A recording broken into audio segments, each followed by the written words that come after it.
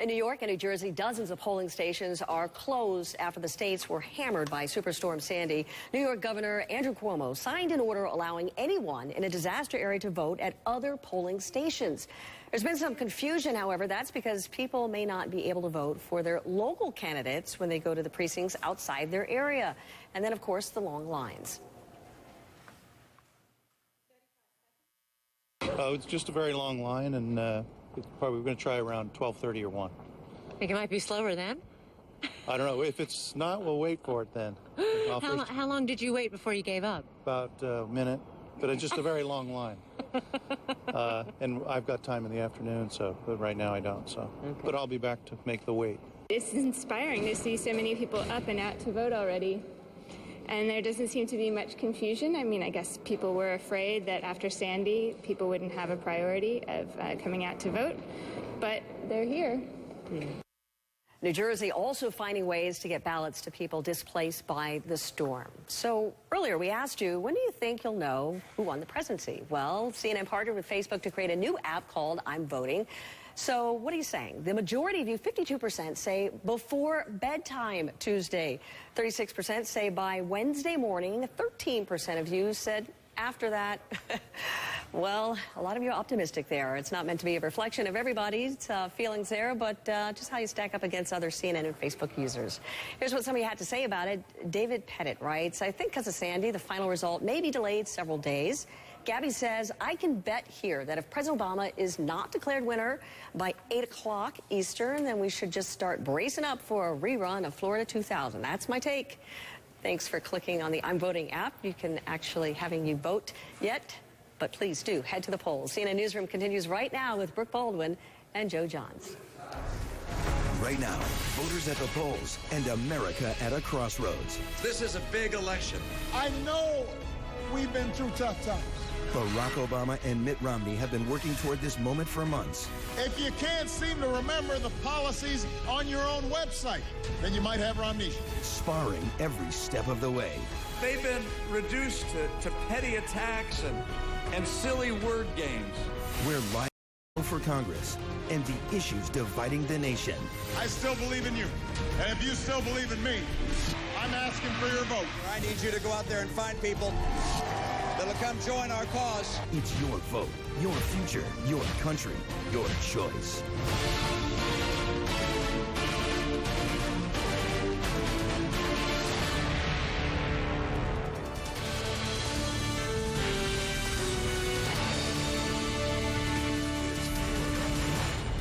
As we cross high noon in the east, we can now say polls are open in all 50 states. And the first poll closures are now just 7 hours away. Hello and good to see you on this election day. I'm Brooke Baldwin, live at the CNN World Headquarters in Atlanta.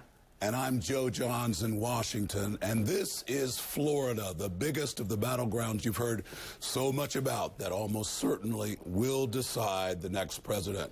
But don't forget, senators, representatives, governors, referendums are all ballots, too, from sea to shining sea. We'll cover them all day and night as long as it takes. Republican presidential hopeful Mitt Romney cast his ballot. Here he is with his wife this morning in Massachusetts, but right now, he is in Cleveland for a meet and greet with campaign volunteers.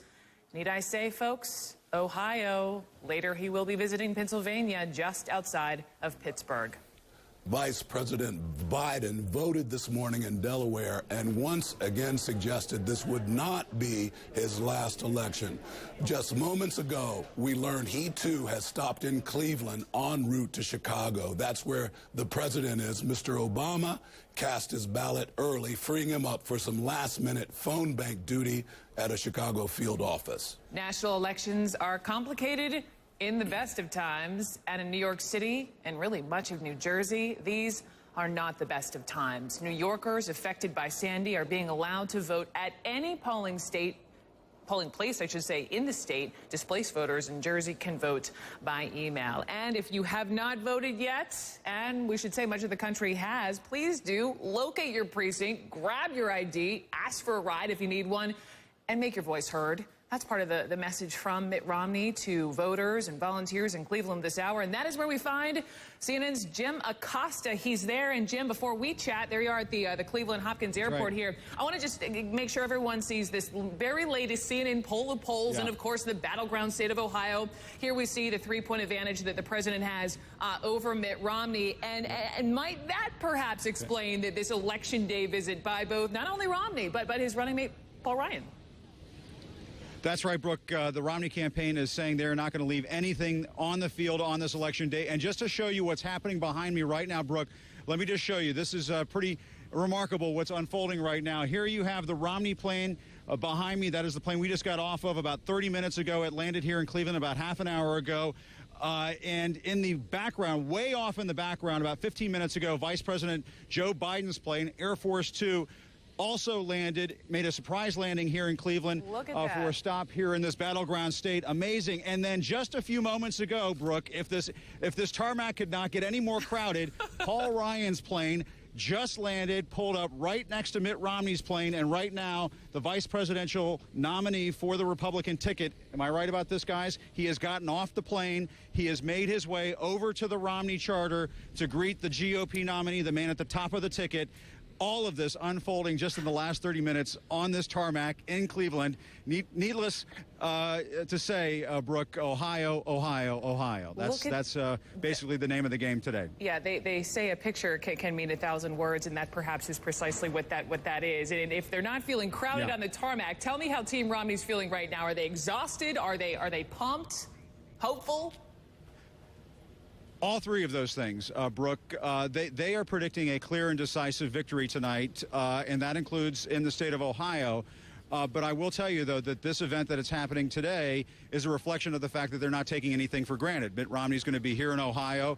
Paul Ryan, of course, just landed here as well. They're both going to be doing a variety of things here in this state. I can't tell you what those things are because the campaign has not disclosed them to us at this point. And then Mitt Romney goes to Pennsylvania. But of all the battleground states in this country on this election day that is getting a visit from both Mitt Romney and Paul Ryan, it's Ohio. Now, at the same time, I will tell you that, as you pointed out a few moments ago, this is a very close race in this state. And even though the polls show a slight edge for the president in a number of recent battleground polls, the Romney campaign is very confident in its get out the vote operation. I was talking to the finance chair of this campaign over the weekend. They've been sending out these fundraising emails, as you may have noticed in the last couple of weeks, and wondered why are they still sending those out. They are still raising money to pay for the vans, to get the supporters to the polls, to get the volunteers out of the neighborhoods, to canvass those neighborhoods and knock on people's doors and make sure people get to their polling sites. And so they are literally pulling out all the stops. Now, at the same time, I will tell you, I did talk to a Republican source that is close to the Romney operation here in Ohio, and he said it is going to be close, quote, very close. And so that's why you're seeing all of this out here on this tarmac right now, Brooke. All right, Jim Acosta, we thank you. We'll be looking for and we'll be taking that event live. We should point out there in Cleveland, where we will be seeing Mitt Romney and Paul Ryan. So we know where they are, and apparently now we know where the vice president is as well. So where's the president? It's turning out to be a busy election day here for President Obama. We mentioned he did make some campaign calls just a little while ago in Chicago, but he's also been in touch with DHS and FEMA. Sandy, of course, still very high on the radar for the administration. Let's go straight to Chicago to CNN's Dan Lothian. And Dan, tell me about Barack Obama's final election day. Well, yeah, as you pointed out, this is the balance that the president has had to make since Hurricane Sandy, dealing with his campaign, but at the same time dealing with his response to the hurricane. So as you pointed out, the president did take part in a briefing this morning on the latest movements, developments with the recovery efforts surrounding Sandy. Also got some updates, we are told, on another storm system that is approaching. So the president dealing with that, but this obviously is election day. And just a short time ago, I spoke with a senior campaign official who told me that they're feeling very confident about the election, how the results will come back tonight. At the same time, though, they still believe that it all will depend on voter turnout, and that's why there are those teams in the key battleground states that are still going door to door. They're working the phones, trying to get out the vote. And we saw the president jump in on that game as well, stopping off an unannounced trip to a local Obama office here in Chicago, where they were running a phone bank. The president himself jumped on one of the phones, was speaking to a volunteer, and she seemed surprised, was not sure that the president was actually on the phone, but the president did make a number of calls thanking the volunteers for their hard work as they continue to try to get more folks out to the polls. But the president also said that he felt good about the day and then had some good words and kind words to say about his GOP opponent. I also want to say to Governor Romney, congratulations on a spirited campaign. I know that his supporters are just as engaged and just as enthusiastic and working just as hard today. We feel confident we've got the votes to win, but it's going to depend ultimately on whether those votes turn out. The president is also doing a number of radio and television interviews focusing on the key battleground states. He did one interview, though, yesterday that aired today with Ryan Seacrest, where the president talked about how he might be a little nervous about this campaign and the results.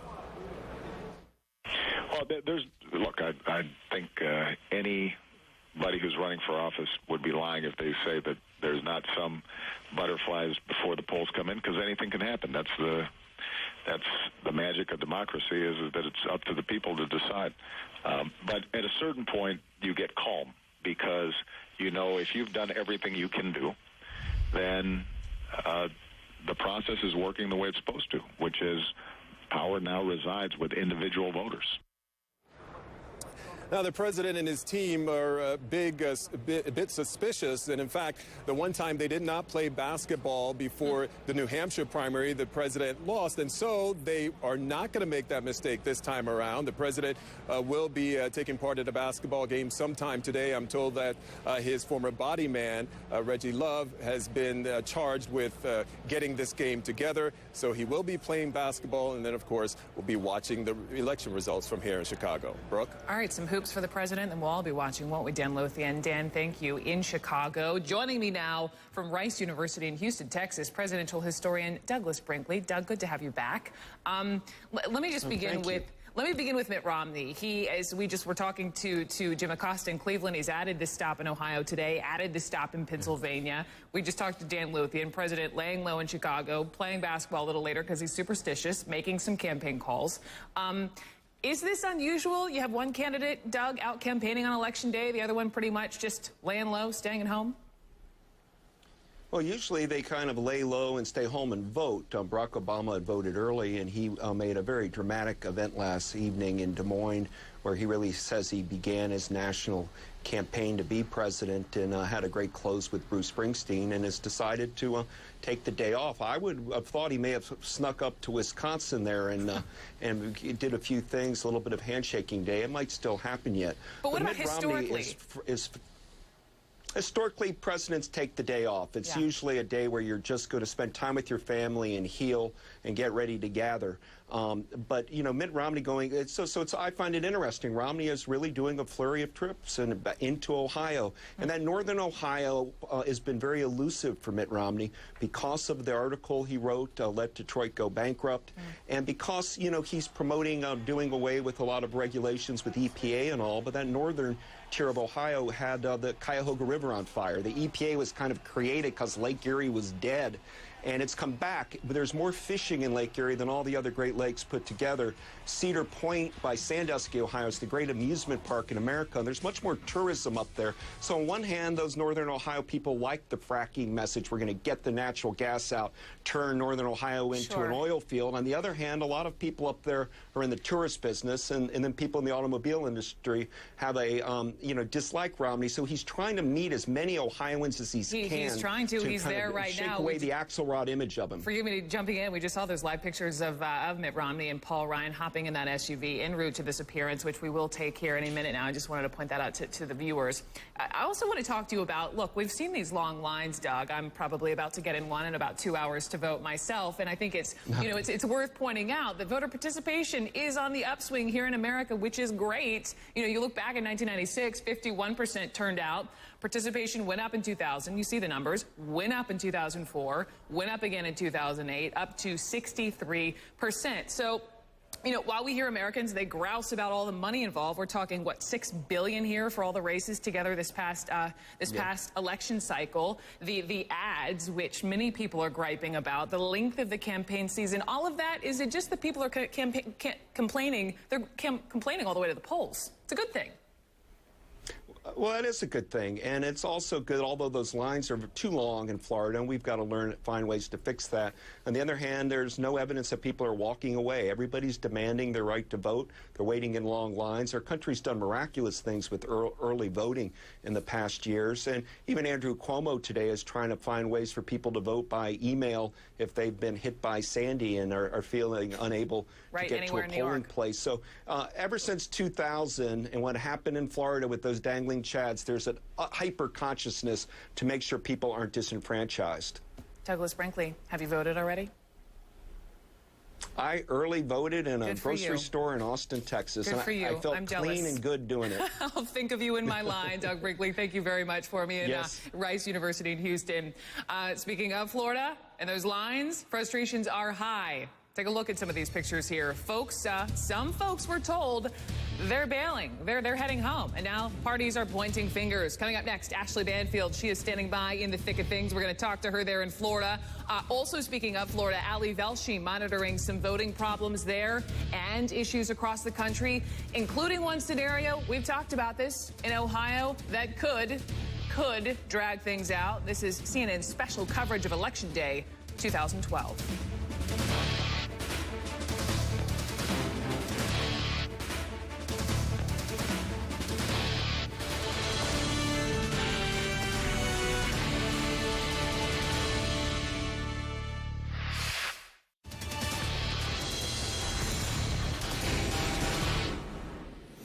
And welcome back to our special CNN Election Day 2012 coverage. I'm Jim Acosta, standing on the tarmac at the Cleveland Airport in Ohio, where just in the last hour we have seen Mitt Romney's campaign plane, Paul Ryan's campaign plane, and Vice President Joe Biden's plane, Air Force Two, all land on the same tarmac at the same, well, not exactly the same time, but within the last hour.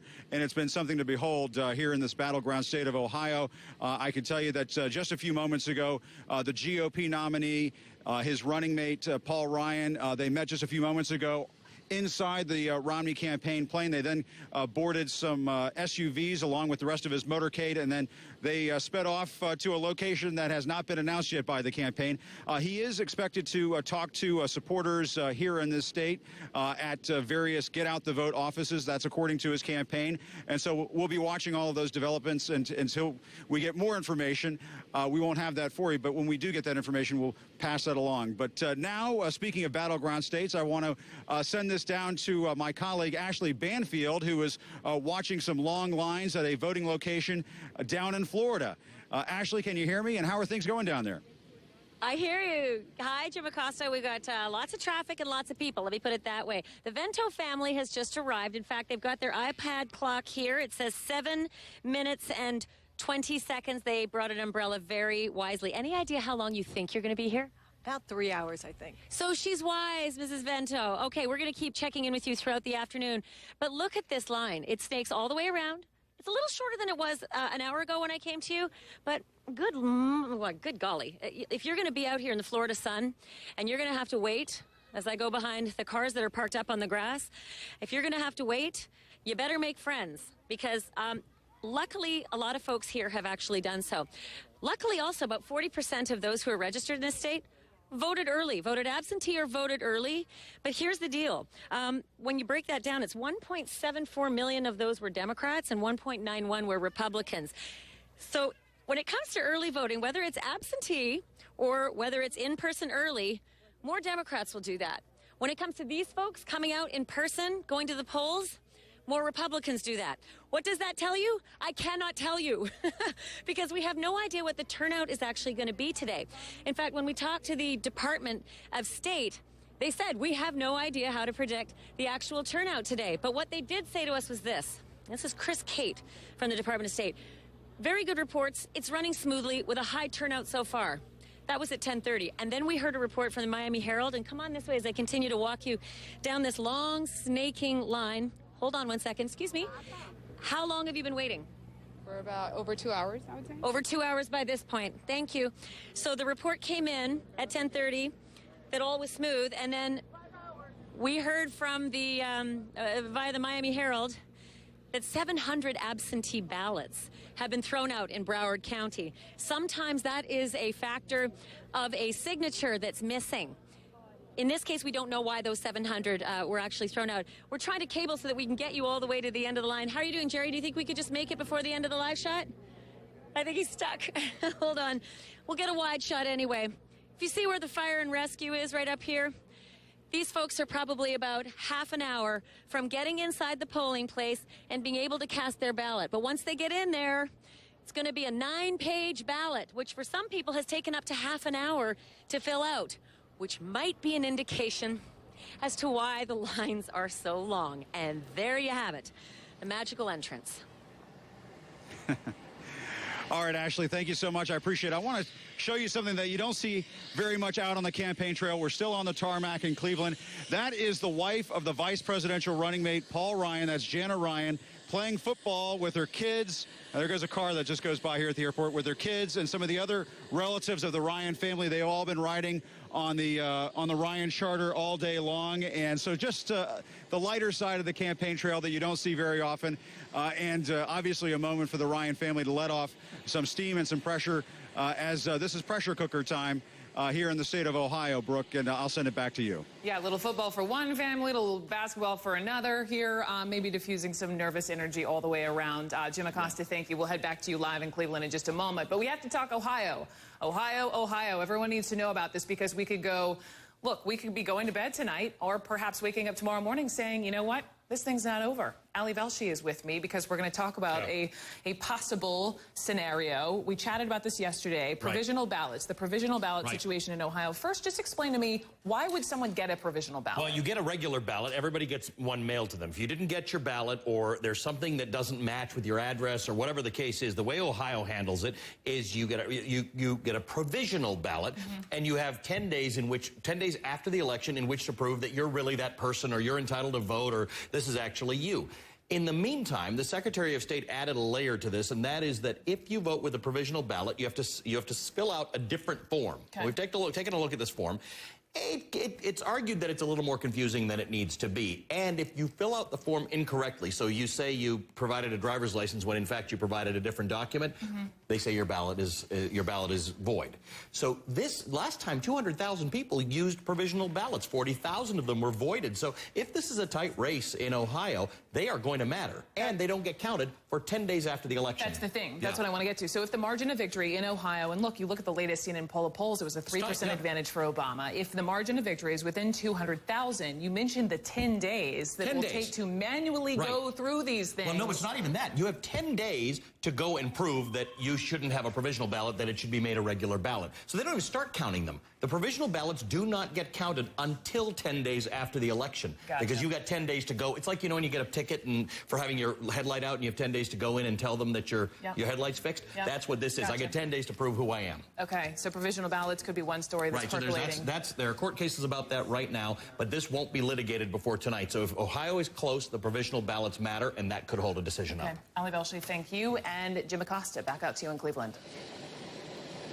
Hi, Brooke. That's right. Yes, we still have the Ryan family playing football behind me on this tarmac in Cleveland. A little political football on this election day. And coming up next year on CNN, we'll be looking at some of the turning points in this campaign as our CNN special election day coverage continues right here on CNN.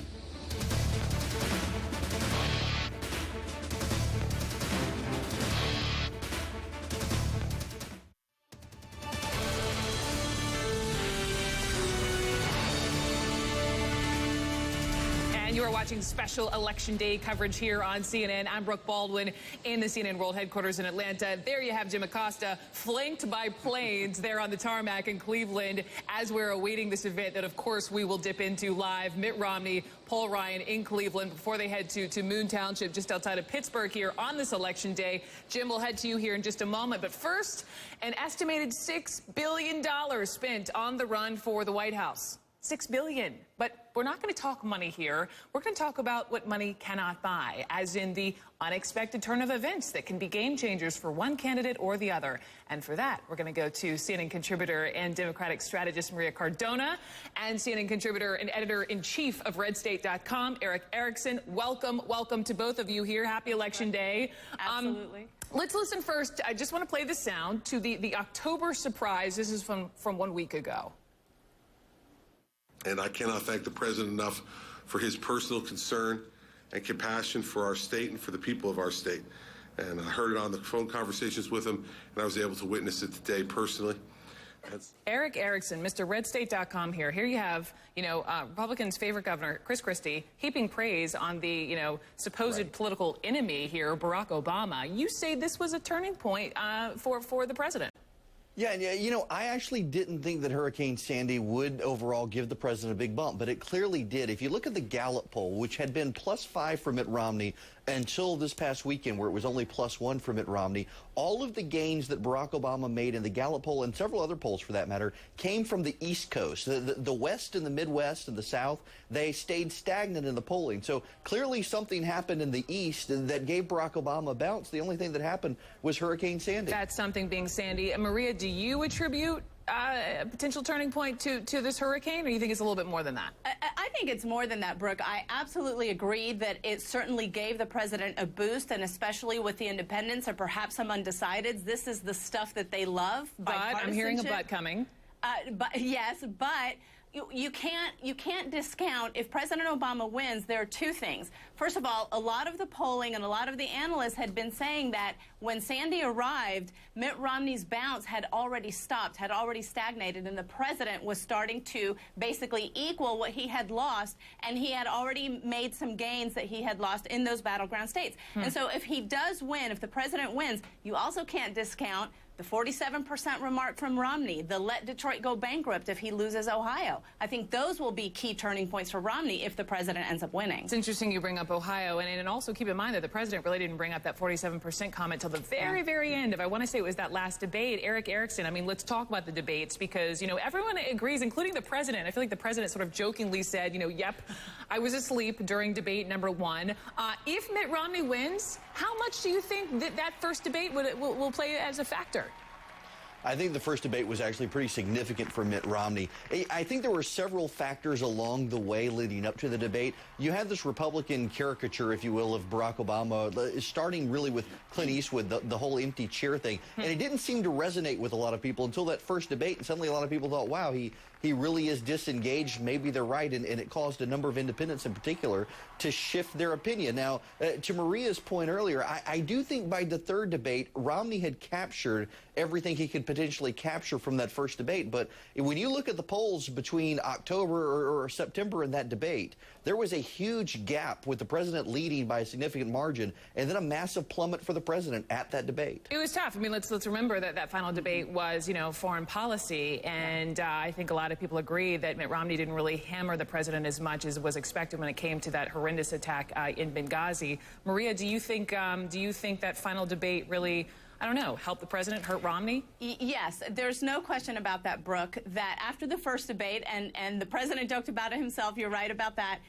the president did not show up. The second debate, he was very, very strong, and the third debate, I think, sealed it for anybody who had any doubts after the first debate that this was a president who was a fighter, that this was a president who knew his stuff from a foreign policy standpoint, and I think he hammered Romney the way that he needed to if he wanted to continue to come back and enjoy the lead that he had before going into the first debate, and I think that's exactly what happened. Maria Cardona, Eric Erickson, thanks for the chat on the turning points. We shall see what the voters and what the Electoral College has to say here.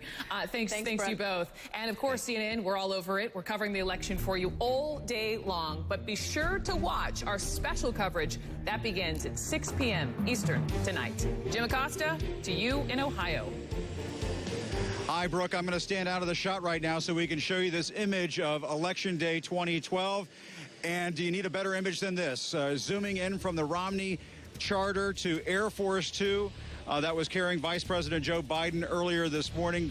All three of the campaign planes are on this tarmac right now. Mitt Romney's plane, Paul Ryan's plane, and Air Force Two right now in Cleveland, Ohio. We'll be talking about the latest polls with our CNN's Paul Steinhauser in just a few moments right here on CNN.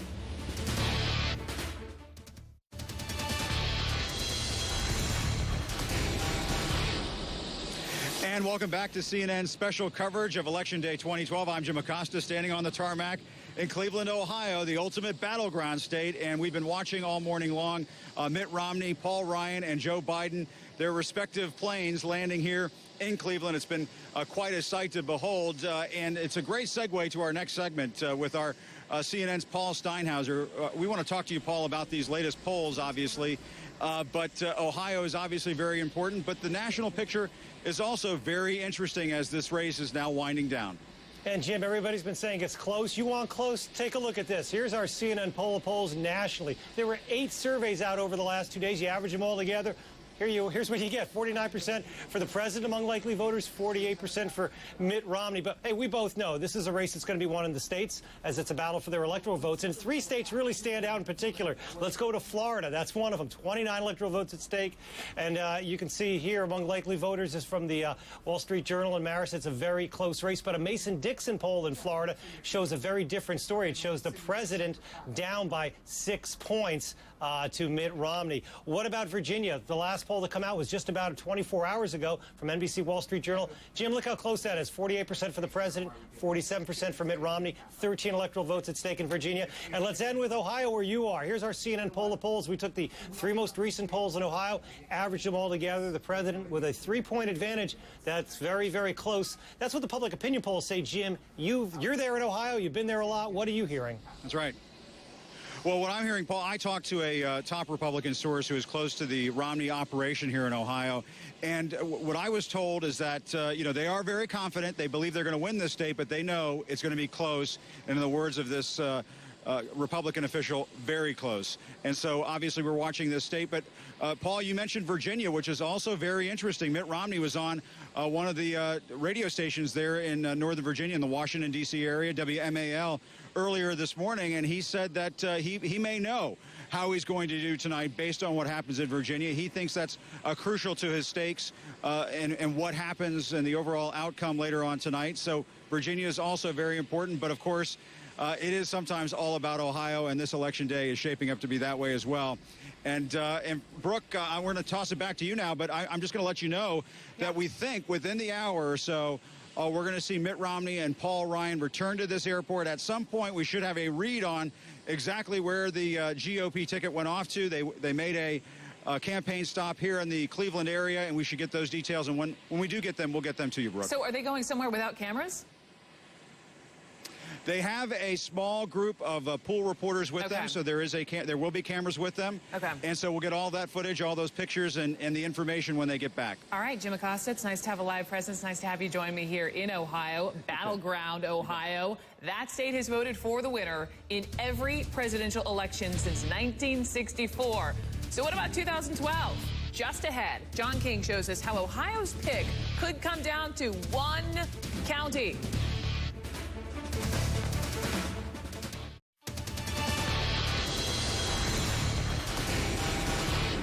Let's break down the Buckeye State just a little bit more for you. Ohio, critical to deciding this presidential race. Keep in mind there are 18 electoral votes up for grabs. And as John King is about to show us, it really could all come down to this one county there. Right, the reason Ohio is such a good bellwether is because it is America. It has cities, it has agriculture, it has rural areas, it has small cities, it has suburbs, and it has exurbs. This state of Ohio has been right in every presidential election since 1964, meaning whoever has won Ohio in every election since then has gone on to win the presidency. A few things I want to do. This is the 08 map. President Obama carried it 52 to 47, right? I want to show you a few areas. I'm going to circle up here, Lake County. That's just outside of Cleveland. Hamilton County, down here in the southwest corner, so the northeast to the southwest, and then I'll circle here in the middle. There are other places to watch as well, but let's just focus on these 3. Lake County, these are the suburbs right outside of Cleveland. You see the president carried them last time, just barely, mind you, just barely, but the suburbs in close elections send a signal. Go back to 04, President Bush carried them just barely. So that's one place to watch. Let's bring the state back into full focus, come back to 2008. In the Columbus area, this is where the president, second to Cleveland, will get a big African-American turnout right here. He won 60 to 39 in Franklin County. The suburbs right around Columbus also very important. And then, Aaron, I'll close here, going down to the southwest corner. I just talked to a Republican in Hamilton County, a very smart organizer there. I said, in a word, how do you feel tonight? Nervous was the reply. Nervous because the president carried Hamilton County, Cincinnati and the suburbs. The president carried it by a big margin last time because of the African-American vote in Cincinnati. Some Obama supporters waited more than 4 hours to wait today. You see that county down there in the corner? In 04, it was red. In 08, it was blue. My guess is the color that county is tomorrow night tells you who wins Ohio. There's John King for you. Now, both presidential candidates, they desperately want to win Ohio, but somebody has to lose. We all know that. One candidate has to come up with a backup plan, a plan B, if you will, and that plan B is Pennsylvania.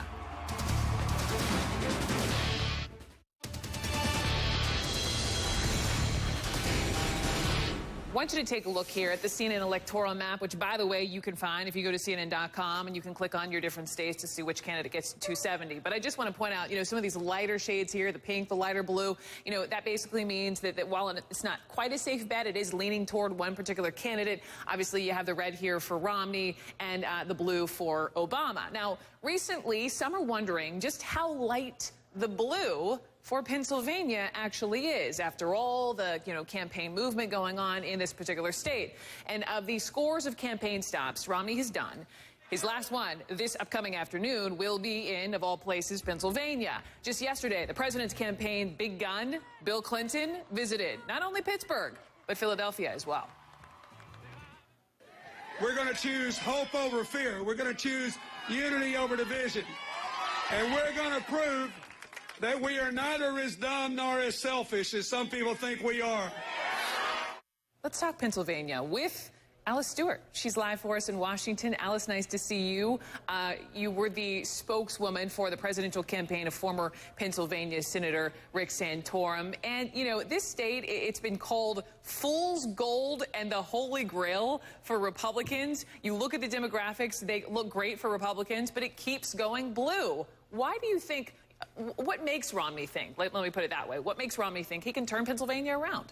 Well, a lot of it has to do with what he's feeling out there on the ground. And I've spoken with Rick Santorum. He's been campaigning vigorously in Pennsylvania and across the country for the Romney campaign because energy independence is a big issue in Pennsylvania. And with the Obama campaigns, all of the above, meaning above the ground, wind and solar support, that doesn't sit well with people in Pennsylvania. They want someone that will support coal and oil and gas. And that's exactly what Mitt Romney does. And he will support energy independence from day one. And that's what the people of Pennsylvania want to hear, as well as someone who will get in there from day one and work to create jobs and turn the economy around. And they feel confident that Romney can do that. We pointed out he's going to be in Moon Township, about a half-hour drive from Pittsburgh later this afternoon. You were the communications director for Santorum, an underdog in Pennsylvania. What do you think is going on in the Romney campaign here as they see the polls that show again and again Romney slightly behind?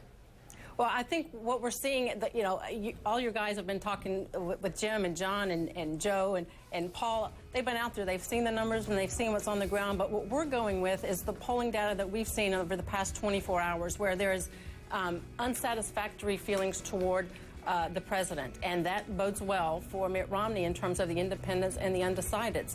And the polls are closing ever so tightly. But the good thing is we've had more than 50 million voter contacts on the Republican side, reaching out to not just the base, but the low propensity voters. And that's critical to getting out the people that ordinarily might not have voted. So we're making good contact with them, and we're turning them out to the polls because they want someone that will do something about turning the economy around. They're not satisfied with what we have right now in terms of someone who won't reach across the aisle. And they know that Mitt Romney has done that in Massachusetts and will do that when he gets to the White House. We will see if Mitt Romney can turn Pennsylvania red or not. A little later on, Alice Stewart, thank you so much in Washington for us. After today, the barrage of TV political ads, they will end. But which states were hit the hardest by campaign ads? Christine Romans has the breakdown next. And let me tell you, it's pretty shocking.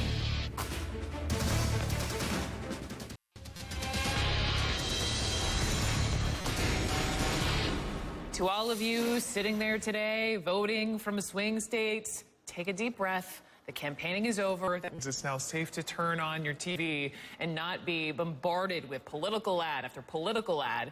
How bad was it this election cycle, you ask? CNN's Christine Romans breaks down which states got hit the hardest. Brooke, take a look at the magic wall of just how much saturation in these states there's been of television advertisements. More than 1 million times these ads have run, and this is where it's been focused. I want to first show you Mitt Romney. Team Romney has focused their ads here. The president has focused his here. You see those swing states? Add in now the Republican PACs and the Democratic PACs, And this is what the country looks like. Let's zero in here on Iowa first. The president and the PACs on his behalf really focusing in on these major markets in this swing state. And maybe it's working, because you look at the most recent Des Moines Register poll, the president has a lead that has passed the margin of error. Now let's go down to Florida. You cannot in Florida watch television without being inundated with these ads. More than 1 million times these ads have run across the country. I was just in Tallahassee. No commercial break was free of lots and lots of ads. And now let's go up here to Ohio. This has been a really important battleground. You keep hearing that no one's going to get to the White House without getting Ohio. All roads to 1600 Pennsylvania Avenue lead to Ohio. This is what Romney's ad saturation looks like in the state. Here's what Obama's looks like. Taking them together, you can see that people in Ohio have been hearing nothing but election for the past year. Brooke? I know. They're over it, and over it. Christine Romans, thank you very much. Thousands of people still suffering, though, from the impact of Superstorm Sandy. Look at these pictures. Very much so. In harm's way again. Coming up next, Deborah Farrick shows us how this new weather worry could impact voter turnout.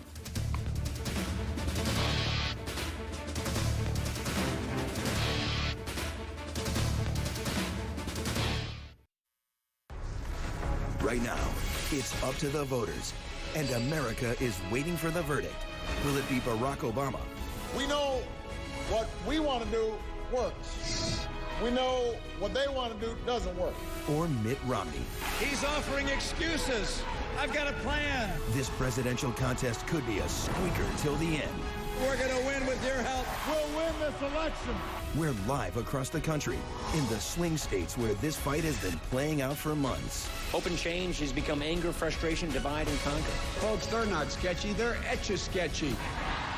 This is CNN's coverage of Election Day in America, the fight for the presidency, the battle for Congress, and the issues dividing the nation. I still believe in you.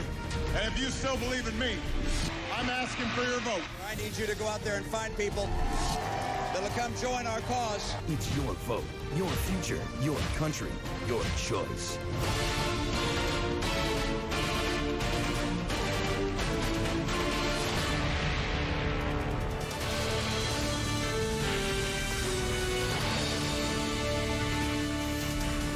It is 1 p.m. in the East, 10 in the morning on the West Coast. Election Day from sea to shining sea.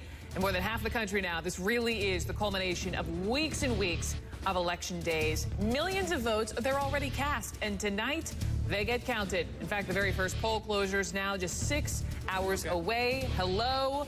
On this election day, I'm Brooke Baldwin. Good to see you. I am in Atlanta at the CNN World Headquarters, and I am joined by Jim Acosta live on the tarmac in Cleveland, Ohio. Jim Acosta, we are emphasizing the importance of Ohio. Case in point, tell me who's there today. That's right. We just got off the Romney campaign plane. We've been covering the Romney campaign for a good portion of a year and a half now, and it's all come down to Election Day. Brooke, he is here in the state of Ohio. He is linked up with his running mate, Paul Ryan. You can see the Romney campaign plane behind me. Over my right shoulder and over my left shoulder is the Ryan campaign plane, and way off in the distance, Vice President Joe Biden's plane, Air Force Two, looming on the horizon. So a picture telling 1,000 words here about the battleground state of Ohio. We can now report, though, that Mitt Romney and Paul Ryan are visiting a local, what they call a victory center, which is really a call center, volunteer center for the campaign. That's where they try to get out the vote, make calls to supporters, make calls to people at home, making sure that those people get to the polls. That's the sort of activity there. And we've been told by the Romney campaign that they're not going to be doing a whole heck of a lot there. It's not a rally or anything like that. They're just thanking supporters, and they told us basically they don't want to get in the way of that operation because it is key, they believe, to winning this state in the end. So, Brooke, we'll be watching here momentarily to see when Mitt Romney and Paul Ryan arrive back at their respective planes. And I think I could pass along to you what I heard from a staffer with the campaign a few moments ago. They're feeling pretty confident about what's going to happen later on tonight. One of those staffers said to me, perhaps Paul Ryan should just hop on the plane that's off in the distance. Air Force Two. Referring to Air Force Two. Yeah, so they're sounding a little confident today. All right, Team Romney confident here. Jim Acosta on a crowded tarmac here. Here we are in the 11th hour, clearly showing that Ohio is key in winning this election. Jim, we'll come back to you. I want to talk Florida here. Look at these pictures. I mean, this really, though, tells the story. There's these aerial shots. This is really the biggest of the battlegrounds. You've heard so much about that. It certainly will decide who the next president will be. But don't forget, senators, representatives, governors, referendums, all on the ballots today, too, all across America. Republican presidential hopeful Mitt Romney cast his ballot early this morning. Here he is in Massachusetts alongside his wife, Ann Romney. And then he met up with his running mate in Cleveland for this meet and greet with campaign volunteers. We were just talking to Jim about that. Jim's been covering this whole campaign. A little later on, we should point out, Mitt Romney will be visiting Pennsylvania, a town just outside of Pittsburgh, a township there. Vice President Biden, meantime, he did cast his ballot this morning in Delaware and once more hinted this would not be his last election. Biden, too, stopped in Cleveland. He is there. We saw that Air Force One on that tarmac as well. He will be en route to Chicago, where, of course, the president is there and waiting. Well, not merely waiting, we should point out, having cast his ballot early in Chicago, the president put in some phone time today at a campaign field office. Imagine being on the other side of that phone call. Let me tell you, though, about New Jersey and New York, just staging an election at all here in these parts of the country. Really a victory for all concerned. New Yorkers affected by Sandy are being allowed to vote today.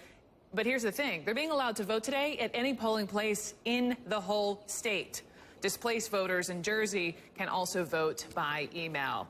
And, you know, the election could come down to this, the pivotal swing state of Ohio. Take a look at the very latest poll of polls here in the Buckeye State. President Obama has this razor-thin edge, razor-thin over Mitt Romney, 50% to Romney's 47%. And CNN's Carol Costello is in Blue Ash, Ohio. It is a suburb of Cincinnati. And Carol, just set the scene for me there. Well, it's been a steady stream at this polling center in Blue Ash, Ohio. It's right outside of Cincinnati. This is normally Republican country, but in 2008, this county, Hamilton County, swung Obama's way. So the Republicans have really picked up their ground game here. They're trying to get Republican voters enthused to come out to the polls and to vote, vote, vote. And you know, you heard Jim Acosta say it, that Mitt Romney made a last stop in Cleveland. You know, it just goes to show you how important Ohio is, Brooke, because combined, the presidential candidates visited the state of Ohio 83 times. Mitt Romney makes the 84th. It's just insane. Wow. But Republicans are glad, I know, Republicans are glad to see him here because they think he must have some internal polling that shows he has this chance in Ohio. And polls might show one thing. I know you showed that poll with Obama with a razor-thin edge, but that's of likely voters. Mitt Romney wants to get those voters who are still sitting on the couch right now to get their butts off the couch and into a polling center to cast that ballot, and maybe he can overcome that razor-thin edge that Obama appears to have. All right, Carol Costello. Well, while they're hoping for that, we have to go there with these provisional ballots. You know, people talk hanging chads in 2000. Heaven forbid we're talking provisional ballot headaches here when it comes to Ohio. Explain the situation there. Explain why someone would have a provisional ballot and how this could be problematic. Okay, so this is the big fear, these provisional ballots. Let's say you come to this polling place and you're ready to cast your ballot and your address has changed, or maybe you were going to vote absentee and you changed your mind. If that happened, you will be issued a provisional ballot. You'll fill out the regular ballot, you'll put it inside this envelope, and then you'll answer a bunch of questions on the front of it. Normally, those questions would be written down and filled in by poll workers. But this year, the Secretary of State says that voters have to fill this out themselves. Democrats are kind of concerned about that because it's a change at the very last minute. And any mistake on this form could mean your vote does not count. They'd have to throw out this provisional ballot. According to Ohio Secretary of State, there might be 200,000 provisional ballots used in the state of Ohio. And you may or you may not know that President Obama won the state of Ohio in 2008 by about 265,000 votes. So you can see every single vote, no matter how it comes in, is important in the state of Ohio. There's already been a lawsuit filed. Just saying. If it's within that 200,000 margin of victory, we will be looking to those provisional ballots, won't we, Carol Costello? Carol, thank you. Right. You may be in Ohio for a while. We shall see. Who is in Ohio, who's been certainly following the campaign, the Romney campaign for a while, is Jim Acosta. Jim, to you in Cleveland. Hi. That's right, Brooke. All that talk of provisional ballots is going to keep me up at night, so I hope we don't hear too much of that. But I can tell you that, and speaking of that, I can tell you, Brooke, that the Romney campaign does have legal teams on the ground on this election day. They plan on having those teams in place in case these legal issues do come up. So that is something we definitely will be watching. I want to turn now to our Randy Kay, who is in Woodbridge, Virginia, which is, of course, another key important battleground state. There's a new NBC Wall Street Journal Marist poll that shows the president there with a 1-point edge in the state of Virginia. And Prince William County is one of those collar counties around the nation's capital that a lot of people will be watching later on tonight because it can be one of those swing areas. And my colleague Randy Kay is down there in Woodbridge watching the action down there. How's it looking, Randy? It's looking pretty busy, Jim, actually. As you mentioned, we are in Prince William County, and you probably recall that President Obama won this county back in 2008. We've had a steady stream of voters here. It's about a 2-hour wait earlier in the day to vote. That's gone down quite a bit since then. But there's about 2,600 registered voters where we are, and they were lined up before dawn, before the doors even opened. But what's interesting is the landscape of what's changed here. The political landscape has changed quite a bit. It's sort of the old Virginia versus the new Virginia. The old Virginia is religious and Republican and white working class, and the new Virginia is urban and diverse, and that's who really helped Obama get elected here. He won by about 6 percentage points back in 2008. Right now, Virginia is about 30% minority. Obama is counting on them. He does better with that group than he does with the white working class. We talked to plenty of voters here, and this is what one of them had to say to me earlier today. What made you bring out the whole family today? Is this a lesson in election politics? I think it's good for the kids to see mom and dad vote. I think it's even more important to stand in line. So there's a bit of a sacrifice to go and vote to show how important it is for the younger generation to know that it's not only their responsibility but their duty to their country to vote. And a lot of people here say the main issues are health care and education. That's very important to them. And Jim, as you know, we're also watching the big Senate race here. It's a marquee race between two former governors. You have Tim Kaine, who's the Democrat, and George Allen, who is the Republican. This is one of the most expensive, if not the most expensive race in the country. $53 million of outside spending on this race. Allen has been hammering Kaine and the Democrats on the failure of the debt deal, as he calls it. He's warning people here that if those automatic cuts go in and we go off that fiscal cliff, that it's going to hit the people here in the defense industry pretty hard, Jim. That's right, Randy. And we've heard Mitt Romney talk about that defense issue out on the campaign trail almost at every stop. So that is very good context to have. Randy Kay, thanks very much. Joining us from the battleground county of Prince William County, Virginia.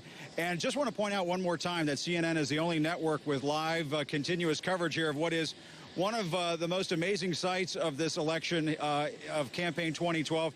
Take a look at this behind me one more time. Mitt Romney's campaign plane, Paul Ryan's campaign plane parked side by side. We sort of knew that was going to happen today. The campaign told us yesterday that Mitt Romney was coming to Ohio, and that late last night Paul Ryan was coming to Ohio. But then off in the distance, this is the surprise nobody expected, that Vice President Joe Biden would be landing in Cleveland on Air Force Two.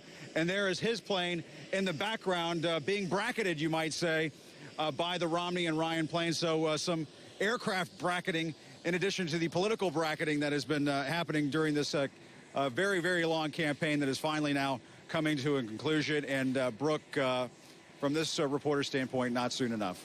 Back to you. Sure. I'm sorry you're not down in sunny Florida.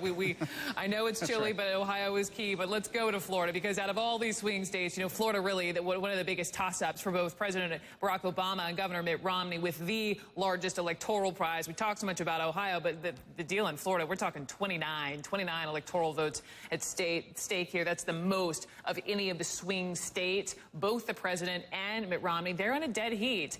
And here's the proof. The latest CNN ORC poll out of Florida, Romney is at 50%, Obama is at 49%. So there's the numbers, the latest numbers out of Florida. But then there's this.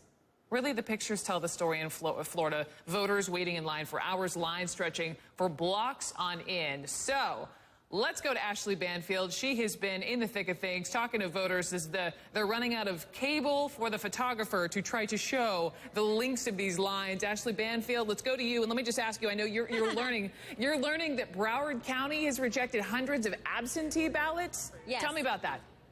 Yeah, and I'm gonna get to that in one moment. What I want to tell you right now, Brooke, is a little bit of breaking news. It is warm in Florida. These lines are long, and in the sun it can be upwards of 80 degrees. Shoot past me if you will. We just saw a woman who passed out from the heat while waiting in line, and at the point where she points, right there, that point in the line is about the 1 hour 15 to 1 hour and a half mark. Now, she's being treated by 3 members of the Miami-Dade Fire Rescue, and it couldn't be sort of a luckier polling place, only because come over here and take a look where we are, Brooke. The fire rescue station is the polling place. So they literally had to just run over about 100 feet to her to help treat her. Thank goodness. But listen, it is not an easy thing to, thank goodness. It's not an easy thing because some people have taken upwards of 4 hours to get their vote actually cast. By the way, speak English? You speak English. How long have you been waiting now? 2.5 hours. And you expect you're about 25 minutes away now? About 25 minutes away. Did we get to go to work? And then you go to work. Did you try to vote early? No, I didn't. I had to work. Why did you try not to? Why not an absentee ballot? Why not an early vote? I don't know. Just wait and enjoy the day. It's a beautiful day. All right. Well, you know, what's your name, sir? Morgan. Okay. Morgan has a point. Listen, we've been here since 5 a.m. and the mood has been great. I have to say, people have been terrific in line. There was one little moment of consternation, but apart from that, Brooke, and apart from this moment with this woman who obviously has had a difficult time in the sun, things have gone fairly well. But look, 4 hours to vote. It can't be too pleasing. Not pleasing. We feel for that woman, but Broward County. Let's go back to Broward County. The absentee ballots are getting rejected. Yeah, 700 votes have been tossed out, sadly, and that's been confirmed by elections officials there. What happens is if you don't sign your absentee ballot won't count unless they can track you down, and that is a very difficult process. They do try to do it. We talked to the elections officials today. Chris Cate said, look, this happens. It happens all the time. Whether that is a large percentage at this point in that county, it's only about half of 1% of the ballots. But this is Florida, where it was 500 some odd votes that chose the president in 2000. So that is critical. But again, those are absentee ballots, and there were 4.5 million early voters in this state, in a state with a population of 19 million people. So about 40% of people actually voted early, whether it was absentee or early voting, but we know those 700,000, those 700 absentee ballots have been tossed in Broward County. Okay. Ashley Banfield, thank you. We'll be coming back to you, as I know Florida is such a huge story here on this election day. But coming up next, find out what President Obama and Mitt Romney are doing this very minute as the challenger campaigns and the incumbent is making phone calls. You are watching CNN's special coverage of Election Day 2012.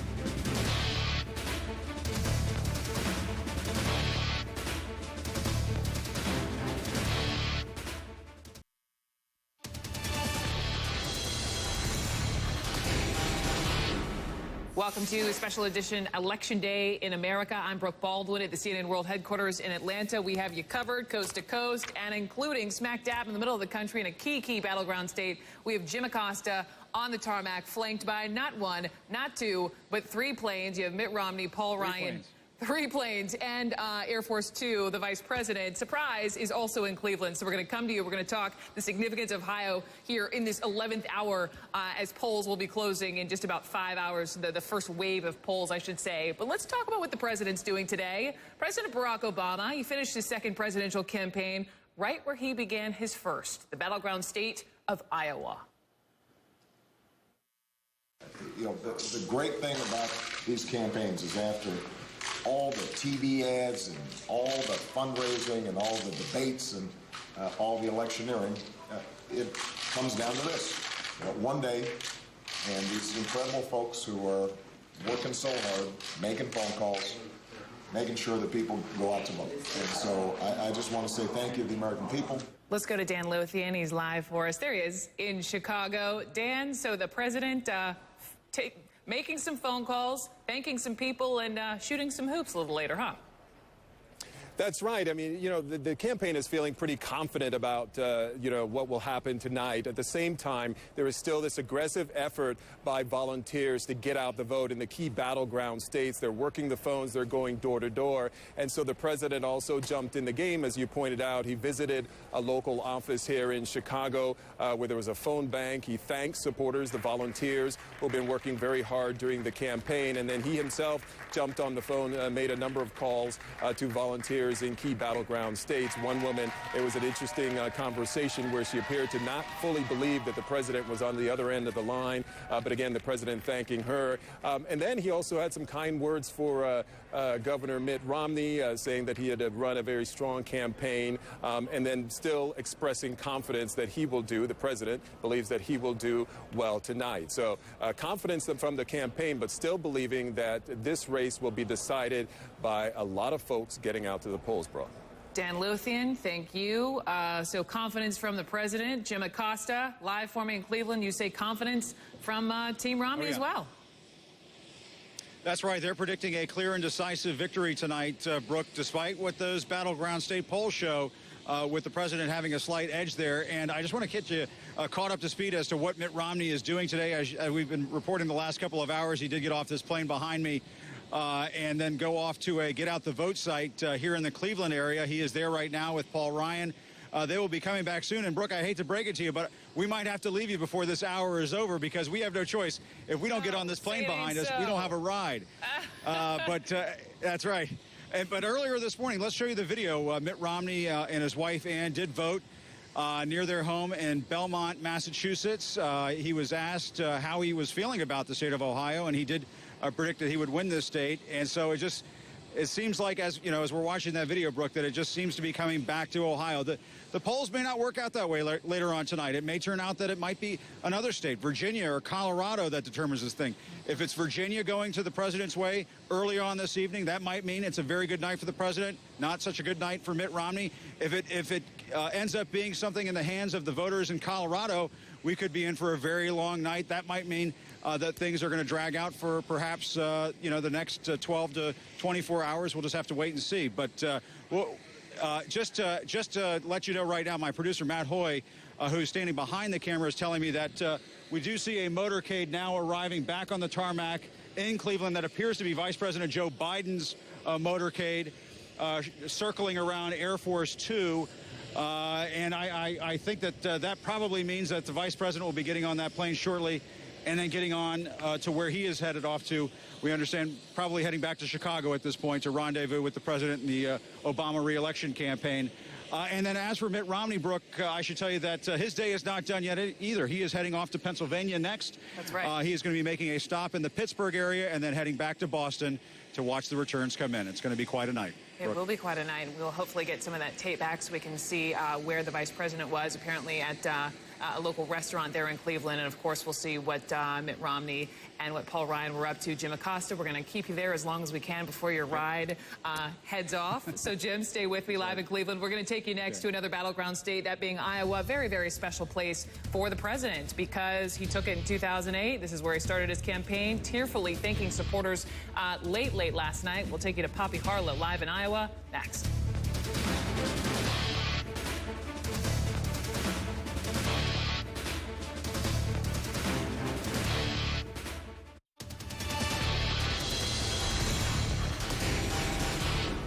President Barack Obama finished his second presidential campaign right where he began his first, the battleground state of Iowa.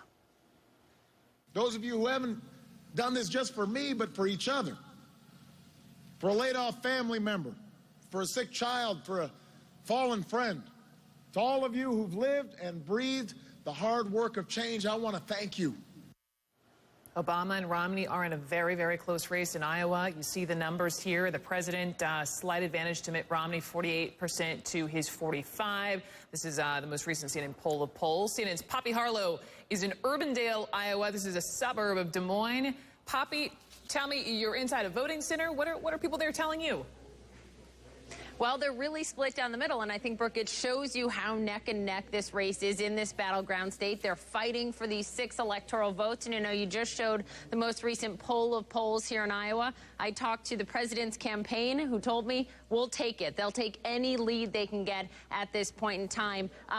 What I love about being in Iowa and talking to the folks here is that they are all engaged and they're all informed voters. When you look at the electorate here, over 70% usually votes, and that's a very big number. So folks here differ very much on what's most important to them in their vote, who they're voting for. I want to give you a little sample of what we've heard here so far today.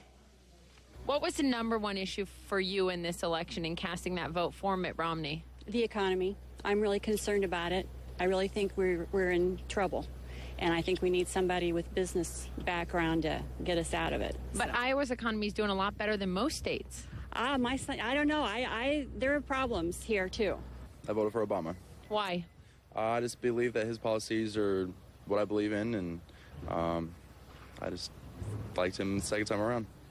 What was the #1 issue for you casting your vote for President Obama? I liked his views on the gay marriage rights. I like the views on the economy. I think he has us leading in the right direction, and I think I just want to keep moving forward. Probably the potential appointment of Supreme Court justices. Interesting. Can I ask who you voted for? Sure, Obama. All right, and Brooke, also very important here, early voting. We've seen a record number of early votes cast in the state of Iowa this year. About 40% of all votes will have been early votes. That means they're already in. They're already counted. Here's what we know from the Secretary of State's office. About 282,000 of those from registered Democrats, about 215,000 from registered Republicans, about 174,000 from no party affiliation, those critical independent voters that both candidates want their votes, Brooke. So the Democrats have a lead of about 66,000 in terms of early votes, but nothing's over till the polls close here at 10 o'clock Eastern. Brooke? Poppy Harlow, thank you. We'll be looking for you a little later on, and our special coverage here continues on CNN. And now he is known as the Texas Maverick. Yep, I'm talking about Congressman Ron Paul. It is Election Day, and he still hasn't made a presidential endorsement. So who does he think will win the election? We're going to ask him next.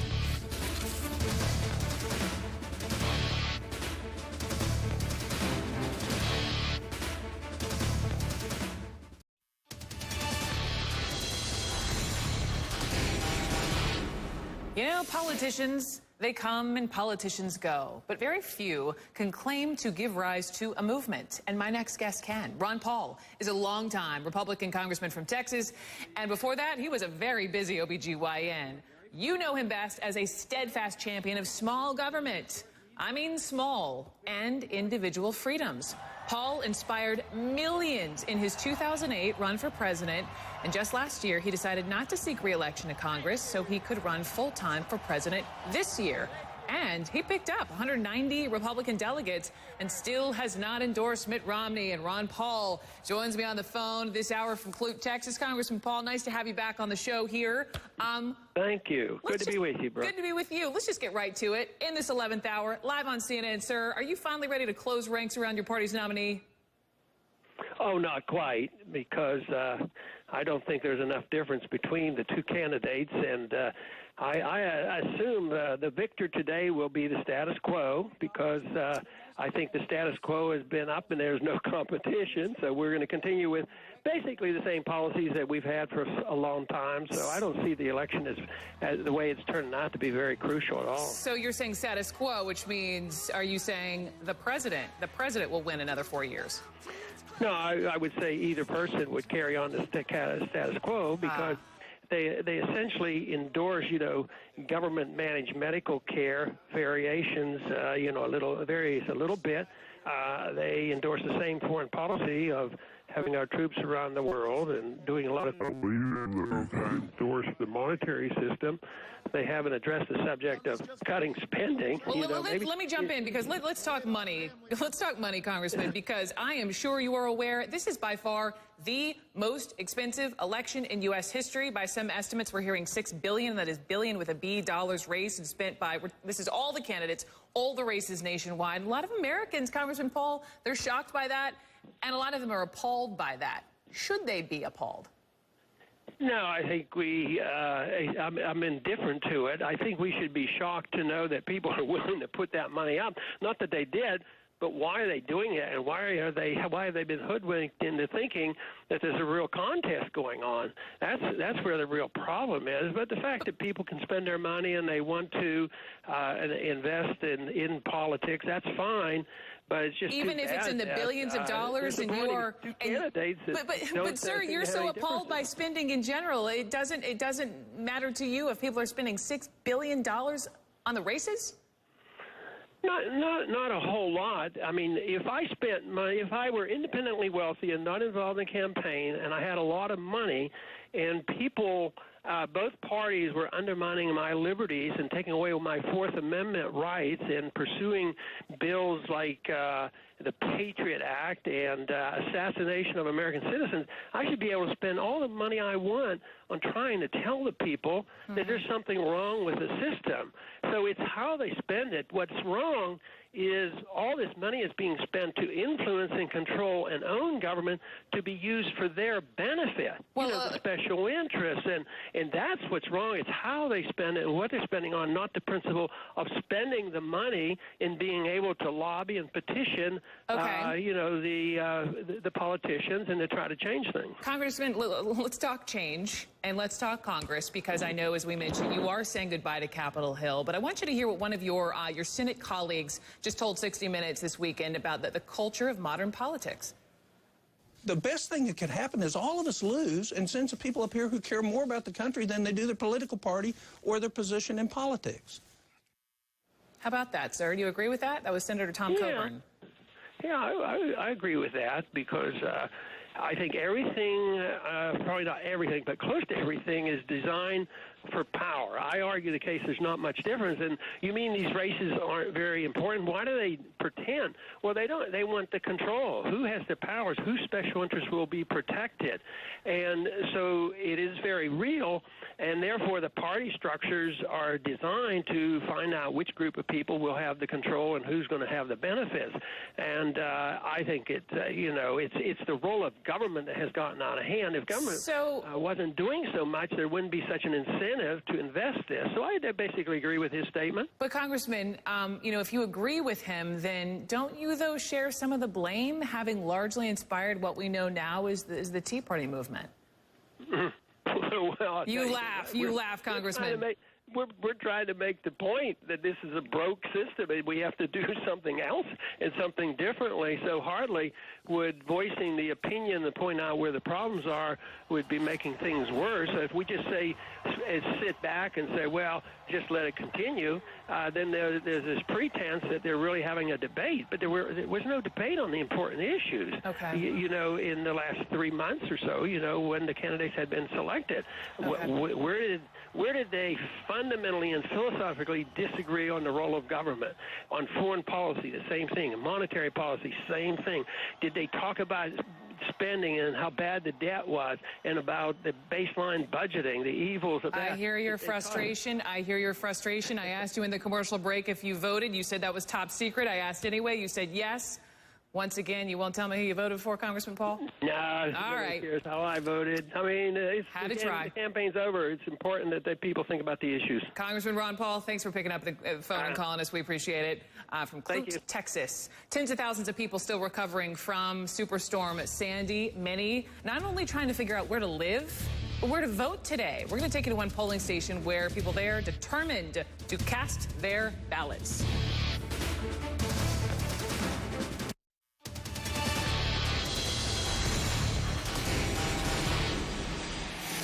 And welcome back to our special coverage of Election Day 2012. I'm Jim Acosta, standing on the tarmac in Cleveland, Ohio, what is perhaps the ultimate battleground state on this election day. And we've been reporting to you a fairly dramatic scene for the last couple of hours. Mitt Romney's campaign plane and Paul Ryan's campaign plane on this tarmac. And then within the last couple of hours, Joe Biden's plane, Air Force Two, landed on this tarmac. And just a few moments ago, he did take off and heading back to Chicago for their Election Day. Later on this evening, I want to now take you to our colleague Alina Cho, who is taking a look at what is happening in New York right now at a polling site there. Do I have that right, Alina? That's absolutely right, Jim. Great to see you. I'm here at what is really the only school in New York City that is doubling as an emergency shelter in the wake of Superstorm Sandy, and a polling station today. The polls have been open here in New York for about 7.5 hours or so. The lines have been incredibly long inside this building behind me. In fact, the people coming out 2.5 hours to vote. They're expressing a lot of frustration, saying that it's disorganized inside, but in the end, they are happy that they're able to cast their ballots. People are voting, except in those rare cases where they can't stand the wait. It's just a very long line. 30-1. Think it might be slower then? I don't know. If it's not, we'll wait for it then. How long did you wait before you gave up? About a minute, but it's just a very long line. It's inspiring to see so many people up and out to vote already. And there doesn't seem to be much confusion. I mean, I guess people were afraid that after Sandy, people wouldn't have a priority of coming out to vote. But they're here. Yeah. They're absolutely here, and it is inspiring to see the crowds inside. Truly, you know, that woman we spoke to voted very early this morning. In fact, she told us she was doing so that she could spend the day volunteering in the Rockaways, which, as you know, was one of the hardest hit areas after the storm. Late yesterday, really at the 11th hour, just hours before the polls opened, New York Governor Andrew Cuomo, in an extraordinary move, issued an executive. You live in a federal disaster area. You can vote today, not just in your district, but in any district in New York. Jim, I should mention that the governor says it's not a perfect solution. It will complicate some of those hotly contested local races. But if you are one of those people voting in a district that is not your own, what you need to know is that today you will be able to vote in the presidential race and in statewide initiatives, but not those local races. In the end, though, the governor says the important thing is you will be able to cast your ballot today. Jim? The extraordinary challenges that they're facing in New York right now. Thank you so much for that. We appreciate it. And just to get you caught up on what is happening with the GOP nominee, Mitt Romney, on this election day, he and his running mate Paul Ryan are on their way back to this tarmac here in Cleveland. They made a stop at a volunteer center in the Cleveland area, and then they stopped at a Wendy's restaurant, we understand, from the campaign, where both candidates made some remarks to the customers waiting inside. So we're going to hear those remarks, we hope, within the next couple of hours when that tape gets back to us where we're standing in Cleveland. And then after they get back to where we're standing right now, they're going to get back on their respective planes. And Mitt Romney is going to head next to Pennsylvania. He's going to make a stop in the Pittsburgh area. And then it's back to Boston, Brooke. So our ride is about to take off, but it was... It's been fun. Thank you so much. And as Jim points out, both Romney and Ryan, they voted this morning. We should point out the president. What's the president up to? We know he early voted in Chicago. He is in Chicago today. Tearfully thanks supporters, I should point out, late last night in Iowa. He is home in Chicago today, actually at a field office, popped in to just really be thankful to a lot of his supporters, picking up the phone call and personally calling some of these folks himself. And apparently, as the president is a tad superstitious, we are hearing he is playing a pickup game of basketball with some of his closest friends here as these polls begin to close. Speaking of the polls, we're going to talk to my favorite political power couple, John Avlon, Margaret Hoover. Joining me next is we're all going to look out for these 3 things we should all be watching for tonight on Election Day. Night, you're watching.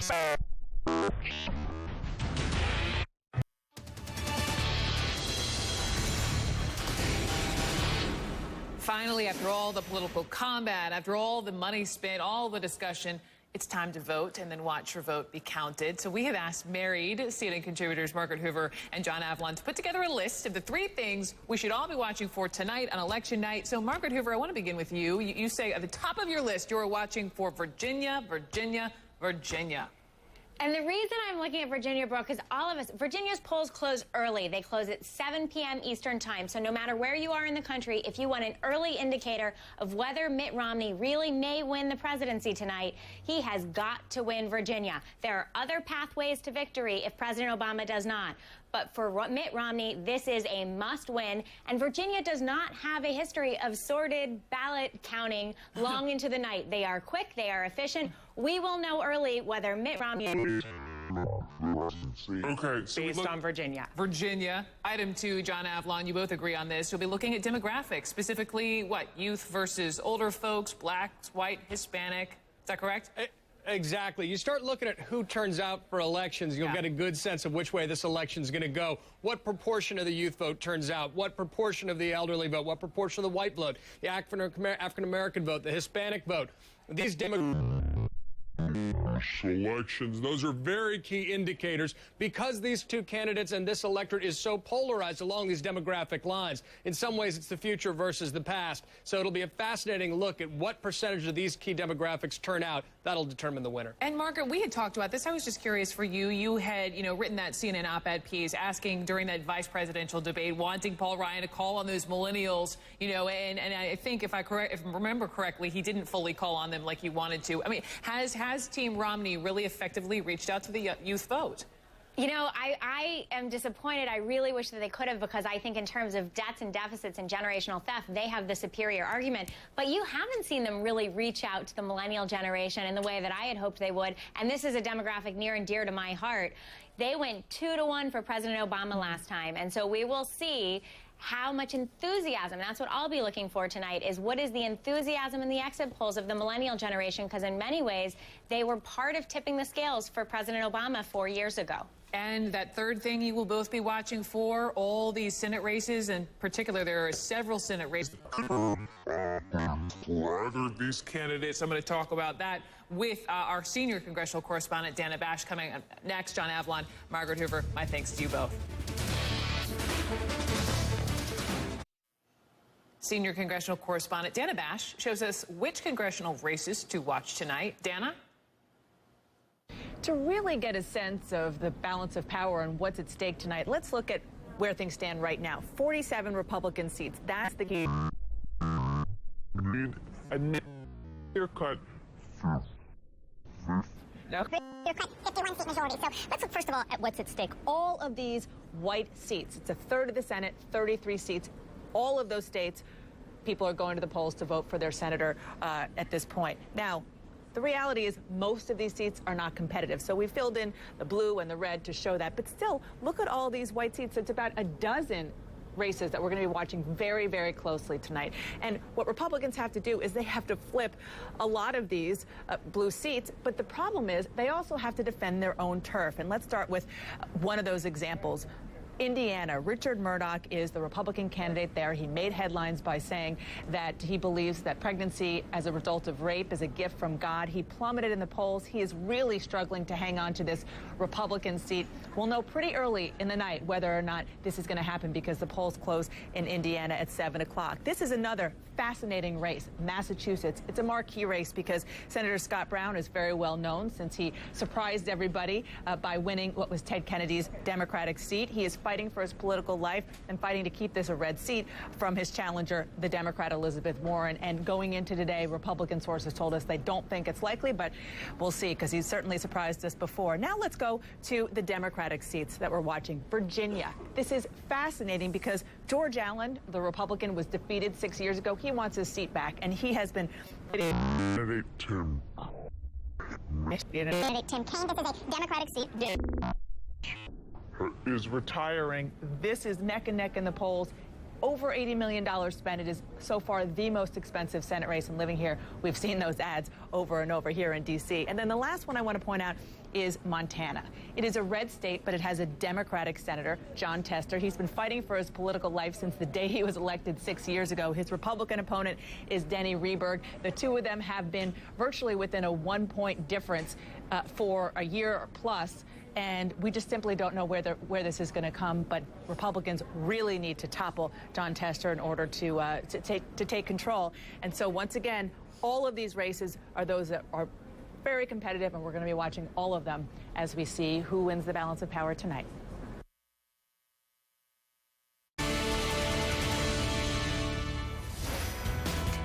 Good afternoon, everyone. I'm Erin Burnett, and we are live in Columbus, Ohio today with a special Election Day edition of Out Front. The first polls close in just 4 hours, and the final chapter for this political season could be written right behind me. It's Election Day in America. Let's go out front. Right now, the final frantic race for president as Americans head to the polls and have their say.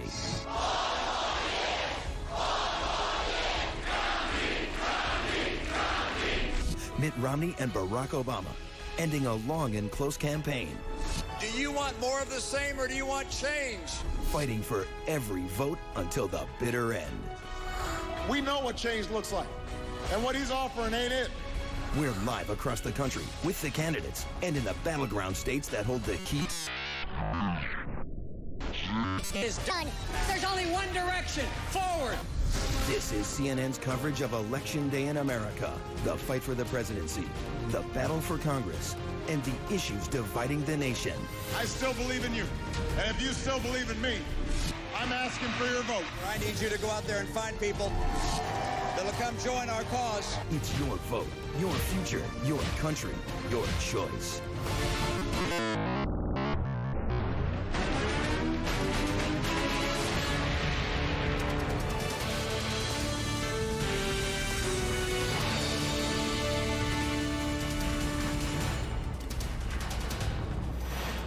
I'm Erin Burnett, and this is a special edition of Out Front, Election Day in America. Just 4 hours from now, the first presidential election polls are going to close, and that is when we'll get the first real glimpse of who Americans want in the White House for the next 4 years. Now, our special coverage begins at 6 o'clock Eastern. The next network's special. We're all going to be fanned out around the country, more people in more places than anyone else. Right now, though, I am in Columbus, Ohio. It is a must-win state with 18 electoral votes at stake. Now, both campaigns know that the path to victory, the path to the White House, almost always includes Ohio. That is why the candidates have spent more time in the state where I am today than any other state during this election season. Mitt Romney and Paul Ryan are in Ohio. I am. For a late scheduled stop today. They know, as we have told you so many times, no Republican has ever won the White House without Ohio. And surprise, this is sort of an interesting logistical issue today. In between Romney and Ryan's planes on the tarmac, Vice President Joe Biden's plane was in the distance, all literally there at the same time. He made an unannounced stop in Cleveland this afternoon on his way to meet up with the president in Chicago, where they will watch the results tonight. Now, President Obama is the only one of these men on the ticket tonight who didn't stop in Ohio today. He had no public campaign event. Chicago field office, though. I also want to say to Governor Romney, congratulations on a spirited campaign. I know that his supporters are just as engaged and just as enthusiastic and working just as hard today. We feel confident we've got the votes to win, but it's going to depend ultimately on whether those votes turn out. The polls close here in Ohio at 7:30 p.m., but we may not know the winner tonight, or frankly, even in the next few days, if what we've been calling the nightmare scenario comes true. Take a look at the headlines today. USA Today said Ohio recount plan could take election into overtime. The New York Times wrote, in case of a recount, a long wait in Ohio. And a hometown newspaper with a strong headline, the Cincinnati Enquirer, wrote, close vote would trigger. It comes down to these provisional ballots. I want to hold it up. I showed this to you last night. I want to show it to you again now. It's yellow. This is the ballot that you cast when your eligibility is questioned at the polls. All right, so that can happen in several ways. Your address has changed, or perhaps you requested an absentee ballot but didn't actually file it absentee. These provisional ballots, though, are only counted if the winner's margin of victory is less than the total number of provisional ballots cast. And we have some numbers on that coming up later in the hour. Counting the ballots will be a very complicated process. And the man at the center of it all, the man who some have called the most important person in this election, is Ohio Secretary of State Jon Husted. And he is going to be joining me in just a few moments. But here's what we're watching in the hours ahead. at 7 o'clock Eastern Time. That is the cutoff at most polls in New Hampshire, in Florida, and in Virginia. And at 7:30, that's when polls, as I said, start to close right here in Ohio. In Wisconsin and Colorado, 9 o'clock Eastern is when those polls will start to close. And the last of the battleground poll closings, Iowa and Nevada, will begin at 10 o'clock Eastern Time. John King is at our election center. And John, break down the math. What are you watching tonight? Well, Erin, you are sitting in ground zero of this presidential election, often ground zero in presidential politics. Here's where we begin Election Day in America. The president at 237 electoral votes, strong and leading. That's the blue on the map. Light blue leaning dark blue strong. Governor Romney, 206. Dark red strong, light red. We'll watch Pennsylvania, we'll watch Michigan, but assuming this is the lineup going in, what happens as this unfolds? Let me give you a scenario. The Obama campaign is especially confident about Nevada among the toss-ups. Then they are very confident about Wisconsin. I know Republicans watching are saying, we'll prove you wrong, but let's go through this hypothetical. Iowa as well. The Obama campaign says we're going to win Iowa. Again, we'll see if the Republicans can prove them wrong. But if the president won those three of the battlegrounds, the campaign thinks those are his best bets tonight. That gets him to 259. Now, in the Romney campaign, they think they're going to win Florida. Again, the Democrats say, no, we'll prove you wrong here, but let's, in this hypothetical, give Governor Romney Florida. Colorado, one of the most hotly contested battlegrounds. Again, I talked to Obama campaign people this morning. They say, we'll get it. The Republicans say, oh, no, you won't. Let's give it to Governor Romney in this hypothetical. That gets you to 259 to 244. And what's happened? The map is filled in except for toss-up Ohio, where you are, 18 electoral votes. And toss-up New Hampshire, 4 electoral votes. Could come down to 4 in New Hampshire, but if you look at this math, the president can win either one of these, and he's the next president of the United States. That's Ohio and Virginia. Governor Romney would have to win them both. So, Aaron, even as we wait for Ohio, which has been right in every election since 1964, as you noted, no Republican has ever won without it, we're going to have an early clue. You noted the early poll closing in the state of Virginia. These 13 electoral votes, in almost any scenario, Governor Romney has to have them. So before we know about Ohio results, we're going to start to get results in Virginia. That's the first step. I would call Virginia ground sub-zero. When those results start to come in, we're going to know if Governor Romney is viable as we head west. And we will be watching Virginia. And as you mentioned, John, not only a battleground, but in 2008, the president became the first Democrat in 44 years to win that state in a presidential race. So when you look at what you know so well, the county by county, the place that's going to give you an indicator of which way it goes, what's that? And the president did that, Aaron. I'm going to switch maps. He did that because of something we're going to watch all night across the country, the changing demographics of America. This is the 2008 map. The president turned 9 red states, 9 George Bush states, like Colorado, like North Carolina, like Virginia. The president turned them blue. How did he turn them blue? If you look at this map of 2008 Virginia, you say, wow, John McCain won most of the state. How did he not win the state? Well, John McCain lost the state by 234,000 votes. Guess where those 234,000 votes came from?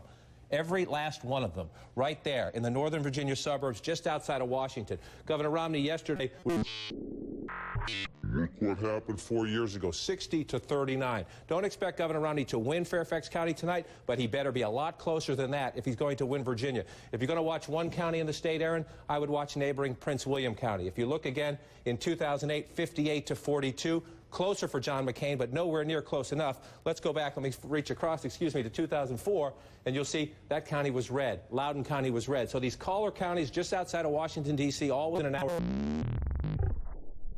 If Governor Romney can keep those red this time as opposed to last time, or at least keep them very competitive, then he has a shot when you go out here. Because in the rest of the state 4 years ago, John McCain and Barack Obama ran even. I'll come back to the 2008 map here. 4 years ago, 400 votes separated them outside of Northern Virginia. All of the business was done right here in fast-growing Northern Virginia, where you have those college-educated women, you have Latinos, right here. That is the battleground within the battleground. That's pretty incredible. 400 votes. And so many people wondering if their vote counts. I think that says it more than anything else could. Thanks very much to John. And there's one man who knows a lot about voters in Virginia, 6-term Republican congressman from that state. House Majority Leader Eric Cantor is my guest right now. And good to see you, sir. I appreciate your taking the time. Want to talk about Virginia, as John said, sort of ground sub-zero. Nothing more important than that, except for perhaps where I'm sitting right now in Ohio. Here's what Mitt Romney said about your state in an interview today. I believe I'm going to win, but I can't tell you which state's going to be the one that puts me over the edge. But I can say that Virginia is critical in this. Our pathway is much more difficult. There are 13 electoral votes obviously at stake in your state. Sir, does Mitt Romney win the White House without Virginia? We're going to win Virginia. Mitt Romney is going to win Virginia. I'm here in the Richmond area, and I've been out at the polls early afternoon, and the activity and the level of participation is very high in the suburban counties in and around the Richmond area in the district that I represent.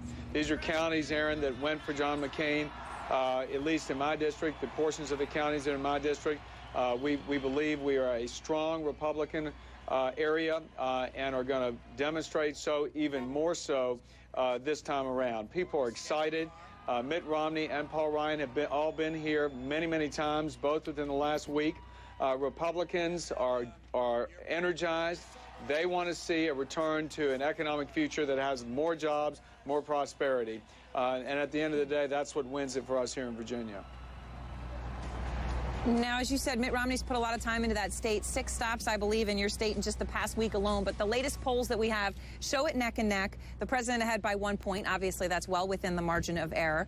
But that's got to frustrate you, you know, as the Republican majority leader from this state, that the voters don't seem to give that overwhelming mandate that you're looking for. Well, you know, Virginia has been a state, as you indicated earlier, a state that had for 44 years gone with a Republican for president and for the electing this president. But what we've seen is a state that's growing. It's increasingly diverse. It is a state whose economy has actually done a lot better than that nationally. And so we have very focused on maintaining the kind of economic strength that we're used to here. And people in my district and around the Commonwealth are very, very concerned about the direction that we've been heading in the last 4 years. That's the issue this election, Aaron. That's what Mitt Romney is going to be elected by the voters here to do, which is to get this economy back on track. People here in Virginia understand Mitt Romney is a leader who understands how to create jobs. And Leader Kenner, let me ask you a question. I don't know if you saw this, but a pretty interesting thing came in from Sergey Brin, the co-founder of Google. And he said, I'm dreading today's elections, not just because basically my vote doesn't count as much as someone who's from Alaska, which is a totally different topic I'd love to talk about with you at another time. But he goes on to say no matter who wins, it's going to be, quote, a giant bonfire of partisanship. And he says that the plea to the victors, and obviously this is going to include you most likely, Leader Kenner, please withdraw from your respective parties and govern as independents in name and in spirit. Is that something you would be willing to do, you who are going to be in a key, if not the most key position to make a deal on this country's fiscal future? Well, Aaron, I think what voters here in Virginia want to see is they want to see results. They want to see something done about the overspending in Washington, something done to address downward our debt and deficit situation, and they want to see a reinvigorated here in this state and elsewhere around the country. Election, all of us will need to come together as Americans to fix the problems that, frankly, we know how to fix. It's not as if we don't know the solutions. Let's get together, have the courage and confidence to lead and lead in a fiscally prudent way and get America back to the kind of economic future that all of us want for our kids and theirs.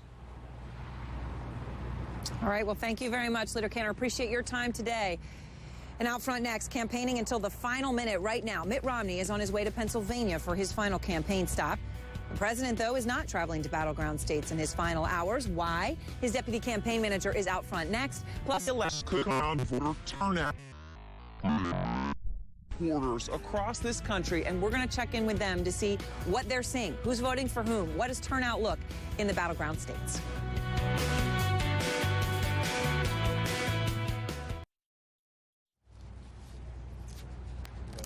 All right, down to the wire. Mitt Romney added last-minute campaign stops in Cleveland and Pittsburgh today as President Obama spent the day in Chicago and off the campaign trail. He was playing some basketball with the former star Scottie Pippen.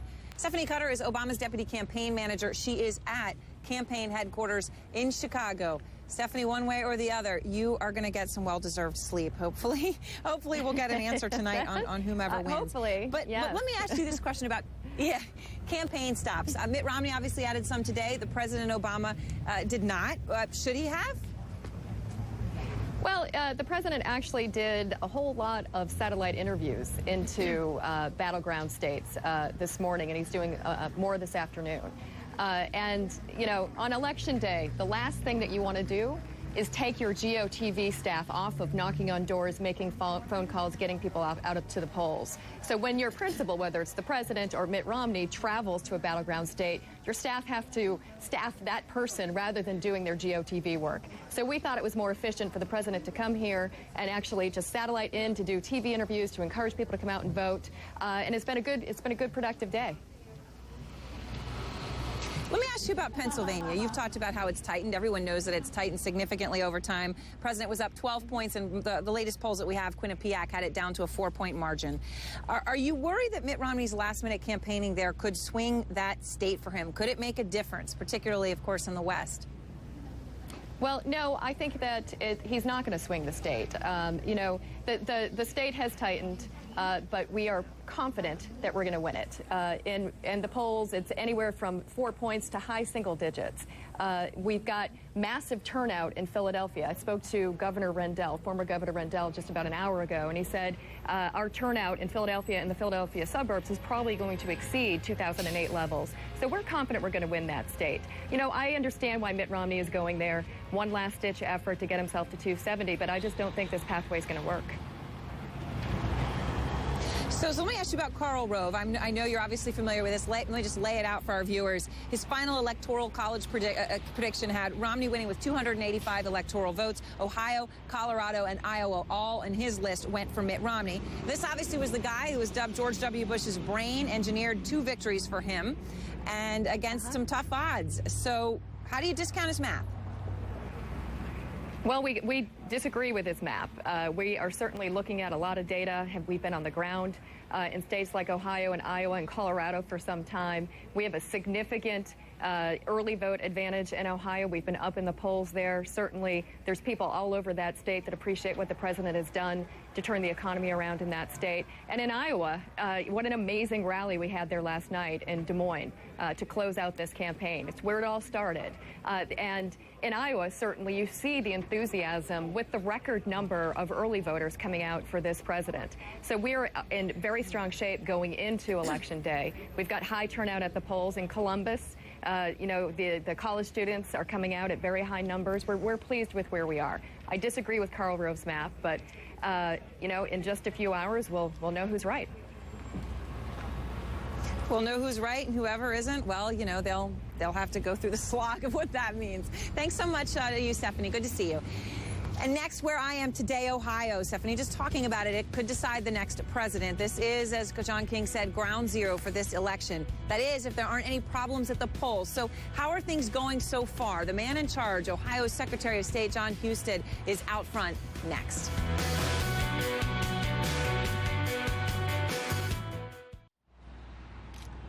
All right, a nightmare scenario here in Ohio. That is what some are talking about if this election goes on for a long period of time, and it could do that because of provisional ballots. Earlier in the program, I showed you this yellow form. That's what you have to file if you'd requested an absentee ballot, for example, and didn't choose to vote absentee, or if something else was amiss when you went to the voting booth, whether you had a change of address, ID issues, you file a provisional ballot, it gets counted later. How much later? Well, they start counting in about 10 days, so it could be several weeks before we actually know who won Ohio, if the margin is actually the provisional ballots are bigger than the margin by which the victor wins the state of Ohio. Well, the man who's going to be in charge of deciding all of this is the Ohio Secretary of State, John Husted, and he is here with me again today. You were here last night. You are a man, as we said, some are saying the most important man in this election, not the guys running, because you really could have to make the decision here.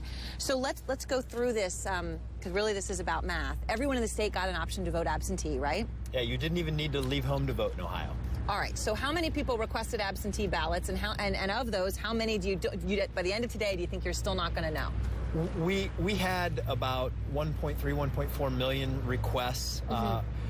Almost 90% of those have come in. 1.8 million early votes have been cast, and we think that probably at the end of the night, we're talking about maybe 4% of those ballots will not have been returned, in the range of 50 to 60,000 ballots. All right, so 50 to 60,000 people who could have voted absentee and didn't.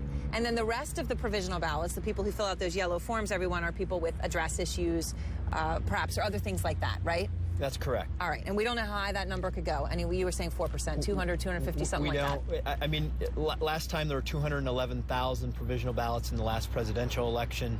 Right. That number could be in between 150 and 300,000. It's really hard to know. All right, so a lot of people are saying, though, if that provisional ballot, since you can't count them for 10 days, if that comes out, if it's bigger than the margin of victory, we may not know for 10 days. Now, obviously, provisional ballots do, especially change of address and things like that, tend to skew Democratic. Bottom line, do you think we'll be able to project a winner tonight? I really believe that we will be able to project a winner tonight. I think that people will have to stay up past their bedtime to be able to do that, but it's likely that we'll know by the end of the evening. So you think we will know. Now, when you look at Ohio and the state, what do you think is going to decide it? We're looking at, big cities like where we are in Columbus. You've got Cincinnati, you've got Cleveland, all these different areas people are looking at, Stark County. For you, where do you look first? I really think that you look at Central Ohio. This is where a growing number of the votes come from in the state, and it's kind of a swing area. And if it leans toward one of the candidates, then I think that candidate's the one that's going to win. All right, well, that's what we'll be watching. No one knows it better than you. Thank you very much. Great. Secretary Husted joining me here outside the State House at the center of everything in Columbus, Ohio. Still to come, the first polls close in just about 3.5 hours. We're going to be fanning out around the country. The campaigning, though not over yet. Mitt Romney, as we said, just was here in Ohio, and he's not done. And we're going to show you how the president is spending Election Day. Plus, we'll take you to our reporters in 3 battleground states to find out who's winning the crucial game of voter turnout. Long lines mean good things, everybody. It's actually a good thing. We'll be back.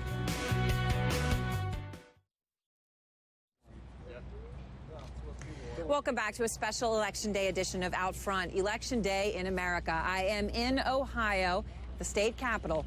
It is the mother of all battleground states. Mitt Romney has put so much effort into winning Ohio that he actually made a last-minute stop in Cleveland this afternoon. So let's go inside the campaigns. Candy Crowley is at the Romney campaign headquarters in Boston. Dan Lothian is at the Obama campaign headquarters in Chicago. And Candy, I want to start with you. What is the campaign telling you with a few hours until the polls close? Not very much is the short answer to that. I messaged a couple of them, talked to a couple of them, and the best answer I got, which is, when I said, look, what are you seeing? Anything hopeful, anything not so hopeful? I got back, early voting looks good, but it's early. So they're not willing to go out on any limbs at this point. They are still in that phase where you are looking at those election lists at, individual polling places, looking at it and saying who of our guys hasn't shown up yet, and pinpointing who that is and going and getting them or calling them and saying, hey, come on down, you got to vote. They do note the heavy turnout that we seem to be seeing. Certainly wasn't in early voting as in before today, but also seeing today's early votes heavy as well. So they want to make sure that it is heavy in their direction and in the places where they need to have their supporters come out to pull out, especially Ohio. That's why you see Mitt Romney there today. That's right. And of course, we'll get those early vote and absentee ballots as much as everyone. They have them all. We'll get those right around 7:30 here in the crucial state of Ohio. We'll see which way that swung. And then the Election Day vote comes in through the night. Let's go to Dan Lothian in Chicago. And Dan, you just heard Candy's talking about what the Romney campaign's telling her. I know the president has started his Election Day tradition, if you can call it that, 2 election days, a pickup game of basketball. That's right. The president always plays basketball before every election. And in 2008 in New Hampshire, he did not play before that voting taking place in New Hampshire. He lost there, so they don't want to make that mistake this time. So the president, just a short time ago, went to a local rec center where he's playing basketball with some staff and friends. They're very confident in the Obama campaign. But the president, in a radio interview with Ryan Seacrest, did talk about having butterflies.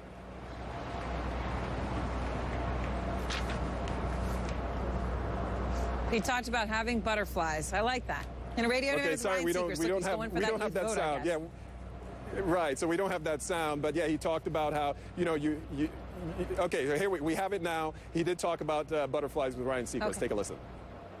I think anybody who's running for office would be lying if they say that there's not some butterflies before the polls come in, because anything can happen. That's the magic of democracy, is that it's up to the people to decide.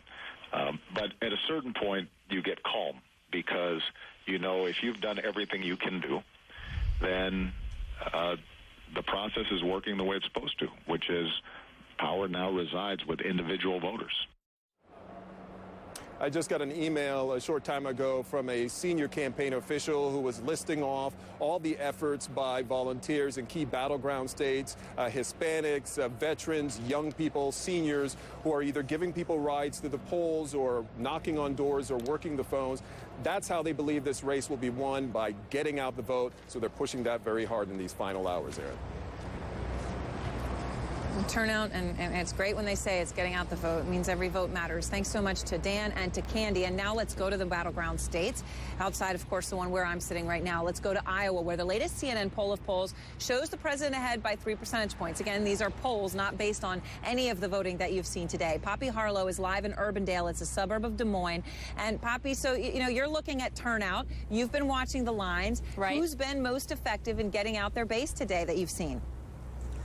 It depends which campaign you ask, Aaron. I talked to both of them within the hour, and they said we've been very effective. The Obama camp telling me, you know, turnout is solid where we need it to be in this battleground state. The Romney camp saying we feel very confident. You know, what was really key here, Aaron, was what happened before today, and that's the early vote. A record early vote in the state of Iowa. That's what we're hearing about. 40% of total votes have come in early, and I want to show you the numbers because these count all the way through the end of early voting yesterday. So these really are totals from the Secretary of State's office. It has Democrats, registered Democrats, leading by about 66,000 in early voting, 282,000 almost of early votes from Democrats, about 215,000 from Republicans, and about 174,000 from no party affiliated voters, so those key independent voters. But I do want to qualify this by saying, first of all, Democrats have a more narrow lead this election than they have in past elections here in terms of early votes, and also Democrats historically are better at getting out the early vote in Iowa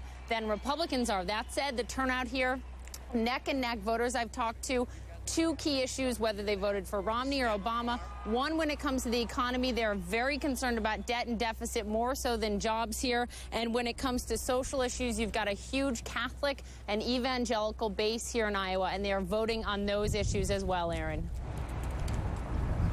Thank you very much, Poppy Harlow. And now let's go to Colorado, where Ed Lavandera is standing by in the town of Lakewood. Different issues, I know there, Ed, that are driving things, perhaps, in the evangelical story in Iowa. I know there's a pot measure on the ballot. How is turnout? Turnout is high. In fact, 1.9 million of the 3.6 million registered voters in this state have already voted. They voted earlier through the mail-in process that seems to work so well here. That's why at voting locations like this at the Green Mountain Recreation Center in Lakewood, a suburb of Denver, you really haven't seen serious lines here at all throughout the day, things running very smoothly. It's all about turnout at this point as well. We've been talking to Republican and Democratic strategists. They are talking about the ground game operation and turning out the votes throughout in every corner of this state, and everyone on both sides seems to think that they are doing it well. But in the end, we won't know what the final numbers are until 7 o'clock Mountain Time, 9 o'clock Eastern. But so far, there has been high turnout. In the early voting numbers, Republicans have a slight edge in the number of registered Republicans that have voted over registered Democrats. But you can register as an independent here in this state, and those numbers as well are very high. And that's why we're in Jefferson County, Colorado, which is one of these western swing suburbs of Denver, and all eyes will be on this on this county as soon as the polls close here. As one strategist told us, as Jefferson County goes, very likely the rest of Colorado will go that way as well. Here you have an equal number of Republicans, Democrats, and independent swing voters that make up this county, and that's why it's going to get so much attention here in the next few hours. Aaron? You're going to get a lot of attention there.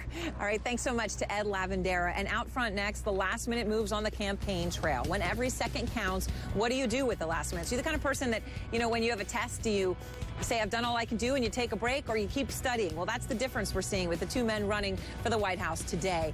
Will it make a difference? Plus, predictions on when we're going to know a winner. The former governor of this state joins me with his prediction, along with members of the best political team. Right now, Mitt Romney is headed to Pennsylvania for last-minute campaigning, a mad dash to rev up supporters and get those last people to the polls. You know, you heard John King saying 400 votes is what mattered in Virginia last time. So every single vote does matter, obviously, more so when you live in a state that matters. President Obama is out visiting campaign workers and apparently right now playing a pickup game of basketball. It's something he does on Election Day, but it's a mistake. Out front, this afternoon, Ohio's former Democratic Governor Ted Strickland. He's here with me in the state capital of Columbus. John Avlon, senior political columnist with Newsweek, The Daily Beast. Reihan Salam, writer with the National Review, and chief political analyst Gloria Borger. All right, I want everyone to know, first we're going to tackle the smarts or not of Election Day behavior for both men. And then we're going to tackle when we're going to know and who tonight. That's going to be the big game. And the winner gets $1 million. Or what was it? Mitt Romney bet 10,000 in something. All right, let me start with you, Governor Strickland. Today, the decision of Mitt Romney to go out. I mean, he's the challenger, so it would make sense. The president, though, did some interviews, but decided to stay home and play basketball. Is that good optics or bad optics? Well, I think the president may have really touched more people through his through his calls. If the concern is how many voters can you reach during this last few hours of the campaign. But, election days, I think, are very special events, and I think every politician deals with them sort of differently. It's all about your psyche and your psychology. And you heard him say to Ryan Seacrest he's got butterflies in his stomach, John Avlon, the president. Going for the younger voter, obviously, with that interview. Yeah, apparently. I mean, look, I think at the end of the day, politicians can be superstitious people. We've been at this for 2 years. It may make candidates feel better to feel they've left no stone unturned, but it's kind of like trying to will a foul ball fair at this point, holding another rally. I think the strategy's either worked or it hasn't, and that's where we are with Election Day. The voters get to decide. It's somewhat out of the candidate's hands at this point. Reihan Salam, smart for Mitt Romney to campaign today. You know, Stephanie Cutter of the Obama campaign made the argument today that by going to a swing state, you take staff away from knocking on doors and driving people to the polls when you come and visit. That was why she said it wasn't smart.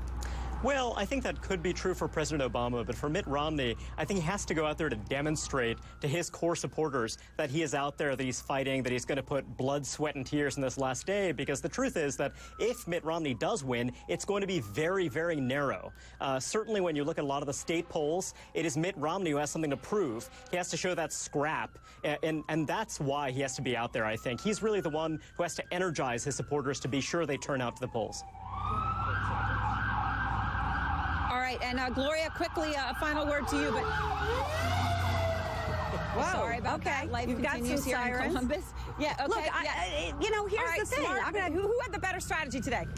Well, I have two words for you. Joe Biden. I mean, they said, okay, we're not going to send the president, but we did send at the very last minute, in the 11th hour, they sent the vice president to Ohio.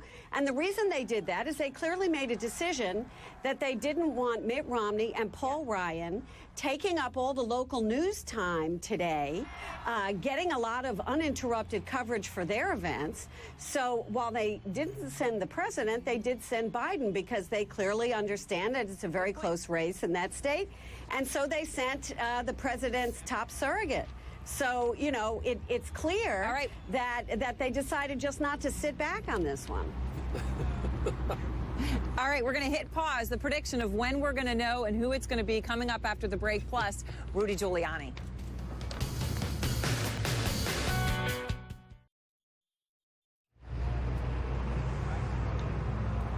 Welcome back. Well, we're just a little more than 3 hours from the first polls closing. So I want to bring back my panel and get the predictions of what every single one of you want to know tonight, right? Who is going to win and at what time will we know that? The former Democratic governor of this state, Ohio, Ted Strickland, with me, along with John Avlon from Newsweek, The Daily Beast, Reihan Salam of the National Review, and our own Gloria Borger. Governor Strickland, obviously you are a Democratic governor, so I'm going to bet what you're going to guess, but go ahead and tell me who and when. Ohio's going to vote for the president. He's going to be reelected to a second term, and Ohio's results will be announced at 11:37 p.m. That's my prediction. I love a man who is unafraid to come out with a real prediction. None of this hedging. And confident. That's right. Okay, so he has set the standard here, Reihan. 2 a.m. and when? 2 a.m. We are going to know, because if we don't know then, I will just go to sleep anyway. Yes, and I think that Mitt Romney is going to win Ohio. Very narrowly. And it's going to take a long, long time. So you think Mitt Romney's going to win Ohio narrowly, and will he win the presidency? Yes, I think he will. And I think it's going to come as a shock to many people. Okay, so we got an Obama, we got a Romney, John Avlon. Oh, I hate predictions, but I think at the end of the day, it'll be Obama, Dem keep the Senate, Republicans keep the House, lose some seats. probably be by midnight unless Virginia breaks away from Romney, in which case it's an early night. If Romney can pull away Pennsylvania, it's a long night. All right, I know you can only give a time, Gloria. In a word, what time do we know? I'm not sure exactly when we know, but I'll tell you the first time I'm going to know something, which is going to be at around 7:30 tonight when we see what happens in the state of Virginia. Because, of course, that's very tight. We've got to look at Loudoun County in Virginia. And if the president were to win Virginia, obviously the path to 270 is a lot easier for him. But if Mitt Romney wins Virginia, it could be a much longer night. Longer but exciting, of course, no matter who wins. Thanks to all. Out front next, one of the most vocal critics of the president. Not only does he think the president should not be reelected, he thinks he should resign. Rudy Giuliani next.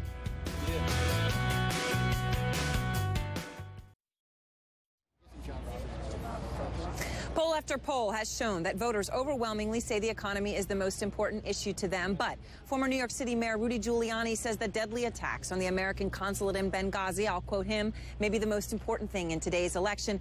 He called the president's handling of the situation incompetent. Fair or going too far? Well, he's here now to answer the question. Mayor Giuliani is out front. Sir, great to see you as always. Hi, Aaron. I want to just start off with the attacks on Benghazi. Sure. Obviously politicized by both sides. I wanted to play John McCain and Robert Gibbs, what Robert Gibbs said to John McCain last night on our show. Here he is.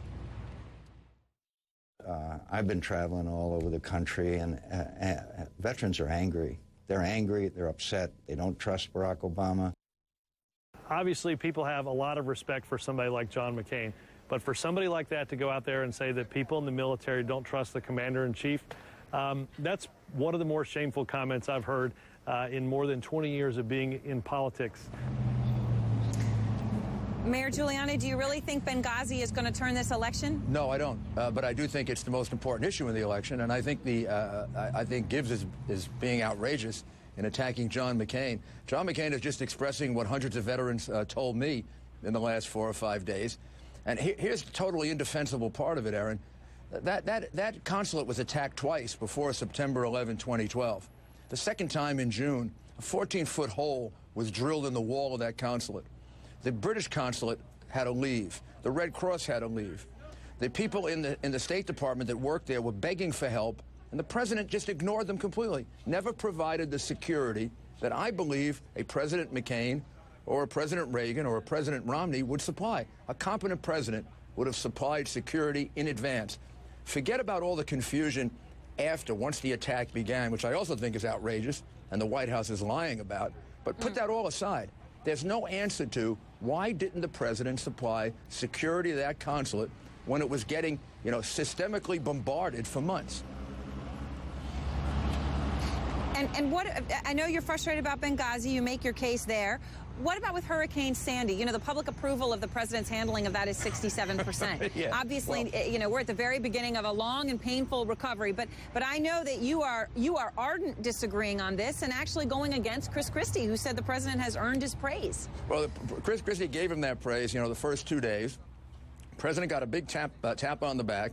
Then we go through 4 or 5 days of no water in New York, not enough generators, no prepositioned water by FEMA, no help for the people in the streets.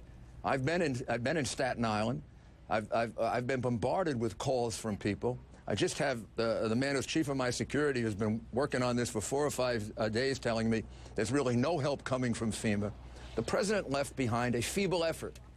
So that if this had been George Bush, all of you in the media would be criticizing like crazy. Just look at these people in Staten Island. Look at these people in Breezy Point. Look at these people out in Long Island. Look at these people in northern New Jersey. This is 8 days later, and they're still without power, and they weren't getting water? What the heck do we have FEMA for if they can't fly water here from various parts of the country? So I think the president got his praise. He got his photo op.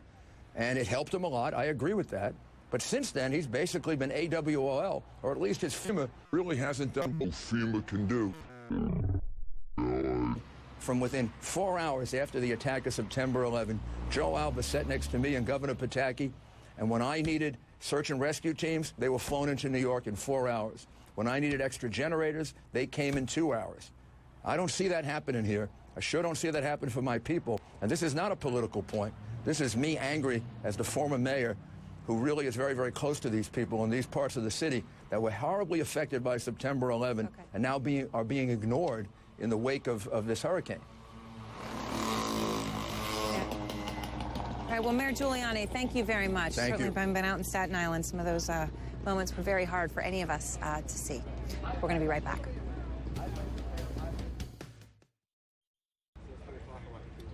All right, thanks for watching. I'll be back here from Ground Zero, the State House in Columbus, Ohio at 6 o'clock. See you then. Right now, AC 360 starts.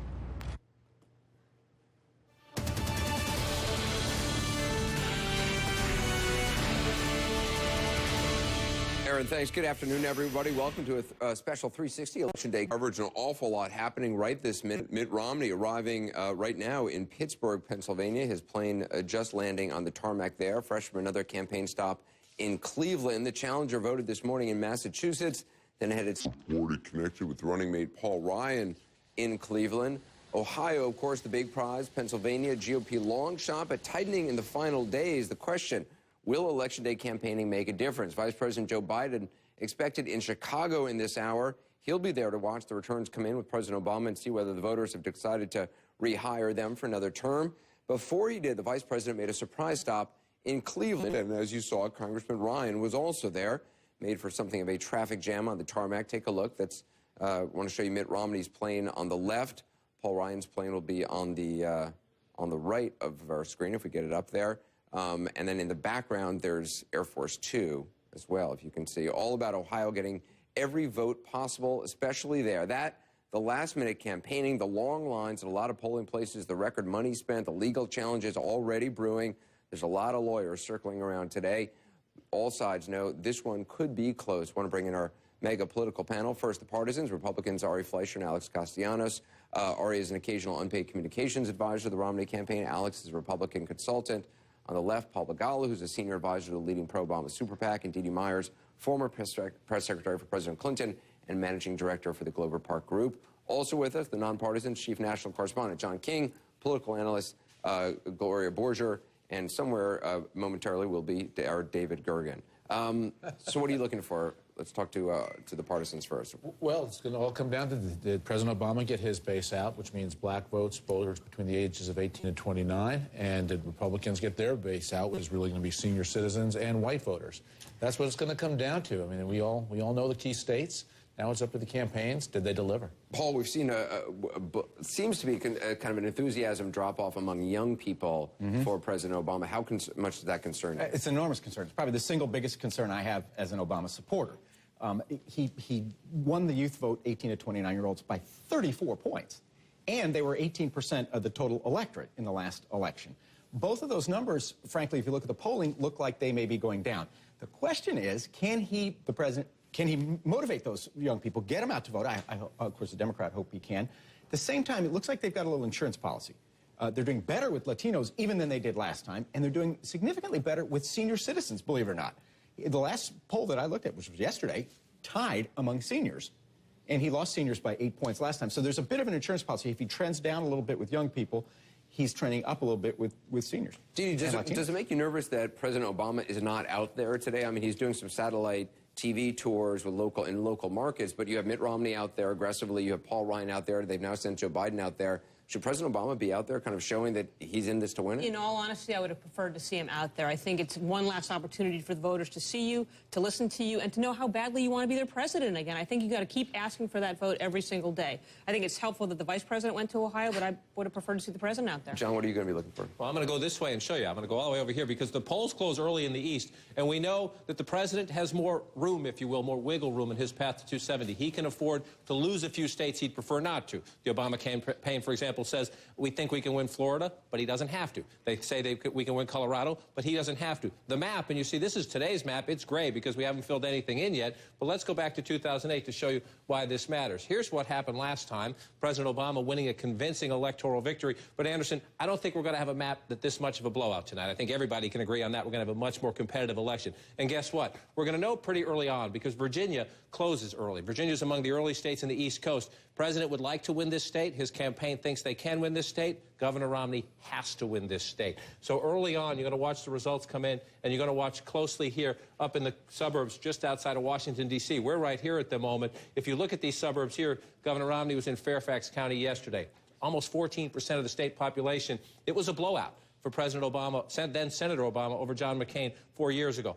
I don't think Governor Romney can win Fairfax County. He doesn't have to win Fairfax County. He has to be a lot closer than that. Where you want to see if this is blue or red tonight, this is Prince William County. You're starting to move out from the suburbs into the exurbs, if you will. Suburbs here, exurbs out here. This is traditionally Republican territory. Look what happened. 58 to 42 4 years ago. Mitt Romney has to be competitive here. Does he have to win it to carry Virginia? Maybe not if he gets a big conservative turnout elsewhere, but he has to be a lot closer than that. Let me show you why I say that. If you go back to 2004, George W. Bush carries Virginia, and he carries it 53-46 over John Kerry. How does he do it? He does much better in the close-in suburbs. This is where the population growth is in the state of Virginia. Paul talks about young people. A lot of them live here, college student. Paul talks part of the Obama coalition, college-educated women. A lot of them right here. Yeah. The suburbs used to be Republican territory, and it's not just Virginia. Mitt Romney needs Virginia to win, but if he's performing well in the suburbs here, then it is a reasonable stretch to think that he's going to perform well in the suburbs outside of Cleveland and Columbus and Cincinnati, and in the suburbs outside of Denver, out in Colorado. So the Virginia suburbs will give us the first hint of one of the battlegrounds within the battlegrounds, if you will. Hey, John, stay over there by the map, because I want you to join in this next conversation. You were looking, by the way, on the right of the screen at Pittsburgh. Governor Romney just touching down. We're anticipating a Romney event there. We'll bring that to you. Also,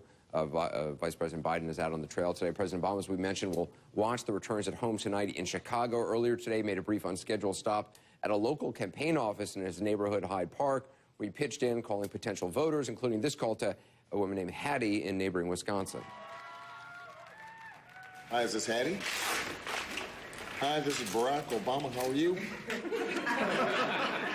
I'm doing, you know...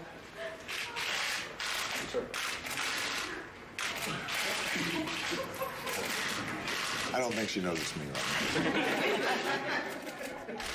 now. My name was Barack Obama, you know, the president of the United States.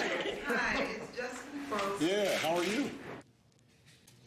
Imagine getting that call. He later congratulated Governor Romney for running a spirited race, thanking his staffers for their hard work. President Obama's field operation last time around was legendary. He's counting on it again today. Joining me now, a man who's well acquainted with presidential local politics, Chicago Mayor, former White House Chief of Staff, Rahm Emanuel. Mr. Mayor, appreciate you being with us. John King is going to join in shortly, too. Mayor, last night, Stephanie Cutter admitted on this program that Pennsylvania has tightened. That was her word. You were saying a few days ago that you thought the state was secure, but that the campaign shouldn't take anything for granted. Do you believe there's any chance at all the president might not win there today? Nope.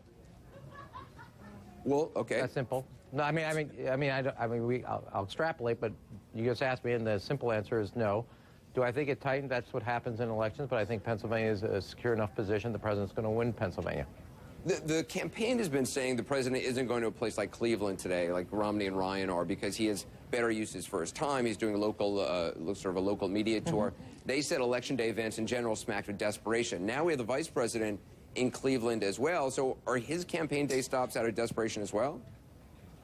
Well, I think that it's basically an insurance policy. It's the right thing to do from that perspective. But the president's doing what I think is appropriate, which is he's making phone calls into Wisconsin, as you just had on your show. And I do think at a certain point, yeah, this is up to the voters. You've made your argument, which is, and I think in the president's case, that why he has been a defender on behalf of the middle class and the decisions going forward, how he's going to strengthen the economy by strengthening the middle class. And at a certain point, and $6 billion later, this is their day. They'll make the decision. He has to be confident that he's made the best argument about the clear choices between the type of policies that President Obama wants himself and the type of policies that Mitt Romney's advocated and shown, whether it's on the auto industry, where they had clear differences, whether it was getting Osama bin Laden, clear differences. And those choices have been clear. They've been well versed for the public. And now it's up to the public to, as they are in all the lines you're seeing across America, voting. We were talking to Paul Begala and Dee Myers. A lot of them were saying they kind of would like to see their candidate out there, you know, up until the last minute. You know, you've been there in the trenches. Would you prefer your candidate out there? No, look, I think, first of all, and Paul and Dee are friends. The difference is the reason Governor Romney is doing what he's doing is because he is looking for any opening because of given the effort that the president has put both in Ohio, Wisconsin, Iowa, and the other places, and nonetheless he's making phone calls. There's a difference between the need to do it and the insurance policy to do it. Both motivations are not the same, and I'm very comfortable from the campaign's perspective of the vice president's out there and the president's making phone calls from here in Chicago. I think Mitt Romney has to go to Pennsylvania because Ohio is not working the way it has. You have to go back and reason, why is he doing that? And the reason isn't just for one more effort, it's because the avenues for an electoral map to victory are not where they were 6 days ago or 6 weeks ago. That's why he's trying to look for an opening, because the president has done an effective job making clear the choices between Mitt Romney's policies of throwing in the towel on the auto industry versus the president's policies of what it means to stand by them and help a state like Ohio that had a 10% unemployment when he walked in on day one and a 7% unemployment today, which is 150,000 jobs in Ohio. And that's the choice that Ohio is going to make, and that case has been made clearly to the people of Ohio. And you see Governor Romney there in Pittsburgh. I want to bring in John King. John? Mr. Mayor, it's good to see you. It's not your first rodeo. You've mentioned this several times. I'm holding Ohio on our map, 18 electoral votes. If the president wins Ohio by, let's say, 10, 15,000 votes tonight, which would be a very close election in a big state like that, you were in the room at the time. Do you have any doubt that if he wins a close election in Ohio tonight, and that is the key to re-election, it will be because of the auto bailout? Well, 1 out of 8 jobs in Ohio are related to the auto industry. Full stop. No other state outside of Michigan is that affected by one decision. And when you look at the, if he wins by 15,000 without going county by county with you, John, it means that he has done well beyond his base coalition. He's expanded his coalition. And that means auto workers who know directly the decision he made and the decision Mitt Romney made. If Mitt Romney was in the Oval Office, he would have thrown the towel in on 1.2 million manufacturing jobs in the industrial base of America. The president, even when his advisor said this is maybe at best a 1 in 5 choice, went all in, and it's turned out to be the right decision. In Ohio, Michigan, I can say this as a mayor in the city of Chicago with a Ford auto plant on the south side that added a 3rd shift, 1,200 jobs. That decision directly resulted in the auto industry not only being saved, but auto industry adding jobs and suppliers adding jobs. And the two individuals, President Obama and Mitt Romney, clear differences, and Ohio's a clear beneficiary with 150,000 net jobs in the last 4 years because of the decision President Obama made. And if it had gone the other way with Mitt Romney, which is where conventional wisdom was at the time, it would not be those jobs in Ohio, and Ohio not only wouldn't be in that place if Mitt Romney hadn't written the op-ed, who knows. That op-ed where he was clear in his views, let it go bankrupt, was thrown in the towel on Toledo, Akron, Canton, Youngstown, Cleveland suburbs, very clear about his position and the consequences thereof. Mayor Emanuel, appreciate your time. Thank you very much. Let us know what you think. Follow me on Twitter at Anderson Cooper. I'll be tweeting throughout the hour. As we wait for Mitt Romney to get to his final campaign event, we're going to take a quick break, then come back, speak with the senior campaign advisor for the Romney campaign about the governor's chances in Pennsylvania and nationwide tonight.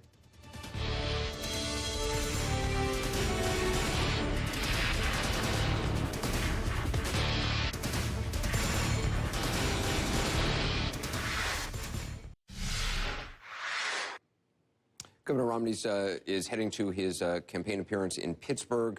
We anticipate bringing that to you. Jim Acosta is there. He joins us now by phone. Jim? Hey, Anderson, that's right. We just landed in Pittsburgh a few moments ago, and as you just mentioned, Mitt Romney climbed off of his plane, and we saw something that was pretty extraordinary, something we haven't seen all day today.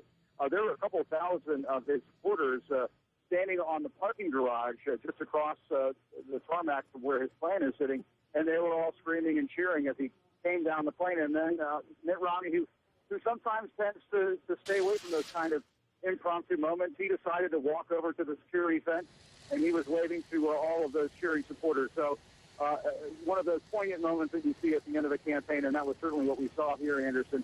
Right now, Mitt Romney is en route to what we believe to be a volunteer center where they make calls to supporters in the Pennsylvania area. He did that earlier today when he was in the Cleveland, Ohio area. You mentioned the 3 campaign planes, well, I guess 2 campaign planes and 1 plane that belongs to the taxpayers of the United States that were parked on the runway in Cleveland. We were there for that. That was quite a sight to behold.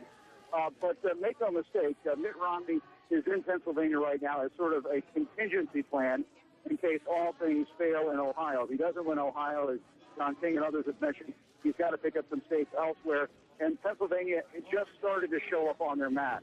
As the clock was ticking down towards Election Day, they started to see the race tightening in Pennsylvania. It was not widely acknowledged to be a battleground play for this campaign, but they're making that play today, Anderson. Jim Acosta reporting from the Romney campaign. Jim, appreciate that. Mitt Romney is trying to make sure that come tomorrow there are no regrets about any missed opportunities. Former Missouri Senator Jim Talent is a senior Romney campaign advisor. He joins us now, and John King's going to join in. Senator, thanks for being with us. Romney and Congressman Ryan are making several campaign stops. Those events are big efforts. They tie up resources, staff time. The president is doing these satellite interviews with stations. He's doing phone calls in more than half a dozen swing states instead. Would that have been a better use of the governor's time? What's the idea of getting him out there? Well, I think the enthusiasm of a rally, you know, the local press coverage that you get, the way it encourages your workers, it's a powerful way of campaigning. I always enjoyed it. And, you know, this is the last day. So get out there and see people and encourage them to get to the polls and work to get other people to the polls.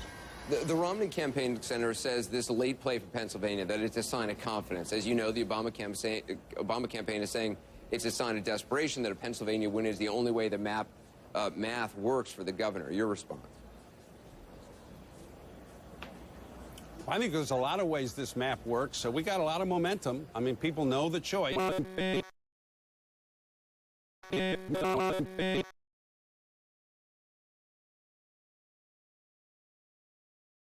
Real recovery. So we feel like we got a lot of momentum, and there are states that we can win. We didn't think we could. Pennsylvania probably at the top of that list. Well, John is out the map right now. Let's check in with him. John?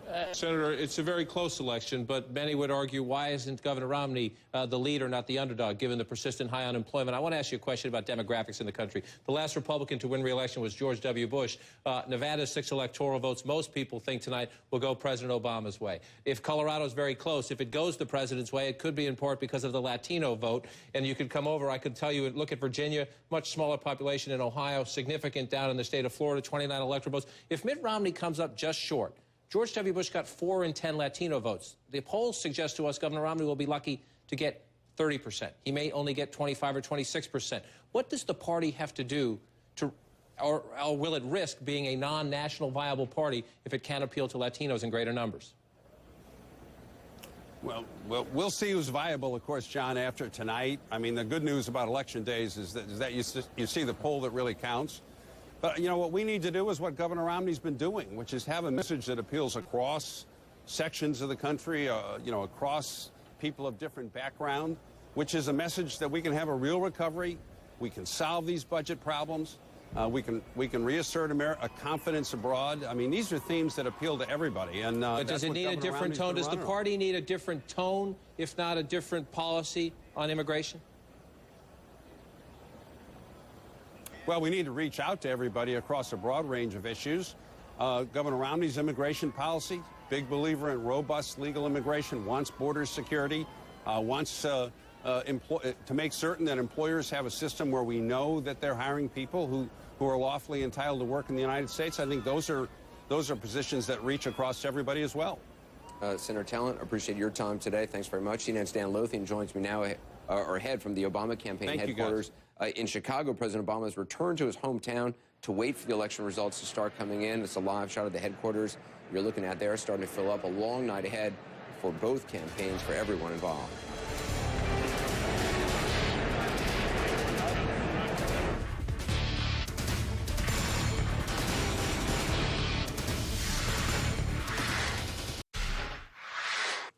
Hey, welcome back to Election Day in America. There are already problems being reported in a couple of states. In Pennsylvania, the Secretary of State confirmed that an electronic voting machine in Perry County malfunctioned, as shown in a video that went viral on YouTube. It showed a voter appearing to cast a vote for President Obama, while the machine automatically selected Romney. A spokesman told CNN the machine was taken offline, recalibrated, is now back in service and working fine. We're also told there have been no more complaints. I want to bring back our panel: Ari Fleischer, Alex Castellanos, Paul Begale, Dee Dee Myers, David Gergen, Gloria Borger, and Candy Crowley. Gloria, David, what are you looking for today? Well, I'm looking for things everyone's talked about. Obviously, the race issue is very important. If there are more white voters this time, that's good for Mitt Romney. I'm looking for gender. We always say that Mitt Romney has a large gender gap with women, but he does very well with men. So we're going to have to see how that balances out. You know, so those are, and younger voters, as Paul was talking about earlier, very, very important to the president if he's going to win re-election. So it gives us a sense of how divided this country is, because we could, in the end, see a country that's divided on race, you know, on gender, and by age. Yeah, I'm looking, Anderson, for the turnout. Paul mentioned young people, and Lori talked about whites versus minorities. Both those are very important. But I'm also very curious about what's happening today. There are these long, long lines we're hearing about around the country. Waits of 3 hours, up to 6 hours. Where are those occurring, and who does that help? I mean, what do we read out of that? I'm not sure I know right now, because I don't know where they're occurring. And I'm also looking to hear, when the exit polls come in, about when people made up their minds. We're going to have a lot of interpretation. If we hear a lot of people made up their minds in the last 10 days or so, and they went for Obama, as there are some indications they are, you know, you can easily read into that a hurricane bump, and I think that's important. We want to know, at the end of the day, are the voters sending a message as well as a person back to the White House? Is there a message here? Do you think it's a mistake, Ari or Alex, for President Obama not to be out on the trail? If you don't want the job, you don't get the job. And we want our president to serve us. That's really very important. But, you know, the other big thing I think to look for tonight, Anderson, is, has America changed? Barack Obama found a new coalition last election, younger people, more ethnic, younger women. He said that's the future. The country's going to be more that way. That's his bet tonight. They're still there. They're coming out. Republicans, we see that future, too. We haven't adapted to it. We haven't changed our message to talk to them. We're betting on the old coalition, the silent majority, a bunch of especially older white men who think we're losing the country. Well, something awful is happening, and this country's going to be less than it was. We think there's so much intensity there that this will be very much like 2010 when Republicans took Congress. So silent majority against the new coalition. Well, to the question that John King asked the senator, I mean, for Romney, how does the Republican Party try to win back Latino voters? Oh, bueno, yo no sé. Maybe there's a way. Well, look, I think we need a message of growth and optimism. When Hispanics come to this country, they come here for opportunity. They share a lot of Republican values, strong families, Catholics, but a Republican Party needs to be a party of open arms and opportunity. Optimistic Republicans get the Hispanic vote. But that's not what pessimistic, divisive Republicans don't. But that's not what people saw during the primaries, and that is a real problem for Mitt Romney, because what they saw was Mitt Romney moving to his right on immigration, so he was able to win these primaries and become the nominee. And people watched that, and I think that in the end will hurt Mitt Romney, hurt the Republican Party, and whether Mitt Romney wins or loses, there's going to be kind of a civil war, I hate to say Hispanic vote this time than last time. But it's going to grow. It's going to grow. And there's no question, I think, to go back to Lori's point, that immigration is now the chicken bone in the throat for the Republican Party. And until they deal with that, they can't bite, they can't swallow anything else. So I'm actually quite optimistic now in the next term. Whoever's elected, we're going to get immigration reform. Democrats want it, and Republicans now need it. That's a lot easier problem to solve when an economy is growing. There are other big trends in politics. And we're right to look at the black trend, we're right to look at the Hispanic trend, and they're troublesome trends for Republicans. But America is also becoming a more conservative country. In 1980, when Ronald Reagan ran, in a much whiter America, 28% of Americans called themselves conservatives. Today, 34% of Americans call themselves conservatives. Reapportionment is also moving in the Republican direction. If John McCain's states were won again just by this year again by Mitt Romney, that's an additional 6 to 7 electoral votes for Romney, because people have moved into Texas. How do you say America is becoming more conservative, though? Do you mean socially? Do you mean economically? Self-identification. We'll see it on the polls tonight. American people consider themselves 2 to 1 conservative. My point is we tend to focus just on blacks and Hispanics. The American electorate is a stew. It's a lot of different factors. One of the things we've seen in this election... They're not only going in one direction. Is both sides have really tried to get people to vote their fears and not their hopes, right? And that drives down turnout in certain communities. If, in the long term, the Republican Party in particular is going to have to find a way not to try to reduce the number of people voting, not to try to make them afraid of the future, not to try to make them afraid of what's happening in this country. And it'll be interesting to see how both parties handle an election in the aftermath of fear. Here's the wild card. Let's say Mitt Romney wins, and he's running for re-election. And let's just say it's a roaring economy. I think we're going to have a lot less conversations here about the slices of the electorate, because those slices are going to benefit from a big roaring economy. Right. That's the biggest factor. I can tell you how simple this is. Just real briefly, how simple this is. Instead of Republicans getting into the trap that says more for you, one group is less for the other group, Republicans have succeeded when they've said more for everybody. Yeah, Let's move to a better place. We got to wrap Barack it up. Obama's run the opposite campaign. The problem that the Democrats have had is older, white, working class people. And so I want to take that on. And you saw the first thing Mayor Emanuel said, but you could ask him, how's the weather? Well, the weather's better because the auto bailout, right? He got right to that. As he was speaking, as if our side had its act together, the AFL-CIO sent me a poll that they just got back last night in Ohio. They're showing the president 5 points higher among union members in Ohio than he was in 08, which is a very enthusiastic year. He's improved his lot in Ohio among union working people, who my guess is exactly those white working class people Mayor Emanuel was talking to. We're waiting to hear from Mitt Romney in Pittsburgh, as well as a number of other live last-minute events, campaign events. More coverage when we come back.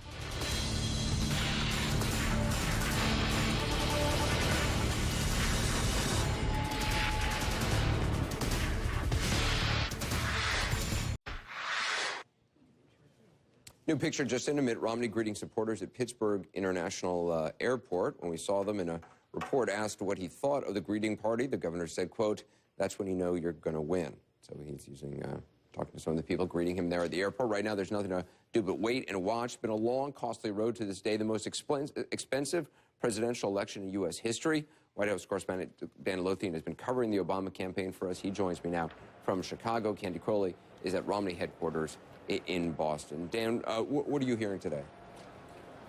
Well, you know, Anderson, there is a sense of optimism inside the Obama campaign, not only from the president himself, but with top officials. I was talking to one senior official inside the campaign who says that he feels very good about how this election will be decided tonight, but they're not letting up on that ground game. You saw the president earlier today working the phones, encouraging volunteers in the key battleground states. And a short time ago, I did receive an email from a senior campaign official listing all the different efforts by various groups, Hispanics, young people, veterans, seniors, in these key battleground states, what they're doing to get out the vote. Some are giving rides to people. Others are working the phones or knocking on the doors. This is a very close race. They're very optimistic, but they believe that this race will be decided on getting people out to the polls, Anderson.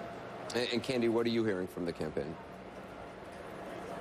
Well, it shouldn't be too surprising to anybody that at this point, when you talk to top advisors in the Romney campaign, as you do in the Obama campaign, they're bullish about what's going on. They'll say, we're seeing heavy turnout in the places, our places. So running up the vote in Romney-friendly places. Someone told me they feel great about Ohio. Somebody else said when they look around, the early, let's see, I'm trying to remember this quote, the early signs are good, quote, but it's early. So this is not a time that these campaigns are going to begin to back off and go, uh-oh, we're in trouble here, we're in trouble there. People are out there voting. The minute you show any sign that somehow something might be wrong or you're beginning to lose here or there is when you start to affect votes elsewhere. And as we all know, the polls stay open in California and West and to California for a long time. So right now, still very bullish here in the Romney campaign. Dan, while we've seen Mitt Romney out there, and even Joe Biden is out there on the campaign trail, President Obama, who we saw making a couple calls and greeting campaign workers, there's a lot of superstitions that the Obama campaign has on what they should do on election day. Explain what they're doing. That's right. Well, you know, the president has always played basketball before big elections. He did not play in 2008 before New Hampshire, and he lost. So they're very superstitious. So Robert Gibbs told me yesterday we weren't going to repeat that mistake again this time. So Reggie Love, the president's former body man, put together a basketball game. They went to a local rec center here in Chicago. Arnie Duncan, the president's secretary of education, joined in along with others to play the game. It's not one of these technical things that you can tie to election results, but they very much believe in it. So the president playing basketball, hoping that it will have an impact on the race. Interesting. Dan, Candy, thanks very much. In Florida, the sun is shining, the lines are long, the race is tight, and the stakes are high. The last Democrat to win the White House without winning Florida, Bill Clinton, in 1992. The last Republican, Warren Harding, 1924. We'll take you to Florida to gauge the mood there next. Hey, welcome back. Election day in America. You're looking at a live picture of the Empire State Building, which New Yorkers will be able to look at tonight to track the election. As CNN projects winners in each state, a meter on the spire will turn blue for President Obama, red for Mitt Romney. When CNN projects an overall winner, the full spire and upper floors will turn either blue or red. More New York voting in a moment. But first, let's talk about Florida. Expected to obviously be a very close race there. 29 electoral votes at stake. Voters in the Sunshine State, they've been waiting in long lines starting early this morning. Ashley Banfield is in Miami. She joins us now. Ashley, you've been at the polling place in Miami since around 5 a.m. How long has the wait been for people?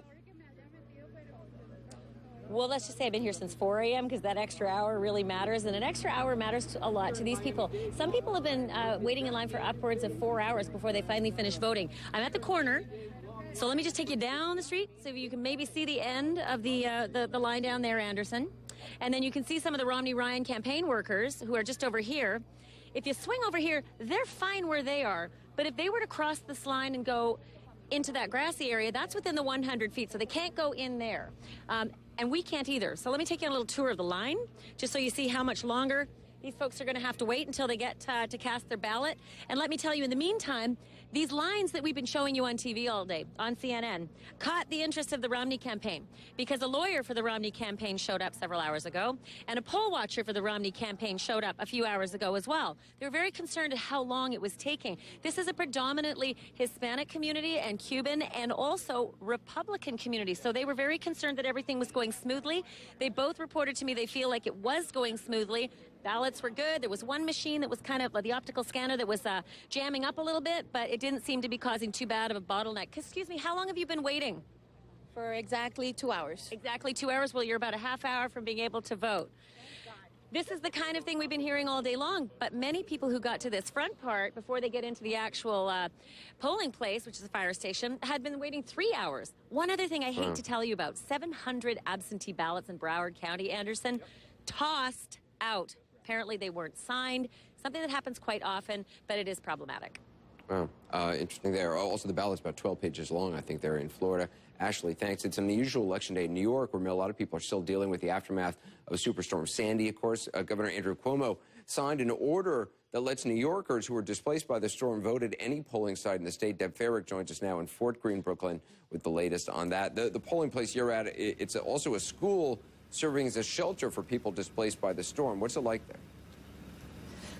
Yeah, that's what's pretty amazing about here. And just for our viewers, we have to tell you that this is Fort Greene, Brooklyn. This is where Spike Lee has an office really just down the block. But this is something you don't see very often. New York City's shelter, and then just a little down here, vote here. People going in. The lines began at about 3 hours. They're now down to an hour. One man joked, well, it's better than the gas lines. And, of course, he was referring to Hurricane Sandy. It has been more chaotic than usual. That's according to a number of voters who we spoke with earlier.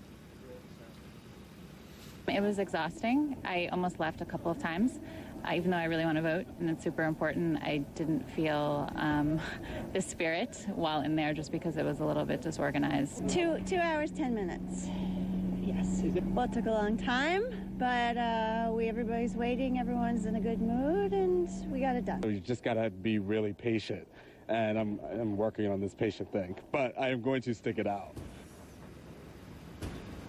Yeah, and Anderson, patience for the voters, patience for the evacuees, because we spoke to a couple. They said that they've been sleeping in classrooms. They're running out of clothing. They're running out of money. And now they're being told that they're actually going to have to relocate elsewhere. So very frustrating to have a shelter, to have a voting place. Just really shows what many New Yorkers are dealing with, Anderson. Yeah, I definitely appreciate it. Whether it's New York, Florida, Ohio, beyond Election Day, it often gives way to legal battles. We're going to have more on that possibility with our Jeffrey Toobin next.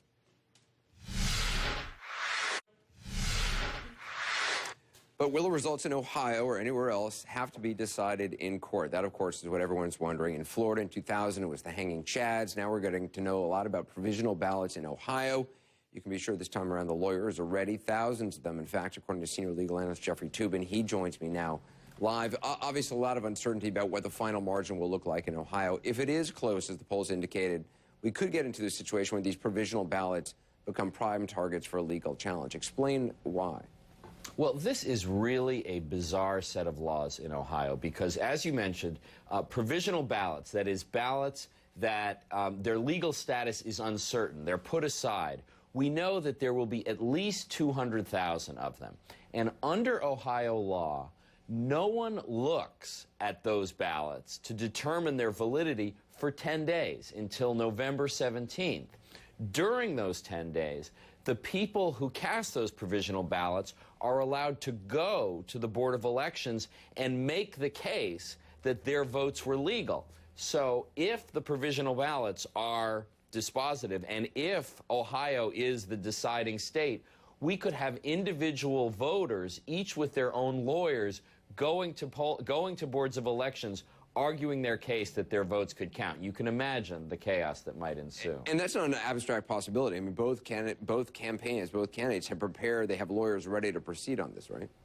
Absolutely. And remember, we've at least 200,000 provisional ballots. The margin between McCain and Obama 4 years ago, where Obama won easily, was only 260,000. So here, where we're expecting a much closer race, you do the math. I mean, those ballots could really determine the difference. Yeah. Jeff, thanks. We're going to have more with our panel ahead. We'll be watching.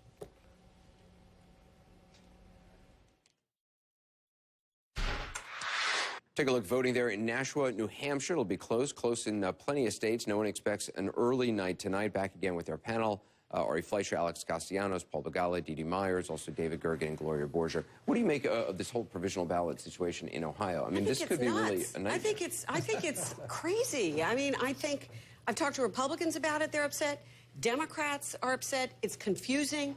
If it's a 200,000 vote race or more or less, as it was last time, it was what, 250, something like that? 262, yeah. 260,000. This could be dispositive. So it's incredibly confusing to voters. It's a Republican Secretary of State, so Democrats are going to be upset if there's a problem, because they're going to assume that he's biased. Catherine Harris comes to mind, right? Remember, with the Florida recount. So I think you can have problems. Also, that there are 4-hour-long lines for voting in this country. I mean, does that make sense to you? No, it does not make sense to me. And that there's a 10-page ballot in Florida makes no sense to me. I mean, there's a lot of irrationality in this system. And it's hard to believe we're still dealing with irrationality, right, 12 years after the war. We spent so much money. The federal government has spent a lot of money to these states to get their acts together. Now, I guess I guess the rationale behind the provisional thing and 10-day wait is that each citizen who's got a provisional ballot is required to come up with some form of identification to get their ballots straightened out. But I would assume that if the whole country is waiting for 10 days on Ohio, that they'll shorten that period. There's going to be enormous pressure. Come on, guys, you can't wait 10 days. Does it make sense to you guys? Well, after a 36-day wait in 2000, that 10 days doesn't sound long to me. Well, look, these things are always, you try to learn from the last election. You say we don't want anybody to be disenfranchised for any reason whatsoever, so we lean too far in the other direction. But, there's still places where we do have good data. And Anderson, I've been looking at one of those places. Pasco County, Florida is right outside Tampa, St. Pete, 500,000 people. It's the only place that reports its actual updated voting hour by hour by hour. So you can see who's voted as of 3 o'clock. Here's the trend there. It's a real split county. Bush lost it by 1 point to Gore. McCain took it 3 points over Obama. Right now, it looks like it's going about 10 points toward the Republican. I'm hearing this type of thing out of people in Florida. But this is the one county. You can go to PascoVoters.com and actually track how the D's, the R's, and the I's are voting hour by hour and get the latest. It's the only county I know anywhere that has this kind of just electronic data available to everybody.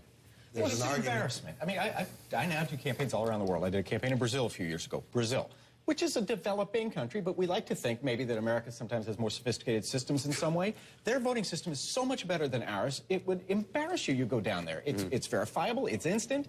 And you see these disparities, and this is what both sides will complain about. Okay, if it's a predominantly Democratic neighborhood and there's a Republican election official and there aren't enough boxes, it might not be partisan, but you bet those voters are going to think it was, and vice versa. But some of it is partisan. Crazy. I mean, some of the problem is people trying to game the system, create rules that will favor one side over the other by a little bit or a lot, and that's why we're seeing. That's why it evolves, and why every election cycle has a different problem. Is people trying to target rules to maximize their vote. Another good argument for smaller government.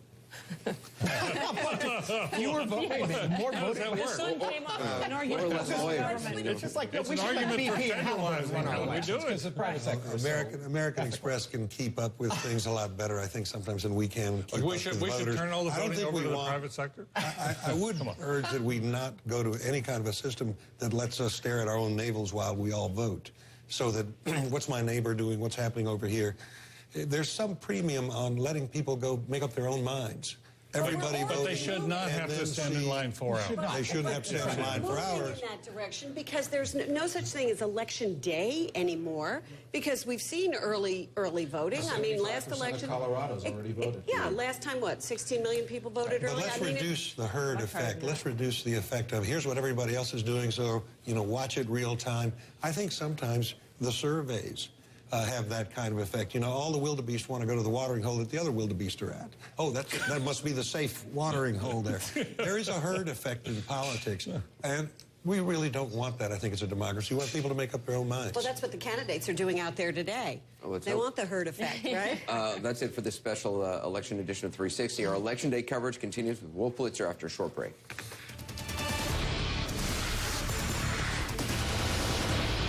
California's George Herbert Walker Bush, 41st President of the United States. Governor Clinton is now President Bill Clinton, too close to call. There it is, George W. Bush re-elected. Barack Obama, President-elect of the United States. This is CNN. The end of a grueling presidential campaign and an historic day for the nation. Voters are deciding right now who will be the next president of the United States. It's Election Day in America. Right now, it's up to the voters, and America is waiting for the verdict. Will it be Barack Obama? We know what we want to do works. We know what they want to do doesn't work. Or Mitt Romney? He's offering excuses. I've got a plan. This presidential contest could be a squeaker till the end. We're going to win with your help. We'll win this election. We're live across the country in the swing states where this fight has been playing out for months. Open change has become anger, frustration, divide, and conquer. Folks, they're not sketchy. They're etch-a-sketchy. This is CNN's coverage of Election Day in America, the fight for the presidency, the battle for Congress, and the issues dividing the nation. I still believe in you. And if you still believe in me, I'm asking for your vote. I need you to go out there and find people that'll come join our cause. It's your vote, your future, your country, your choice.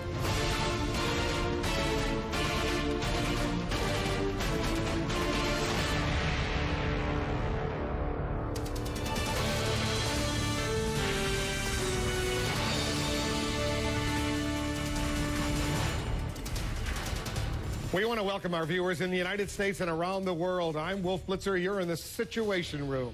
We're counting down to the first poll closings in just 2 hours. Our correspondents are stationed across the country and in all the key battleground states following the candidates and the voters, some of whom are waiting hours right now to cast their ballots. We're standing by also for the first exit polls, giving us a glimpse on what's on voters' minds and which way this race may go. Stand by for that. We also begin right now with Mitt Romney, who's breaking with tradition by campaigning on this election day. He made brief appearances in Cleveland just a short while ago, as well as in Pittsburgh. Our national political correspondent, Jim Acosta, is on the scene for us in Pittsburgh. Jim, tell us what's going on right now. Wolf, I can tell you just a few minutes ago, the GOP nominee Mitt Romney just climbed up those stairs and entered his campaign plane. He is now headed off to Boston in just a few moments, but it has been a very busy day for Mitt Romney. He started the day earlier this morning, of course, voting near his home in Belmont, Massachusetts, along with his wife, Ann Romney, and then it was off to Cleveland for what was undoubtedly one of the more memorable images of this final day of campaign 2012. Take a look at this video, Wolf. You see on the tarmac in Cleveland, Ohio, Mitt Romney's campaign plane, Paul Ryan's campaign plane. We knew all of that was going to happen. We knew they were going to visit Cleveland. But the big surprise of the day, the vice president, Joe Biden, landed on Air Force 2 and parked his plane almost in between. If you look at the shot that was obtained by photographers earlier in the afternoon, sort of a aircraft bracketing of the vice president's plane by the Romney and Ryan plane. And then while those planes were sitting on the tarmac, Romney went off to a local volunteer center in the Cleveland suburbs where he thanked many of his campaign staff workers and volunteers for all of their hard work. Here's what he had to say. There are innumerable people across the country who are doing the same thing you're doing. You know the victory centers here in Ohio. There are victory centers all over the country. People are making calls to get folks out to vote. because I know if we get folks out to vote, we'll have the real change we really need in this country. And I'm so excited about the prospects. I got to tell you, I'm buoyed by the spirit of the people across the nation, the enthusiasm, the support, the energy is just amazing. Thank you. Now, we have an early readout on what Mitt Romney will be doing later on this evening. Obviously, he's on his plane now. He's heading back to Boston. We understand he'll be watching the returns with his family at a location near the convention center in downtown Boston. That is where his election watch party will be held later on this evening. And I talked to a senior Romney advisor about how they view the turnout so far for their campaign, Wolf.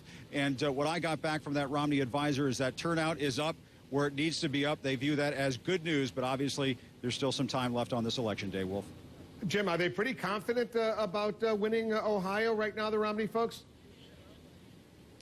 They are predicting a victory in Ohio, but I did talk to a Republican source who is close to the Romney campaign operation in Ohio who told me, Wolf, that this will be close, quote, very close in the state of Ohio. And one reason why they're in Pennsylvania is because demographically speaking, it is very similar to the situation in Ohio in that you have a lot of rural working class voters. That is a voting bloc that Romney has targeted throughout this campaign, but it does not have the baggage of that automotive bailout issue that has troubled the Romney campaign over in Ohio. That's why they're making that late play here in Pennsylvania here, Wolf. Jim Acosta on the scene for us, as he has been every single day. Thank you. Let's go to Chicago right now. President Obama's adopted hometown, where he and his family and top aides, they are hunkered down. They are awaiting tonight's results. The president did make a surprise public appearance, even squeezed in a little bit of basketball while in Chicago. Our chief White House correspondent, Jessica Yellen, is on the scene for us there. Jessica, what are you hearing from the Obama campaign?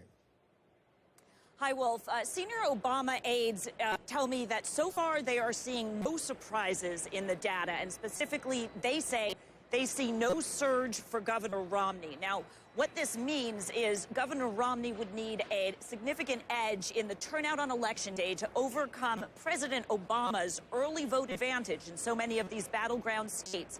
And what these senior Obama aides are telling me is they are not seeing Governor Romney get that turnout edge today. Of course, it is still early and far, far, far too soon to know. What they're also telling me is they are seeing high turnout across the nation on both sides, but they particularly point to Pennsylvania and Virginia and tell me they are seeing an increased African-American vote in both those states. Now, obviously, that would be very good news for President Obama if the African-American vote there is higher than their margins, which they say it is. This could be a very, very good night for the president. I'm told they are feeling calm and confident. But as I say again, Wolf, obviously they're giving me only the good news, and it is way too early in the day to know how this will play out. Wolf. So tell us, Jessica, what the president did today. The president woke up here in Chicago, where he spent the night at home. He went to a campaign headquarters, not his own headquarters, but a work office, thanking people for all their hard work.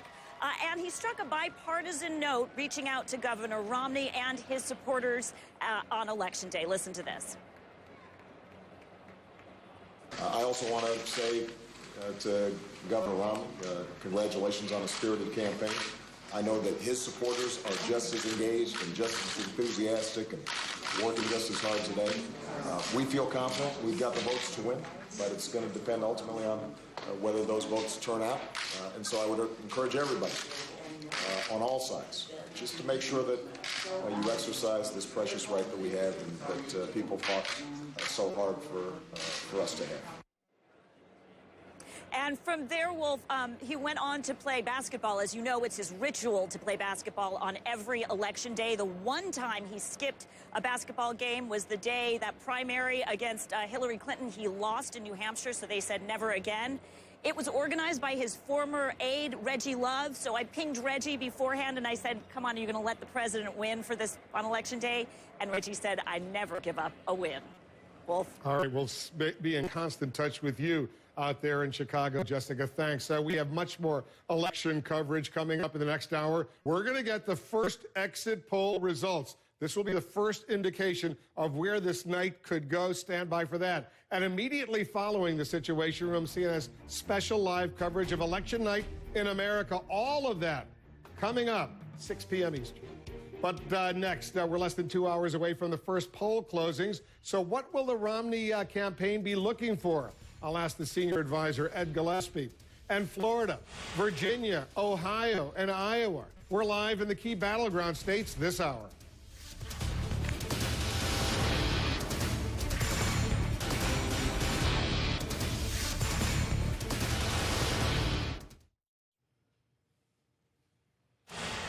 With every national poll putting the two candidates in a statistical tie, anything could happen tonight. The memory of the contested 2000 election has haunted every presidential race since, and both the Obama and Romney campaigns have their lawyers standing by just in case. Let's talk about that and a whole lot more with Ed Gillespie, the senior advisor to the Romney campaign. He's joining us from Boston. Ed, thanks very much for coming in. Thanks for having me on, Wolf. Good to be with you today. So if it's really, really close, at what point do either the Romney campaign or the Obama, at what point do you start contesting, having the lawyers intervene? How close does it have to be? Wolf, I don't anticipate it being close, actually. I think when you look at the turnout in Republican precincts around the country in Republican areas, it is up so far and so much stronger than it was in 2008. We're not seeing the same thing on the Democratic side. And independents in the latest series of polls have been breaking strongly for Governor Romney. I believe that he's looking at a decisive win tonight, and I don't think there's going to be a lot of lawyering, is my sense of how this day is going. You know, a decisive win is impressive. How many electoral college votes do you think you might wind up with? Oh, I think 300 certainly is very, very doable. We feel very good about Pennsylvania. Obviously, Governor Romney feels so good about it. He was in Pittsburgh today. It's an important part of the state out west where President Obama's war on coal has had a devastating impact and has hurt jobs there. Obviously, Ohio, very important in Cleveland today as well. We feel very good about the intensity, feel good about our ground game, but mostly we feel good about the closing message that Governor Romney has put out there, a very positive vision for the country, turn this country around, get our economy moving again, create 12 million jobs, very much in sharp contrast to what we heard from President Obama over the past couple weeks. And we sense that that's resonating with the voters. I know you'll be looking at some early results. I'll be looking, for example, at Loudoun County in Northern Virginia, right outside of Washington, D.C., or Hamilton County in Cincinnati in Ohio, Hillsborough County in Florida, around Tampa, the crucial I-4 corridor. What are you going to be specifically looking for? Well, there are key counties, as you know, that people lock in on. You know, we're here in terms of Florida, hearing great results, for example, in the Panhandle, where turnout is through the roof. And Virginia, Southwest Virginia, also coal country, where turnout is through the roof, as well as in Virginia Beach and Chesapeake, which are very heavily Republican areas. They're bringing in additional poll workers to accommodate the turnout in those areas. So, as you know, there are certain bellwethers that you watch for, and on all of those bellwethers, what we're seeing is very positive for Governor Romney today. You've heard the Obama folks say that you decided to try to contest Pennsylvania because you were losing in Ohio, and this was, in their words, an act of desperation. What do you say to them? I say that the map has expanded very much to Governor Romney's favor. We were fully funded in Ohio, and we were looking at other areas where we could go into because of the success we've had, because of the support not only from, millions of volunteers who have been working the phones and knocking on doors, but donors who have been very generous in their level of commitment to Governor Romney. And when we saw what was going on in Pennsylvania, we thought here's a real opening in a pretty big state that favors Governor Romney. That's why we saw him in the Philadelphia collar counties the other night and in Pittsburgh today. So we feel very, very good about Pennsylvania. I think he's going to win Pennsylvania tonight. Yeah, and I see you told me you're not bracing for a contested election. We have that little banner on the screen, but others are, and there are a lot of lawyers out there. Obviously, we're going to have to wait and see what's going on. We know the president has a little ritual on Election Day of playing basketball. Does Governor Romney have some sort of similar ritual that he does on Election days? Not that I'm aware of. Wolf, he spends time with his family, as you know, very devoted family man, and suspect he'll be, now that he's finished with some of these stops, be spending some time with Ann and the boys and the the grandchildren, and so I think he's looking forward to a little bit of that before the results start to come in. Is it normal, having never been involved in the inside, do the speechwriters sort of have two speeches prepared, a victory speech, a concession speech? Take us a little bit behind the scenes. Well, we feel very good, obviously. So the governor, I think one of the things he'll do today is think about his remarks for tonight. But I'm feeling very confident here as I talk to you, Wolf, that we only need one speech. So we're looking forward to this evening and to the celebration here in Boston. And you think you have Ohio, is that right? Feel very good about Ohio. I believe we are going to win Ohio, and from what I've seen in terms of the counties where our turnout is high, our turnout is higher in counties that Senator McCain carried in 2008. Sometimes, 30%, 35% higher than in 2008, and we're not seeing that kind of turnout on the Democratic side. So feeling very good about it. As you know, we shaved the margin on early votes, where Democrats traditionally do very well, but shifted about 263,000 early votes. Took that advantage away from the Democrats. So between the early votes, the Republican intensity, and independents breaking our way, Ohio looks very, very strong for Governor Romney. I think we're going to carry it tonight. And not only do I think that, the Republican Governor John Kasich believes that, the Speaker of the House from Ohio believes that, and Senator Rob Portman, who's been such a great asset to the Romney campaign, believes it as well. We're out of time. One quick question. If you win Ohio, let's say you win Florida and you win Virginia as well, by our count, you still would need one more state to get over 270. What would that be? Oh, there's a number of them. There's a lot of paths to 270. Obviously, I've mentioned Pennsylvania, New Hampshire, also on the eastern side. Colorado, Nevada, Wisconsin, Michigan. I'm afraid I'm going to leave something out. We have a lot of different paths that we can get to 270 with, Wolf, and we feel very good about how things are trending today. Ed Gillespie in Boston with the Romney campaign. Ed, thanks very much for coming in. Thanks for having me on. Thank you. In the next hour, we're going to be speaking with David Plouffe from the Obama White House. He's got obviously a very, very different perspective. We'll hear from him as well. We're less than 2 hours away, basically almost an hour and a half away from the first polls closing, 6 p.m. Eastern. We're going live to the battleground states where some voters are waiting 4 or more hours to cast their ballots. What's going on?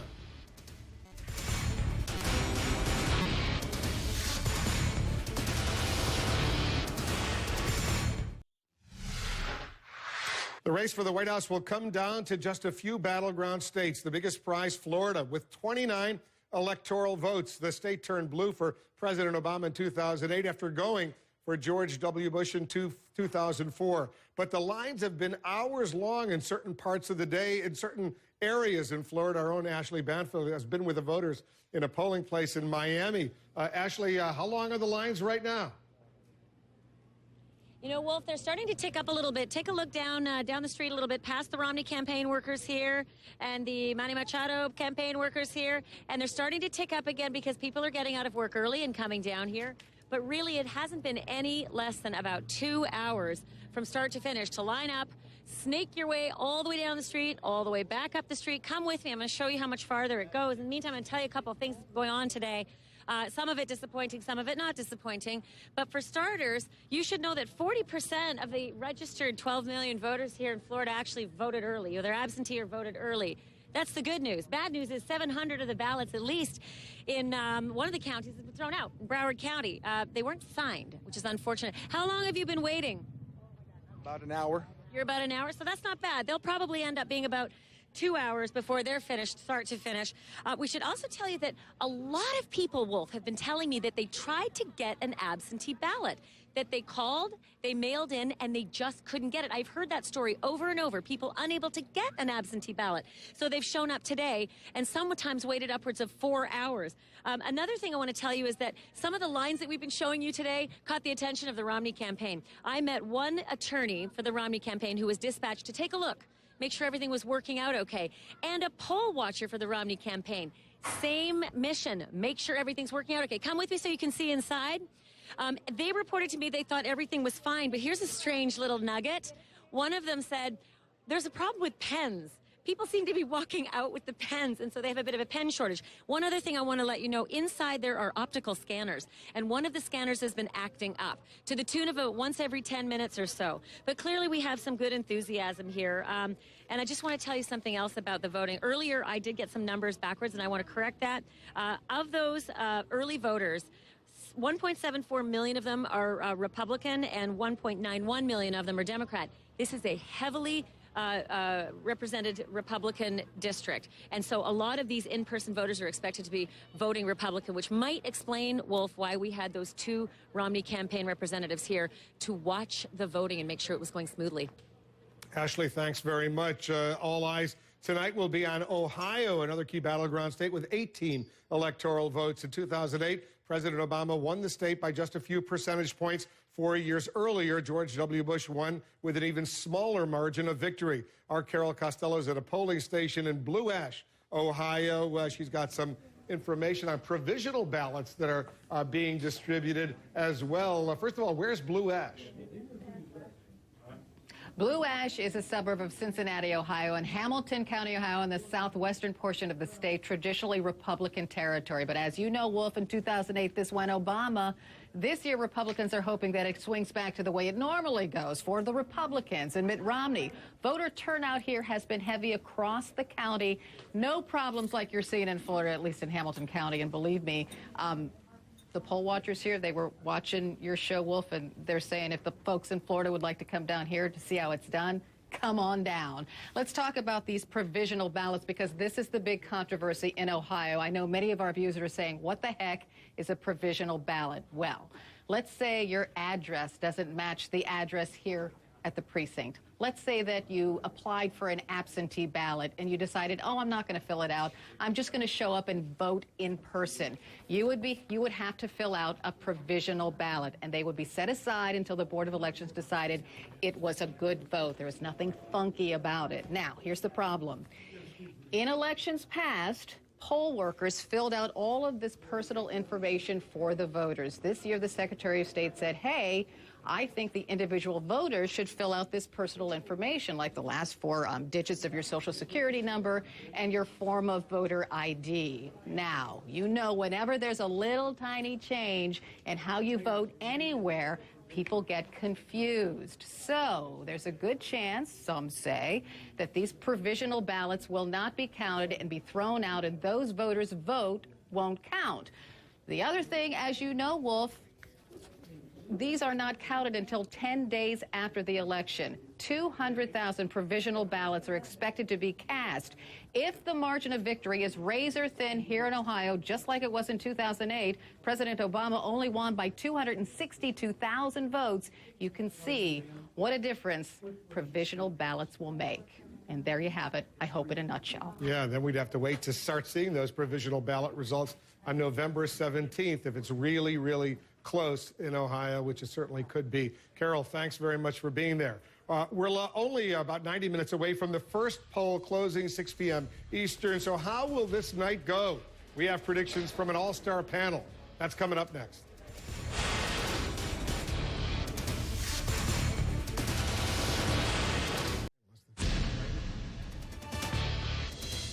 It's Election Day in America, and in about 90 minutes from now, we'll start getting our first look at the actual results. The candidates have made their final push. They're calling on volunteers to keep up the good work. After a long campaign, it's all come down to this. Here, and the battle for every last vote is on. The most expensive election in American history. We're really a photo finish out there. Down to the wire. To all of you who've lived and breathed the hard work of change, I want to thank you. You took this campaign and you made it your own. With the right leadership, America's going to come roaring back. Let's get straight to our chief political analyst, Gloria Borger. She's got an excellent panel to discuss. Wolf, I can't believe it's finally here. I think we've heard every election cliche over the last couple of years and that we're ever going to hear. So let's talk a little bit about today, since we don't know what's going to happen. But let's talk about the vice president's surprise trip to Ohio. I mean, we heard, yesterday that Mitt Romney was going there, that Paul Ryan was going there. Now, lo and behold, the vice president suddenly shows up on the tarmac with Air Force Two. What do you think about that, Governor Schweitzer? I don't think anybody's changing their vote today. I think that's been baked in at least for the last 72 hours. So why put Biden out there then? Because he doesn't play basketball. Yeah. You got to give him something to do. Oh, okay. Too short, can't jump. Oh, okay. Maybe that's it. Do you think there's a little bit of sort of anxiety that maybe they were taking up the airwaves? Well, the only thing that we've seen is we do have some numbers that are obviously very hard to read on how many, how much turnout you have in different precincts and cities and so on in Ohio. And there were some people saying on the internet, so take it with a grain of salt, that the Obama campaign was underperforming, the Romney campaign was overperforming. So you could imagine a scenario where somebody in the Obama war room said, "Get Biden to Ohio. We need," because I agree with the governor, right? The who people are going to vote for is baked in, but we need an election cliche here. It all comes down to turnout. I was on a conference call with Obama people yesterday where we asked this very question, and the answer was, we'd rather be getting our people out to the polls rather than diverting them with rallies. But you know what? It gives you some earned media. Exactly. Which would have been completely dominated in Ohio by Paul Ryan and Mitt Romney being there at the same time. But if you looked at the shots at the airport today, you had the Ryan plane, you had the Romney plane, and then in the back, every shot had the Biden plane. That would not have happened had he not shown up. I feel like that's an Onion, a Saturday Night Live sketch or something. We all meet in the same restaurant? Like, what is that? 3 planes and a baby. But I mean, those of us who have done this stuff on the ground, morale is very fragile. People have strained every nerve. They've pushed very hard. They're in those rooms, and they cut on TV, and all they're seeing is a Romney and Ryan. And then all of a sudden, you see Biden's plane pull up between the two in the shot. It boosts morale. But I think a lot of what's going on here is that there is, I think what's being missed here, there's actually more progressive enthusiasm for this race than has been reported on. You're talking about Ohio. The word is that the union vote is up 5% over the last time, because you have the big fights over labor rights in Ohio. So the union vote's going to come out strong. I think there's a lot of stuff that's going on out there. But I thought seeing the Biden plane kind of pull up between the other two, I thought that was and excellent. And it's not just any old plane. Yeah, that's a plane. It is Air Force Two. Well, it might have been better if it were the president's plane, but that's a whole other Here's my story. concern. My concern with this election. There is a lot of enthusiasm, but it's negative enthusiasm. Unfortunately, neither side is saying, we want to win because we have an extraordinary candidate. They say we want to win because we're scared of the other guys. And I don't know what this country's come to. Well, is that the candidates? Is that the negative campaign on the airwaves? Is that the mood of the American public? Part of it is that there's an incumbent on the ballot, right? So the nice thing about 2008 was that it was all potential. Whether you were a Republican or a Democrat, it was a restart. All restart, exactly. restart. But now, even if you think Obama's been a really good president, there have obviously been disappointments and compromises along the way. So you're having an argument about a record. And inevitably, there's going to be more negativity. But don't you think that has to do with where the economy is? That the people aren't feeling the recovery, or some people are and some people aren't? I think that's right. One thing I think we can be all proud of, though, is people's determination to vote. I mean, that across the board, I think that is something that we're going to be proud of. I think we can be somewhat ashamed, though, of how long it's taking people to vote. I saw somebody on Twitter said, because they had to leave the voting line to go back to work, they said this is like a poll tax. Like, these long lines are like a poll tax. You have to have an economic consequence to try to vote. You shouldn't have to choose between participating in our democracy and participating in our economy. You should be able to go to work and vote the same day. Can we? I think we can all agree on that. Okay, so I'm going to ask some of you who want to do it for some predictions, not about who's going to win or lose tonight, because actually we can wait. Maybe it'll be another 12 hours, we might know. But what... Or 12 days. 12 days. 12 days, right, if the provisional ballots in Ohio need to be counted. But what are you predicting in terms of turnout, in terms of enthusiasm, in terms of what we're going to learn from this election? You're the eager student. Go right ahead. Okay. I know she's going to say something brilliant. I think that this myth of the progressive enthusiasm having fallen off the cliff is going to be disproved. First of all, you have young people Yes. No, go ahead. Yeah. I mean, for instance, in Colorado, you have young people coming out. Now, they're saying it might be because of the marijuana legalization initiative, but regardless. That's idealism. Okay, all right, I'm going to give you that. We're going to, do you have one? Because I'm just looking for something really unexpected tonight. So 2 unexpected possibilities. One is that Ohio and Virginia flip-flop everybody's expectations. Romney wins Ohio, and it all comes down to Virginia somehow, which nobody's really expected, but is a positive. No, don't go there. And then the other thing is I'd love to see something important happen in Maine's extra congressional district that has that 1 electoral vote. I think just from the point of view of entertainment value, if it all came down to Eastern Maine. Okay, and that 1 electoral vote. All right, here's my prediction. Governor? There will be some extraordinary political careers launched tonight by losers.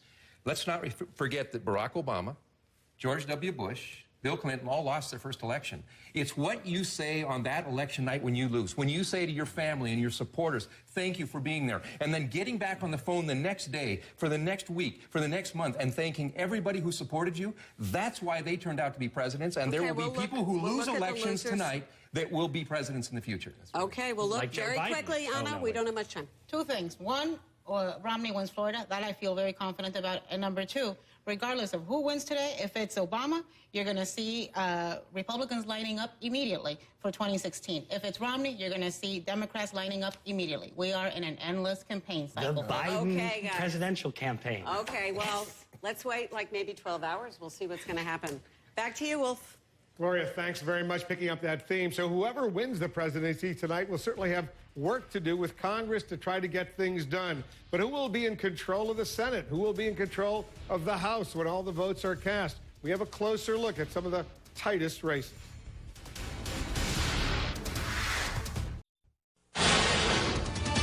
Today is not just about the race for the White House. At the end of the day, what will the balance of power look like on Capitol Hill? Our senior congressional correspondent, Dana Bash, is monitoring that. Let's start with that Senate race in Indiana. It's a close one, isn't it? That's right. And I think we want to start broadly just because we're going to set the table what we're going to watch for tonight. First, where things stand right now, 47 Republican seats in the Senate. Keep that in mind because, again, remember, they need a net gain of 4 seats in order to take control. That's the Republicans. At stake tonight, what we're going to be watching, all of these white seats, 33 seats, are all up for re-election. People in the polls in all of these states are going to vote for their senators right now. But the reality is many of these are not competitive, so we're going to stick with these white states. Now, you mentioned Indiana. This is something that we're going to be watching very closely tonight, Wolf, and I'll press this right here to show our viewers. Republican Richard Murdoch, he made headlines because he, a couple of weeks ago, said in a debate that a pregnancy resulting from rape could be a gift from God. He plummeted in the polls, so it is now a neck-and-neck race between him and the Democrat Joe Donnelly. And this is an open Republican seat. This was left by Richard Lugar, who Murdoch actually beat in a primary. If Murdoch loses this seat, it is a telltale early sign that it will be really hard for Republicans to win. And we're going to know that early because polls close early at 7 o'clock. So this is one we're going to be watching for, kind of a bellwether. Then, of course, the marquee race, Massachusetts. The incumbent Republican Senator Scott Brown is up against the challenger Democrat Elizabeth Warren, who, of course, was the president's consumer advocate. This has been a very, very tight, very hard-fought, very expensive race going into today. The polls show Brown down, but we'll see. He's pulled off a surprise before. Yeah, these races both could be tight, and if they are, we'll see what happens. It could take a while before we can make a projection. Let's talk about the House of Representatives as well, because there's been a lot of speculation on which direction that might be going. That's right, and this really shows our viewers the state of play right now. Republicans have a very big majority, 242 to 193 on the Democratic side. Democrats going into today need a net gain of 25 seats. And guess what? Not only I'm talking about Democratic sources, not only do Democratic sources at this point not think they're going to get that, they think it's possible that Republicans are going to increase their majority at the end of the night. Wow. So that is a possibility. There are a lot of hard feelings among Democrats I talked to about these seats in the House because they feel that the president hasn't helped them enough. You know how many robocalls he did for competitive House races? 1. Wow. He did 1. Tammy Duckworth outside of Chicago. And so there's some tough feelings there. And, we'll see. It's going to be even more polarized. The Democratic Minority Leader, Nancy Pelosi, she thought they were going to be in the majority. What you're hearing, she could be wrong. That's right. And we're going to see what happens at the end of the night with her, whether she sticks it out. And Dana's going to be with us every step of the way, watching what's happening in the Senate and the House. Battleground Virginia. We're going to hear from voters there about what's on their minds as they cast their ballots for President of the United States.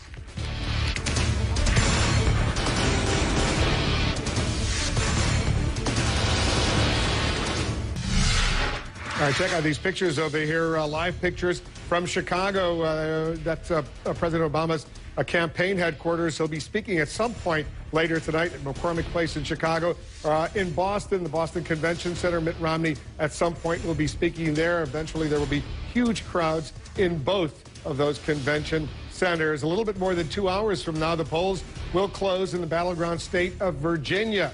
13 electoral votes are up for grabs. President Obama carried the state in 2008, but it went for President Bush in 2004. Our Randy Kay is joining us now from Woodbridge in Virginia. Randy, what have you learned about turnout so far? Hi there, Wolf. I just got off with the state electoral board on a conference call, and here's what they told us. They called turnout robust. They said it's likely bigger than it was in 2008. They said it has been a huge turnout so far. In fact, in some precincts, they've had to bring in extra voting machines. Here in Prince William County was the longest wait to vote, which was about 4 hours. The voter ID law, they said, didn't cause any major problems. Just a few provisional ballots had to be handed out. But there were a couple of problems, Wolf. One is a couple of people came in to vote, and they were told that they already had voted. So they were given provisional ballots. They were able to vote, but now those votes will be investigated to see if they can be counted. But the biggest problem, Wolf, was in the city of Covington, where the electoral board said that President Obama was actually listed as the Republican on the electoral ballot, along with Mitt Romney. So if you're voting along party lines, you may not know more than that. That could be a real problem. So it's unclear how many people voted with the ballot that way. But then officials changed the ballot from the electronic ballot to the paper ballot and listed the president as a Democrat, Wolf. Hard to believe. This is the United States of America, and there are problems like that, not just one of many problems around the country. It's pretty shocking when you think about it. Let's check in Iowa right now. 6 electoral votes at stake. President Obama took them in 2008, but Iowa was a red state in 2004, voting for George W. Bush. CNN's Poppy Harlow is joining us from Urbandale in Iowa right now. What are you getting about early voters right now, Poppy? What are you seeing? What are you hearing? Well, what we can tell you, Wolf, is that it's a record. Iowa has set a record in terms of early votes. About 40% of all the people that will have voted here by the end of tonight will have voted early. I want to pull up the numbers for you because they're giving Democrats a lead by about 66,000 votes. 282,000 nearly Democratic early votes. Republicans coming in about 215,000, and no party-affiliated early votes coming in about 174,000. Those independent votes, very critical for both campaigns trying to get those votes here. Traditionally, though, Wolf, Democrats in Iowa do have a lead. They're better at getting out the early vote than Republicans. What I am told is that this year, that lead is much more narrow than it has been in the past, so keep that in mind. I think that's important. I talked to both camps this afternoon. The Romney camp telling me in terms of Iowa, they're feeling great, feeling confident. The Obama camp telling me turnout is solid where we need it to be. Polls don't close here for 5 more hours. Still a long way to go, Wolf. Certainly is. All right, Poppy, we'll stay in touch. We're watching for voting problems on this election day in America. Up next, details of one machine that turned a vote for President Obama into a vote for Mitt Romney.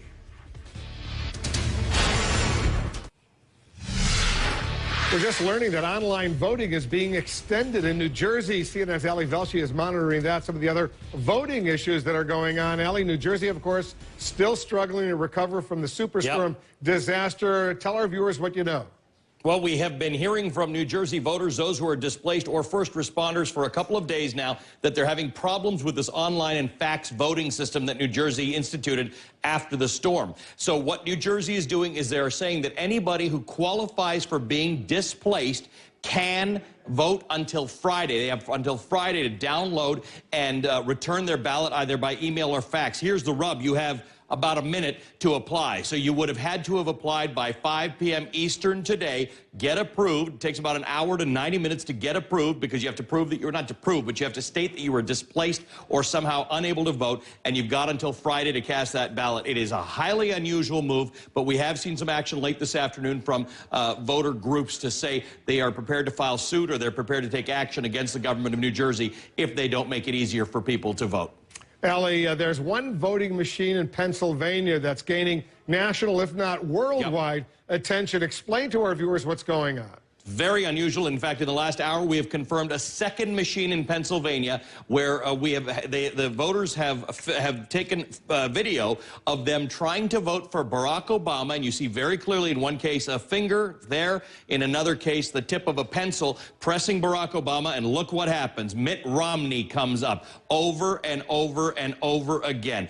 We have spoken to one of the voters who have experienced this. We do know that the machine that you're looking at here was taken out of commission, recalibrated, and put back into commission. As of now, we have 2 reports of voters who complained that their vote for Barack Obama in Pennsylvania, one was in Perry County near Harrisburg, the other one was in Union County in Pennsylvania. So we're going to continue to follow that. We ask our viewers to please tweet us at CNN Vote Watch, hashtag CNN Vote Watch, and we will follow up on all of these complaints. Thanks for doing that. Hard to believe these things are going on right here, as I said before, in the United States of America. The presidential race has been won by Governor Ronald Reagan of California. George Herbert Walker Bush, 41st President of the United States. Governor Clinton is now President Bill Clinton, too close to call. There it is, George W. Bush re-elected. Barack Obama, President-elect of the United States. This is CNN.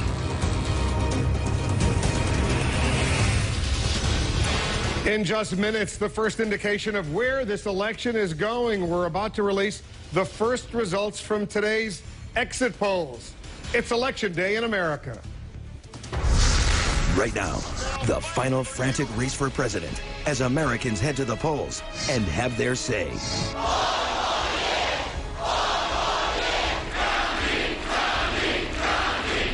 Mitt Romney and Barack Obama ending a long and close campaign. Do you want more of the same or do you want change? Fighting for every vote until the bitter end. We know what change looks like, and what he's offering ain't it. We're live across the country with the candidates and in the battleground states that hold the keys to the White House. Together we can get this done. There's only one direction, forward. This is CNN's coverage of Election Day in America, the fight for the presidency, the battle for Congress, and the issues dividing the nation. I still believe in you, and if you still believe in me, I'm asking for your vote. I need you to go out there and find people that'll come join our cause. It's your vote, your future, your country, your choice.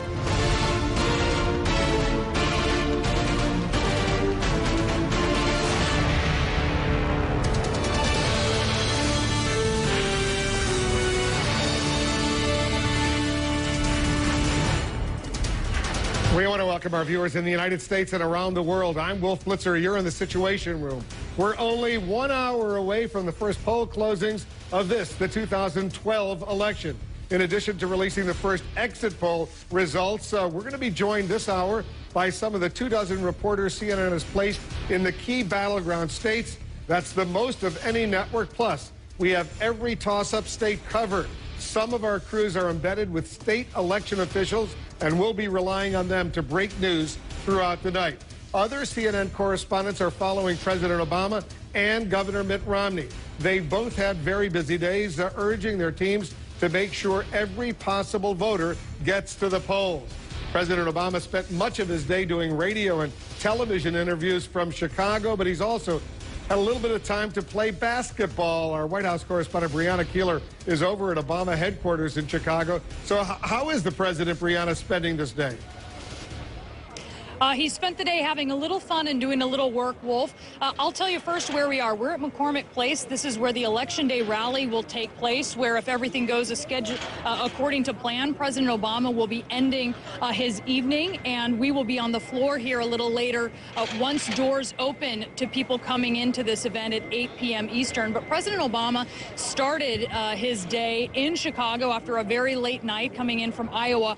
He stopped by a campaign office in the south side of Chicago, made some phone calls to some voters in Wisconsin, including one that he joked didn't know who he was. And then it was time for what's become an Election Day ritual for President Obama, a pickup basketball game. Not a bad set of teams. He was on a team, we understand, with former Chicago Bull Scottie Pippen, also there his Secretary of Education Arnie Duncan, and Reggie Love, his longtime and former personal aide. But still doing a lot of work today, as you mentioned, doing interviews with a number of TV stations in battleground states, including one in Milwaukee, urging voters to get to the polls. Here's what he said. It's going to be close. We feel confident that we have the votes to win, but as is true in every election, it depends on who turns out. And so I just hope that everybody who's watching, whether they're Republican or Democrat or independent, take the time to vote.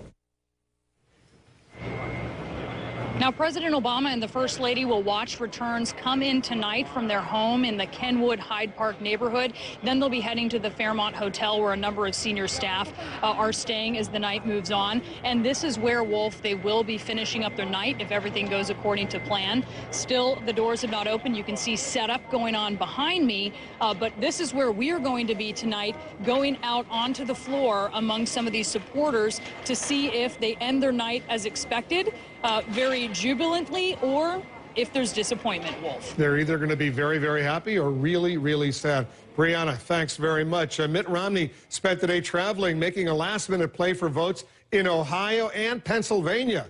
He'll be back in Boston to watch the results come in. Our chief political correspondent, Candy Crowley, is over at Romney headquarters in Boston. What's going on over there, Candy? Well, you know, the latest action we've seen here is they are steam cleaning these flags behind me, obviously trying to get everything perfect. They want a good night here tonight. The candidate and his wife will be watching their returns with families in a hotel very close to here. And we'll come over here for what they very much hope and believe will be a victory night. I spoke to someone earlier in the campaign, about 10 minutes ago, and said, hey, what about a pulse check? Their pulse check still is very strong. They say they think the high turnout is good for them because they say it's showing up in Republican places. I was told by one Romney advisor that, in fact, in Republican places in Florida, and some of them, they've run out of ballots. You're going to have to double check that as well. But nonetheless, they are still voicing a good deal of confidence here that this will, in fact, be what it's billed to be here in this building tonight, and that is a victory celebration for Mitt Romney. In the last hour, we spoke, Candy, with Ed Gillespie, one of the Romney campaign's senior advisors. He predicted at least 300 Electoral College votes for Mitt Romney. You need 270 to be elected president of the United States. That's pretty upbeat, pretty confident. Is that what you're hearing behind the scenes as well? I hear confidence. I don't hear those numbers. I mean, obviously, you know, I heard Ed talk about that, and he's saying that publicly. There have been pollsters within the camp that have bandied about that particular number. Obviously, they'll be happy with 270. Anything after that is gravy. But as they add it up in their most optimistic form, they see that 300. Now, again, whether they get that, you know, we'll take a look at these exit polls, but more importantly, we'll take a look at the real polls when they start to come in first here on the East Coast. The real polls, we're going to be getting some real numbers at the top of the hour, 6 p.m. Eastern. The polls in all the states, they start closing 7 p.m. Eastern. We'll get those results coming in. We're also anticipating the first exit poll results. I know John King is working that part of the story. Candy, as we await for some of these first exit poll results to come in, is it your sense tonight that what Ed Gillespie told me, that Romney basically has prepared a victory speech? They're not really working on a concession speech. Is that the kind of talk you're getting as well behind the scenes? Yes, but if they were working on a concession speech, I don't think they'd tell us. I think you're right. But we do know from past campaigns that sometimes these concession speeches have been written in that very last moment. It's not as though, I mean, Mitt Romney certainly could write it himself, but he has speechwriters, so that is something that they could do. But, you know, these are campaigns that have been running hard for some time, and they're not going to, on either side, going to accept, we need a concession speech here. until they see the writing on the wall. And as far as they're concerned, I mean, and we've talked about this before, we've got two campaigns who are looking at the same numbers and the same math and coming up with entirely different scenarios. Somebody's going to be really, really disappointed tonight. Yep, yeah, good point, Candy. Thanks very much. CNN's coverage of Election Night in America begins in less than an hour, 6 p.m. Eastern, as the first polls close. We're going to start getting real results coming in. We'll be here in the CNN Election Center, by the way, as long as it takes to determine a winner. And stay with us for our first exit poll results. John King is working that right now. We're going to get reaction from the Obama campaign to those first exit poll results. I'll be speaking with one of the president's most trusted political advisors, David Plouffe. He'll join me live.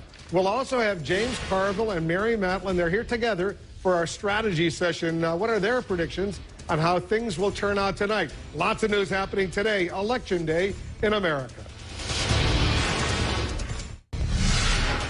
Let's get straight to our strategy session. Joining us now, our CNN political contributors, the Democratic strategist James Carville and his wife, the Republican strategist Mary Matlin, who looks lovely today. Thank you. We may interrupt this conversation if John King gets the exit poll results. I want to share those immediately with our viewers, so stand by for that. James, you're pretty upbeat as a Democrat, aren't you? Well, I am. Let me tell you, if Governor Romney wins this election, it'll be bigger than Truman in '48. There's not enough egg in America to go on all those bases that it's going to have to go on. And look, is there something special you're going to? Are you going to grow a beard? No, are you going to grow a mustache? No, but I will. Buy your wife some jewelry. If he wins, I bet she'd probably. Yes, it would be, and my wife would be right in a massive prediction. Even Wolf Blitzer would have to say huge, even a little bit louder than a monotone if Romney wins. Huge. What would you say if Governor Romney wins? I think my dear friend Ed Gillespie, who's in the belly of the beast in Boston, is pessimistic. I think it's 315 to 320. I've been saying this all year. He said 300. He said I know at it's going to be over 300. Now, think about this. Let's just think about this. Per our polls, more Republicans are voting for Romney than Democrats are voting for Obama, and the Indies is split double digits. Independents have split double digits to Romney. I don't even get what. So I don't why are you so confident? Why are you smiling? Well, because first of all, we do our own polling, and then Stan and I, and we showed Stan Greenberg, and we trust our data. We show President Obama with a 4-point lead. Every prediction market. 4-point lead nationally. But what about battleground states? Are you polling battleground states? No, we don't have that kind of money. But if you're leading 4 nationally, you're going to win all the battlegrounds. They just tend to fall into place.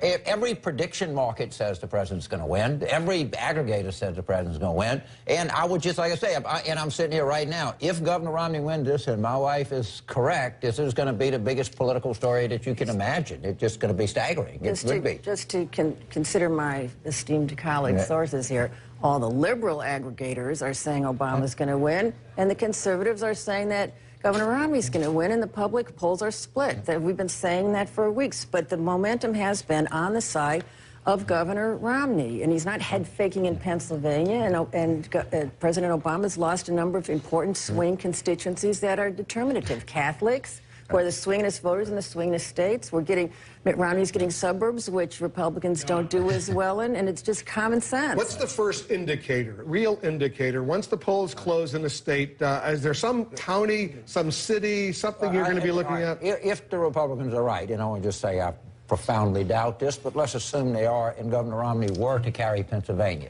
game would be over. Okay. If he carries Pennsylvania, that's a huge sign. Even if he loses Ohio? He's not going to carry Pennsylvania and lose Ohio. Why not? Because things don't work that way. It literally, anybody in politics would say can't. Now, on the other hand, if President Obama carries either Virginia or Florida, game over. Then the parts of Ohio would recede.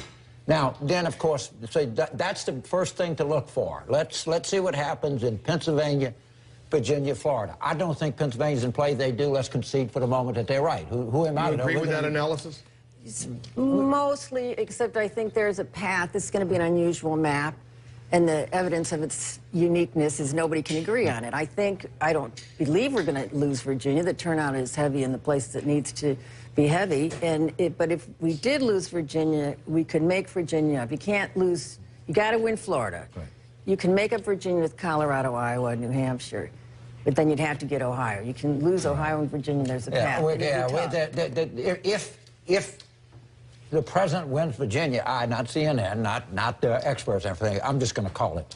You're ready to... I'm ready to call it. I'm ready. Because if he wins Virginia, he's going to win. He's not going to win Virginia. Because he won Virginia 4 years ago against John McCain when there was so much enthusiasm among the Democratic base for Obama. Right. But you have to agree, there's a lot less enthusiasm out there right now. Well, you know, we can supposedly, if we're good enough posters, and people are, we can account for that. It's not. And by the way, the enthusiasm gap, at least in terms of the ABC Washington Post poll, and I think others, is about the same. There's not now there was a lot more for then Senator Obama than there was for Senator McCain. That's true, but good posters should be able to account for that. This is not something that's kind of new. But just in terms of Washington, because it doesn't matter what we say. Pennsylvania goes for Romney, Romney wins the election. Virginia, Florida go for President Obama, he wins the election. If they both go for Romney and Pennsylvania goes, then we got to go to Ohio. Then you got to sort of do more math. Some of these counties in northern Virginia, the suburbs of Washington, Fairfax County, Loudoun County, there are huge numbers of people waiting in line to vote, and this is the more Democratic part of the state as opposed to the southern part of the state. That's right, but let me repeat a question my dear friend Rush Limbaugh's been asking all day. We know that every Republican who voted for McCain is going to vote for Romney, and then some.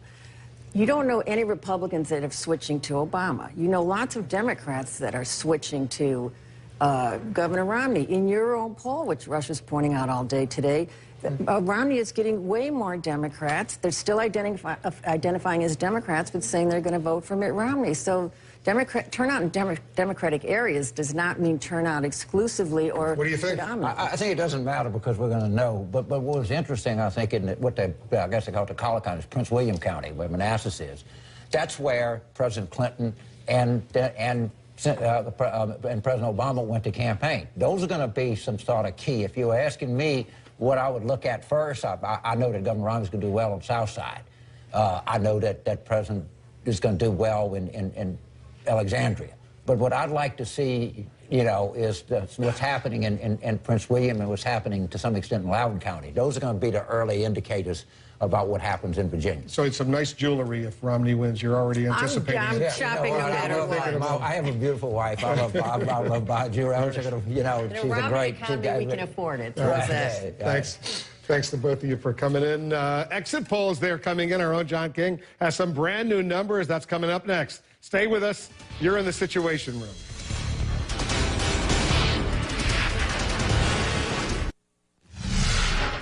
CNN is live at landmarks across the country where crowds are gathering to watch tonight's historic election coverage. In the president's hometown of Chicago, we're at Thompson Center Plaza with the largest screen in the city for free public viewing. Here on the East Coast, CNN's official election watch party in the heart of New York City's Times Square. Lots of people will be watching. On the Vegas Strip, people can stop and watch CNN's election results on the big screen at the Miracle Mile shops. And in Mitt Romney's hometown of Boston, check this out. You can watch CNN's election coverage at historic Faneuil Hall Marketplace. It's being lit up for election night with more than 350,000 LEDs. It's a special preview of the holiday light and sound show called Blink. That's a new Boston tradition. You can also keep tabs on the changing electoral vote count in a whole new way right here on CNN. Take a look at the Empire State Building in New York. Now take a close look at the top, the mast. It will be following CNN's official electoral count. So as we make projections, those red and blue columns will rise throughout the night. Blue for Obama, red, of course, for Romney. Once we have a winner, those red, white, and blue lights on the upper floors will change colors. Check this out. If President Obama wins, the top of the Empire State Building will light up in bright blue. If Governor Romney wins, the building's mast will shine bright red. New Yorkers, by the way, will be able to look up and see the results throughout the night. The rest of the nation can see it right here on CNN. We're getting immediate reaction, and we'll get the first latest exit poll numbers. Our own John King is standing by. We'll go to him for that, and we'll get the reaction to those exit poll results from one of the president's top political advisors, David Plouffe. He's joining us live from Chicago.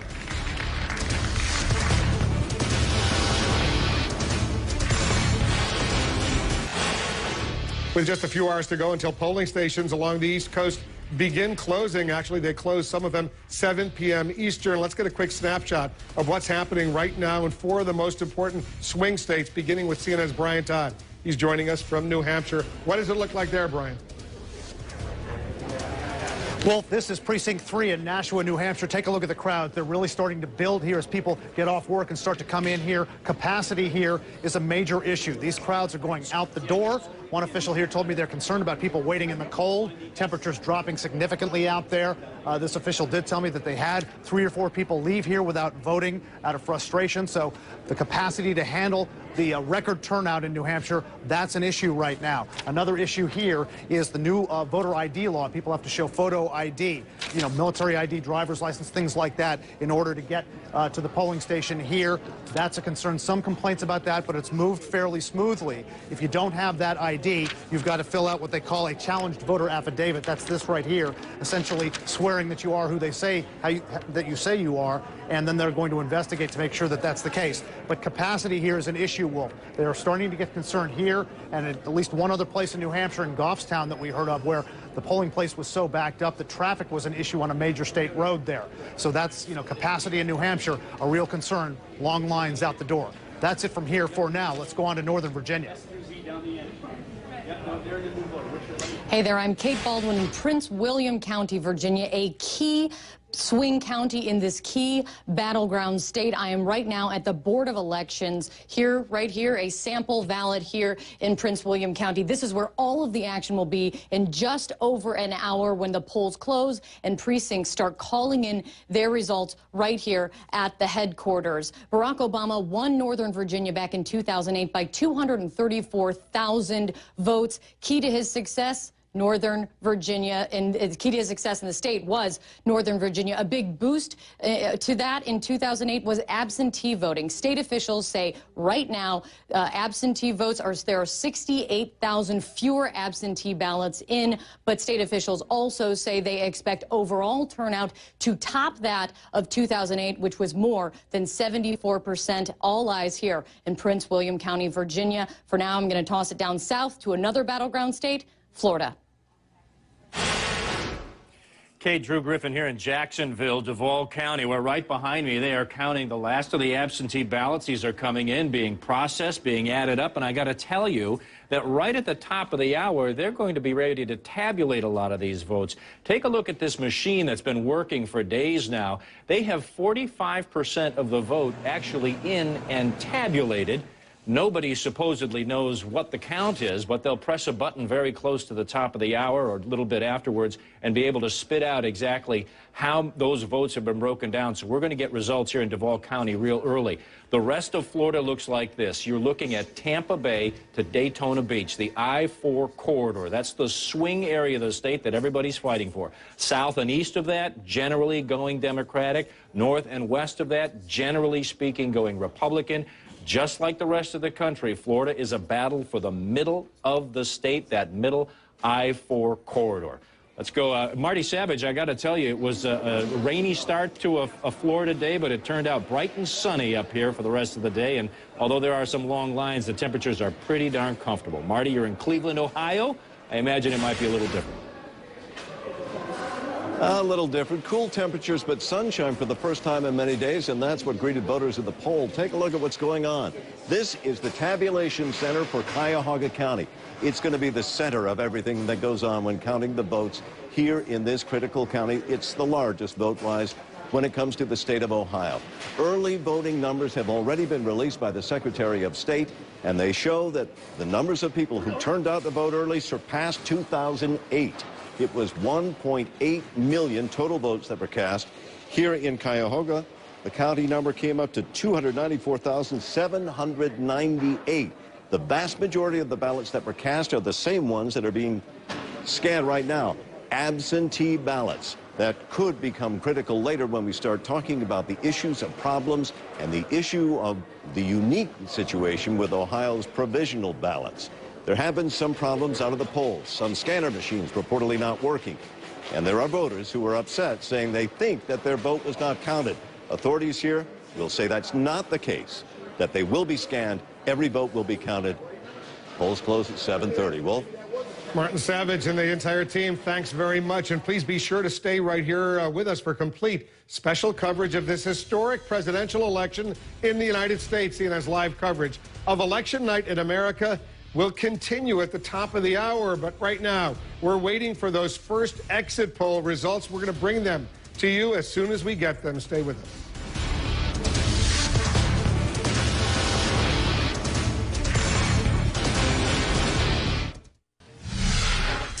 There are dueling predictions about who will come out on top, as all of you know. But what happens, and it's possible, what happens if neither candidate prevails and we end up with a tie? Here's CNN's Tom Foreman. Wolf, even if most states vote exactly as anticipated today, each line here represents a way in which the battlegrounds could come together to produce an electoral tie, 269 votes for each candidate. And if that happens, what comes next? Well, rule number one, the incoming House of Representatives would then pick the president. That's right, all of the voting, all of the ads, all of the billions of dollars go right out the window, and suddenly the people who will convene in this chamber in January would decide upon the president. Rule number two, one vote per delegation or one vote per state. This is actually quite huge, and let me bring in a map to show you why it matters so much. Under this rule, states like California that have tens of millions of voters would suddenly have the exact same amount of influence as states like North Dakota that have a whole lot less. One vote per state, that's it, no exceptions. And it gets better. Look at rule number three. The popular vote does not count. Your state's vote would be determined by what your congressional delegation wanted to do, and that could make some strange things happen. Look at Illinois over here, Barack Obama's home state. It has voted reliably Democratic in presidential elections for quite some time now, but if you look at the congressional delegations in that state, you can see that outside of Chicago and down around St. Louis, everything is held by the Republicans. They have more congressional seats, and they could turn the vote in that state red for Romney. This could really remake the map. By the way, states like Minnesota that right now have an equal number of Democrats and Republicans, they essentially would have their vote nullified unless those different parties could find a way to cast the vote one side or the other for some reason. Bottom line, it remakes the electoral map. We know right now that this is a very close race with the red states, the blue states, and the battleground states. But if you applied this formula to the current U.S. Congress, look at what happens to the map. The Republicans have a massive advantage in the number of states they would hold, and Mitt Romney would absolutely sweep into the White House. But not necessarily Paul Ryan, because just as the U.S. House would be tasked with picking the new president, the U.S. Senate would pick the vice president, and the Democrats have an advantage there. They may have an advantage after this election, so the incoming Senate could give us a ticket nobody counted on. Mitt Romney as president, and Joe Biden as vice president. Huge change there. By the way, they can't change that. They can't put Barack Obama in there. They have to go with the candidate they have. And if there's a tie in the Senate, Joe Biden could cast the deciding vote for himself. Now, none of this is guaranteed. There are so many things that could happen. There could be recounts, there could be legal challenges, or the most surprising things of all, a faithless elector. Remember, you're not voting for president today. You're voting for members of the Electoral College who will then go and say, this is how this state wants its votes counted. One of those electors could simply go rogue and say, I'm not going to do what my state told me to. Some states have rules against it, others do not. It's happened a good number of times in the past 50 or 60 years, and it could happen again. And if it did, Wolf, one person changing his or her mind could change history and give the election to Barack Obama or to Mitt Romney. Wolf? Wow, that would be amazing indeed. 269, 269. Let's see if that happens. I suspect it won't, but it's something worth pondering right now. Stand by. We're getting exit poll results coming into the Situation Room. Our coverage of this election night in America will resume, obviously, at the top of the hour. Lots more going on right here in the Situation Room.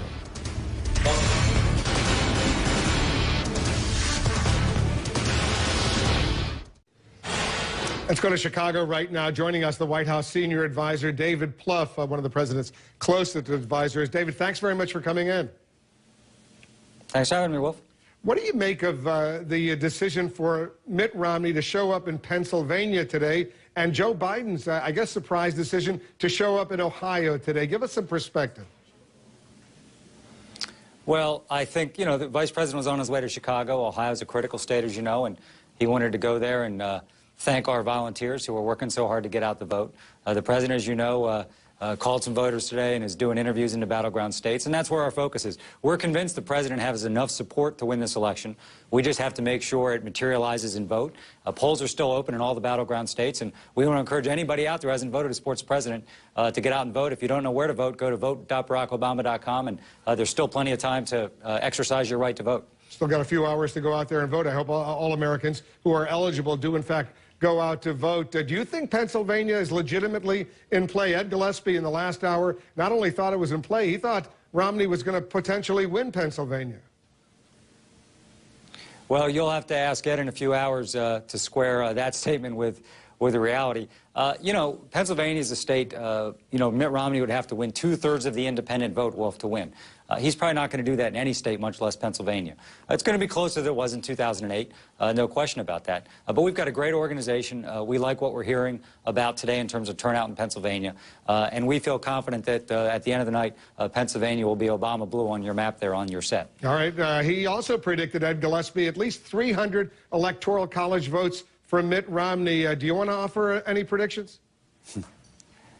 No, I'm not going to offer a prediction other than this. I'm very confident that at the end of tonight or early tomorrow morning, Barack Obama will have enough electoral votes to be elected president. I think we're going to do very well. We have 9 battleground states that we've been targeting. We think we have a chance to win all of them.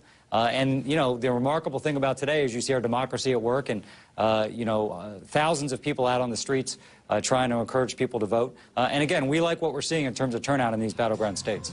You know, the president, as you pointed out, did a whole bunch of satellite interviews with local television stations in some of these key battleground states, including WJLA, our affiliate here in Washington, Northern Virginia, obviously is one of their target audiences. Listen to this little exchange. Would you do something differently if you look back on this race and how you've handled it so far? Well, you know, I think overall we've run a race that I can be proud of. Obviously, I should have probably had a few more cups of coffee before the first debate. But other than that, I feel very good about the work we've done. That first debate, do you think if Romney wins, will it come down to that performance in that first debate? Well, first of all, I don't think Governor Romney's going to win this race. No, Wolf, what you're going to see tonight, our strong suspicion is the race that we always knew we were going to have, and we built our campaign for, which is a very close race in a number of battleground states. All the first debate did was accelerate some of Governor Romney's gains. He was going to get in battleground states 47, 48, 49. You know, we live in a closely divided country. So the notion that somehow we were going to win battleground states by 6, 8, 10 points was just pure fantasy. So this is the race we've always anticipated, a very close race for the presidency, coming down to a few battleground states. And we put our faith in the hands of the American people and into our tremendous staff and volunteers who have built the best grassroots campaign in political history. You know, last night in Des Moines, we saw something unusual, and I've been covering the president for a long time. He got emotional, and you could actually see some tears coming down his eyes as he recalled his journey that started a while ago, as you well know, and you were with him every step of the way, back in Iowa when he won those Iowa caucuses. How unusual is this? You've known him for a long time. Usually it's no drama. Obama, he's very cool, but you could see the tears coming down his eyes as he reflected. Well, I think, well, you know, it was Barack Obama's last campaign event as a candidate, and so that in and of itself would cause you to reflect. But the fact that it was in Des Moines, you know, it was right next to our headquarters in Iowa where we'd all spent so much time. And you got to remember, when we launched our race for the presidency, you know, a lot of people didn't even know who he was, couldn't pronounce his name, didn't give us much of a chance. And I think as the president looked out in that crowd last night, he saw so many people who believed in him, and believed in their ability to change their country before anyone else in the country did. So I think for all of us last night, most importantly the president, it was very emotional to see those people. You know, as you know, in 2007, we spent a lot of time in Iowa. It was a second home for us, and the president went to every corner of that state. And so I think his message last night, and they could play a very important role tonight. If we win the state of Iowa, and we think we will, that's going to be a really important piece of the puzzle for us winning 270 electoral votes. David Plouffe joining us from Chicago. Thanks very much on this historic day. We'll stay, obviously, in close touch with you as well. Thanks, Wolf. All right, we're now ready to release the first results from today's exit polls of voters around the country. Our chief national correspondent, John King, has been reviewing all the data. What are you seeing there, John? Wolf, we'll give you a glimpse first of what's on the mind of voters nationally as they go to the poll, and then we'll zero in on one of the key early battleground states, the states of Virginia. No surprise here, 60% of voters nationwide today say the most important issue facing the country is the economy. Now, a bit later when the polls start closing, we'll show you how these voters broke down. We can't do that right now because the polls are open across the country. But 6 in 10 Americans today, as they went to the polls, said that's issue number one.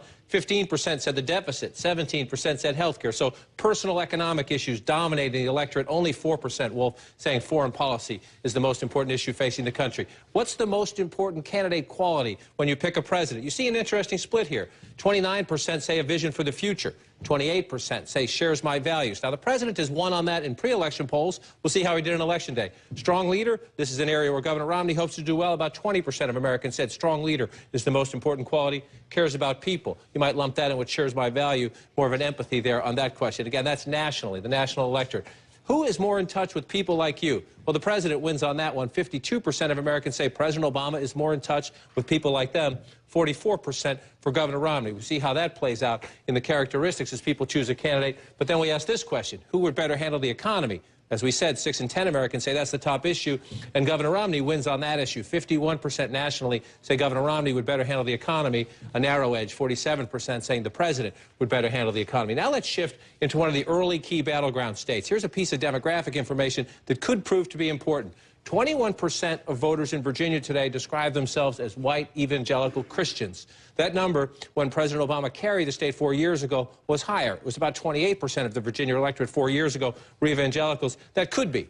We're not looking at the results yet. We'll see how that plays out down the road. That could be an issue for Governor Romney. He needs not only high support among evangelicals, but he's hoping for a high evangelical turnout. That number down from 2008. We'll see how that plays out. And yet, here's some encouraging news, if you will, for Governor Romney. Should the 2010 health care law be repealed? Nearly half of Virginia voters say yes. That has been a key plank in Governor Romney's agenda, Wolf, as you know, to repeal Obamacare, as he calls it. 49% of Virginians say yes. 46% say no. So a pretty healthy divide on this question in what we assume will be a pretty evenly divided battleground state of Virginia, at least if you looked at the pre-election polls. One more question here, just on this one state. We showed you the national numbers, and in Virginia, pretty much tracks the national numbers. More than half of the voters today, 53%, say the Republican nominee, Mitt Romney, would better handle the economy, their top issue, of course, and Wolf, 45%, say the president would better handle the economy. So when you go through these numbers on candidate qualities and on the issues, a pretty even divide. It suggests, as we thought coming in, we've got a close competitive election. Very close in Virginia and several other key battleground states. John's going to be going through these numbers for us throughout the night. Thank you. The first polls getting ready to close. Election night in America coverage straight ahead.